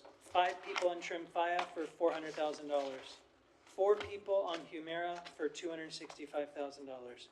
So that's 17 patients, with well over $1 million in those 3 medications. You mentioned some biologics that are going to be generic now. The biosimilars. So making patients aware of that. Also, Paxlovid. A lot of Paxlovid for COVID, $285,000. I haven't seen COVID in my clinic in a long, long time. And not every patient needs Paxlovid. It's only really for like high risk patients. So attacking some of those that are just, I don't know, I do think you can go on a tighter formulary, which will create noise. That's really important to understand. Yeah. So the tighter formulary But would noise mean- for the fewest number of patients. We're talking about 13 patients there, people that, and just not that they shouldn't no, get their medication. absolutely, and But there are other. There are other options that are cheaper. There are other copay features. Y'all are very generous with your copays on specialty drugs, and the fact of the matter is that some of these medications you just mentioned, they cost $8,000 a month. Yeah. Yeah. And people are paying, what's your special? $150. $150 for an $8,000 a month medication.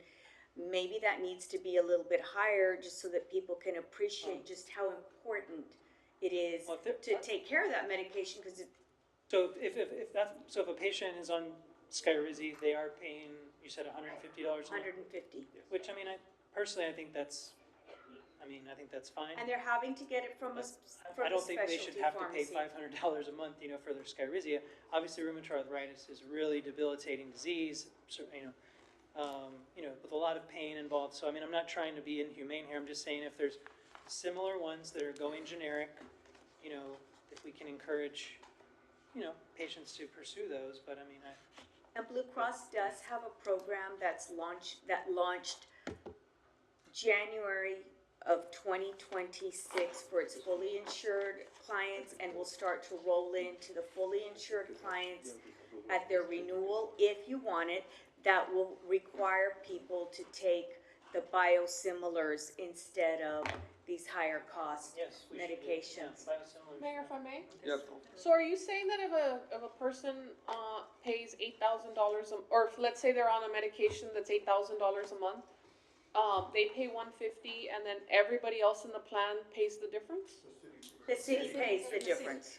The city? That's part of it. It comes to the city as a claim. So it's not purchased by the fund balance of the health account?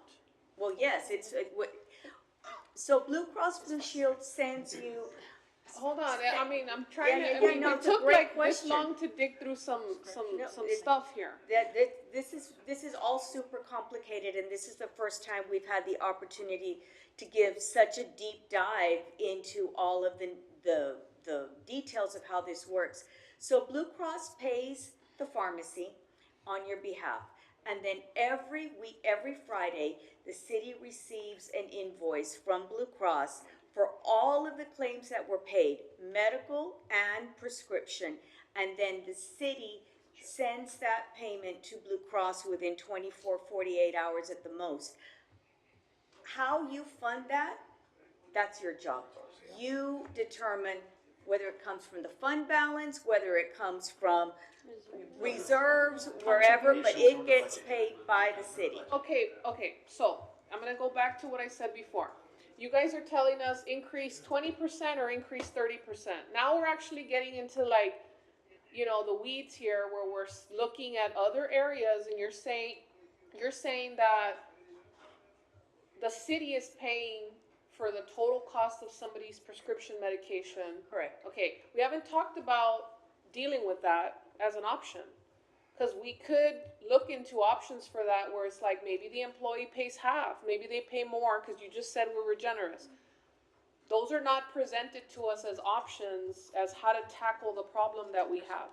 And of course, I don't want to increase employees out of pocket, but if they're taking these medications that are very expensive, somebody's paying for it. And it's either them or it's everybody. They're subsidizing.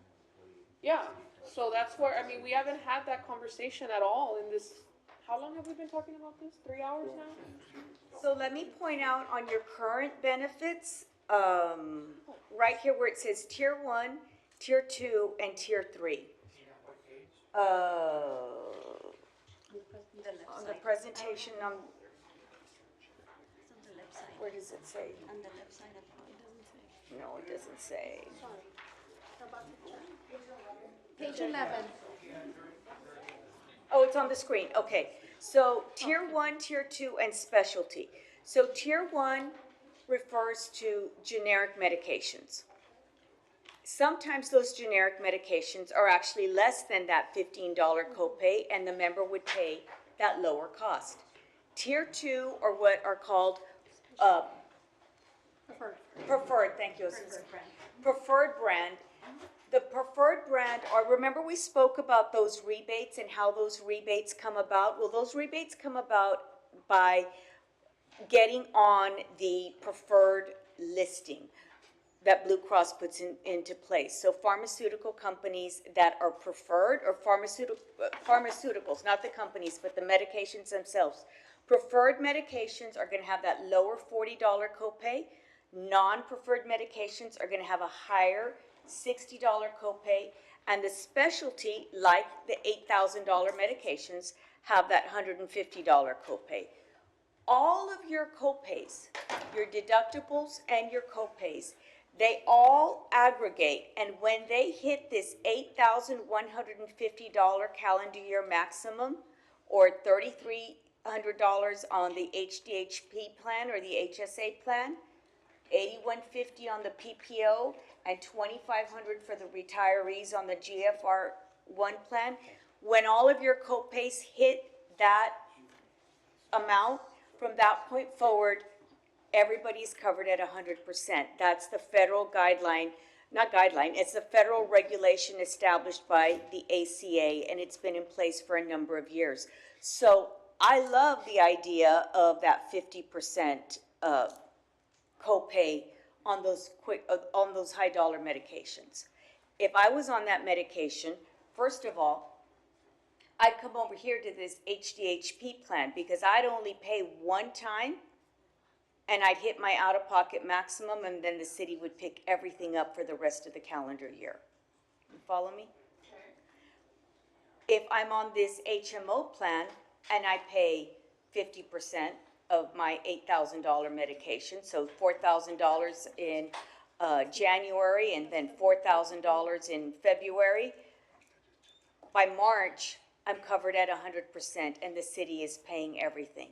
Do you have, Mayor, if I may, do you have stats on the, how many people actually hit that max out of pocket? Yes, we do. And how many people are hitting, and then how much? We get that every month. That's one of the reports that we go over with Well, how many the people HR. are hitting the max? Las is gonna look that up right now. Is it in here? No. Well, I think we can maybe go over this the next time we meet, because we have a lot of stuff to cover. Yeah, I just wanna, Hold on. Mr. Esparza, I just wanted to interject because we're focusing, and I think, you know, it's important information to find out about these specialty drugs and how much they cost. But I do want us to be aware, because I believe we're kind of focusing on drugs that perhaps we're looking at maybe being more choice-driven. There are certain cancer medications that are $9,000, $10,000 a month. And more. And more. Yeah, they can be much, much more. And it is not, you know, thinking about increasing costs and everything to cancer medications. I just want us to be aware of the patients who are actually accessing these drugs, using these drugs, and the unique circumstances they find themselves in. That we don't lump everyone together. Correct. That it's simply drugs that are desirable versus drugs that are life-saving. And I think that's very, very fair, that these medications are truly treating serious illnesses. They come at a very expensive cost, but to answer your question, Ms. Bettis, to date, and this is for this plan year, only 47 claimants have exceeded more than $5,000 in out-of-pocket expenses. So the vast majority of your employees are under that amount. But at one of the very first slides that Natalie shared with you was that it's the high-cost claimants that are really driving the overall utilization. And believe it or not, these people that are on these $8,000 a month medications, they wouldn't really count as a high-cost claimant because, somebody help me with my math here, but what's 8 times 12 is 96. 96. You're never going to come to me for math problems, I promise you. So $96,000, that's not going to hit that threshold. The 300, which is the stop loss. Right.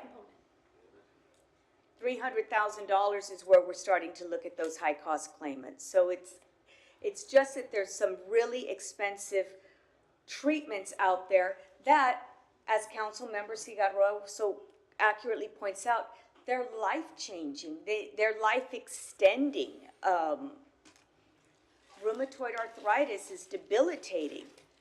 So maybe this medication means somebody's able to still come to work versus not being able to work at all, but it comes at this huge cost. Well, I know that the city offers like separate cancer insurance and stuff like that. I mean, I'm not trying to be insensitive or anything, because I know that this is a serious problem in our community and just altogether, right? But we do have additional insurances that are supposed to kick in and cover like additional costs. So, I don't know if maybe everybody is participating in these, where those plans would kick in to cover some of the costs.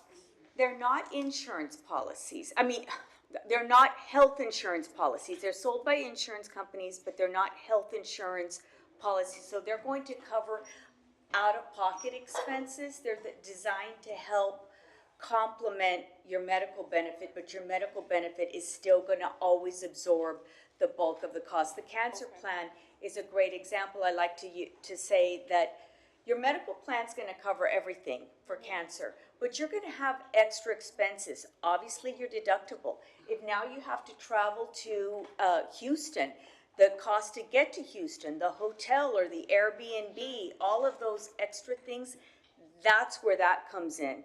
If you don't have it, you've got to pay for that out of pocket, because the city of Laredo is paying for your treatment at MD Anderson, but they're not paying for your transportation to MD Anderson, and they're not paying for the meals you need to eat while you're at MD Okay, so Anderson. it's totally separate. Yeah, so they're Okay. separate. But you had some great questions earlier about preventive care, and as it turns out, now I don't know how to turn. Is it back on? All right. Last month, Blue Cross Blue Shield came down and they brought a whole team that met with our team, with Gallagher, and with HR and finance to give an overall review of the annual plan performance. And there's all sorts of good information in here, but you asked specifically about preventive care. And I wanted to share this because I think it's really great. So the good news is that the city is at or above the benchmark for most of the types of preventive care that are covered. So for colon cancer, we're covered folks age 45 to 75. The benchmark is 38.9% participation. You're at 38.3%. So you're right there with what the rest of the world is doing. The bad news is that the rest of the world is still getting an F, because we're not hitting 80% of everybody or that is eligible to do these services isn't doing them, but the city is doing as well as the rest of the population. Yeah, so some employers offer to their wellness program not just the annual physicals. Like today, I signed for someone who worked at a different company for their mammogram, their pap smear, and their physicals. So if we can incorporate cancer screening into the wellness program for points, then that would be, because I've only had City of Laredo employees come to me and say, hey, can you write a letter that I've had my wellness? Which also would be really convenient if you just had a form for the physicians to sign for the day, instead of having to do some letter, that's just have a form we can sign, that'd be great. The city gets a report from Blue Cross Blue Shield monthly of who's gone in for these services, and they allocate that point to the wellness program. Yeah, but it doesn't have to be an annual visit. That's my thing, is insurance wants it to be coded as an annual visit. In my world, there's no such thing as an annual visit, especially unless it's just some patients come every 3 months, and every visit's the same. We're going over the same stuff every 3 times. There's no magical annual visit. So that'd be nice, I'm saying, with the form. But I'm sorry, I meant preventive visits, so it'll show that you went in for your pap smear, for your mammogram, and so the city is tracking that on the back end without requiring the patient. That assumes the physician codes it properly and puts the right code, which is not always the case, so. That I can't guarantee. Okay. So Like, in other words, let's be a little bit, make it easier on the employee and, to get these days off and these wellness points instead of making them jump through hoops and their physicians as well. Keep in mind that, first of all, they're not having to jump through hoops to get that report over to the city. That's automatically generated based on the claim utilization, the claim showing that they went in for preventive. But I think what Dr. King's referring to is that if the doctor doesn't code it as preventive, it's not going to get caught as preventive. We always remind people that for every service you seek at the physician, hospital, lab, whatever, you get an explanation of benefits, whether you get it in the mail or you look it up on the app.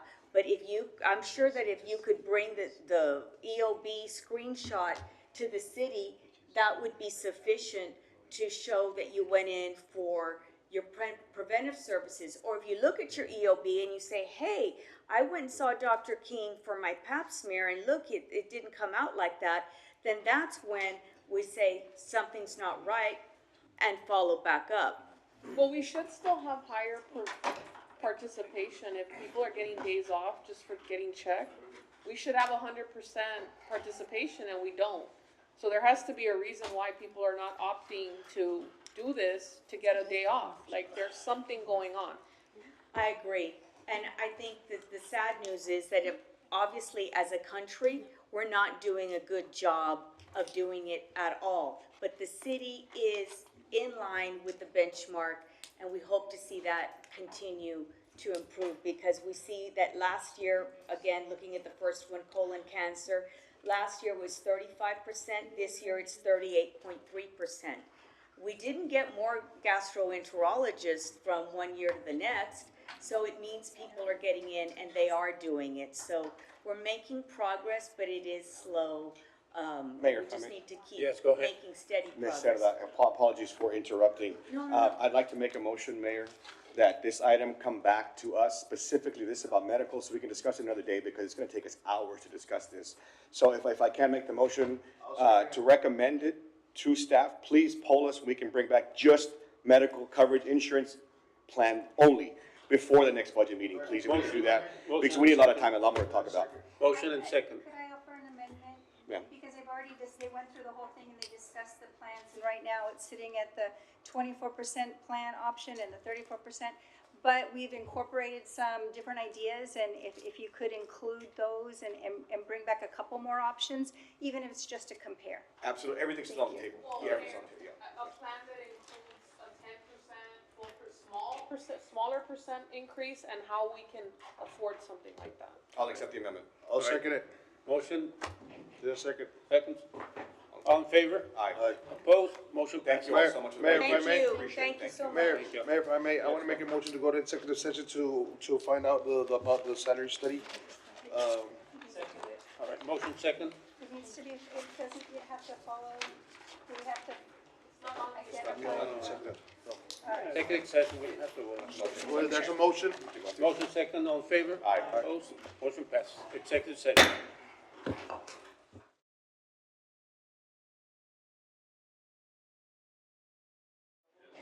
Back to executive session, no agreements were made. Mayor and City Council, I want to thank you for your time today. It's been a fast 5 hours. And we had a lot of good conversation. Everything that we talked about today will actually help us to prepare, one, for the next meetings and the conversations we have, and to help us prepare the budget that everybody can be proud of. So thank you so much for your time. Mayor, motion to adjourn. Motion second, all in favor? Opposed? Motion passes. Meeting adjourned.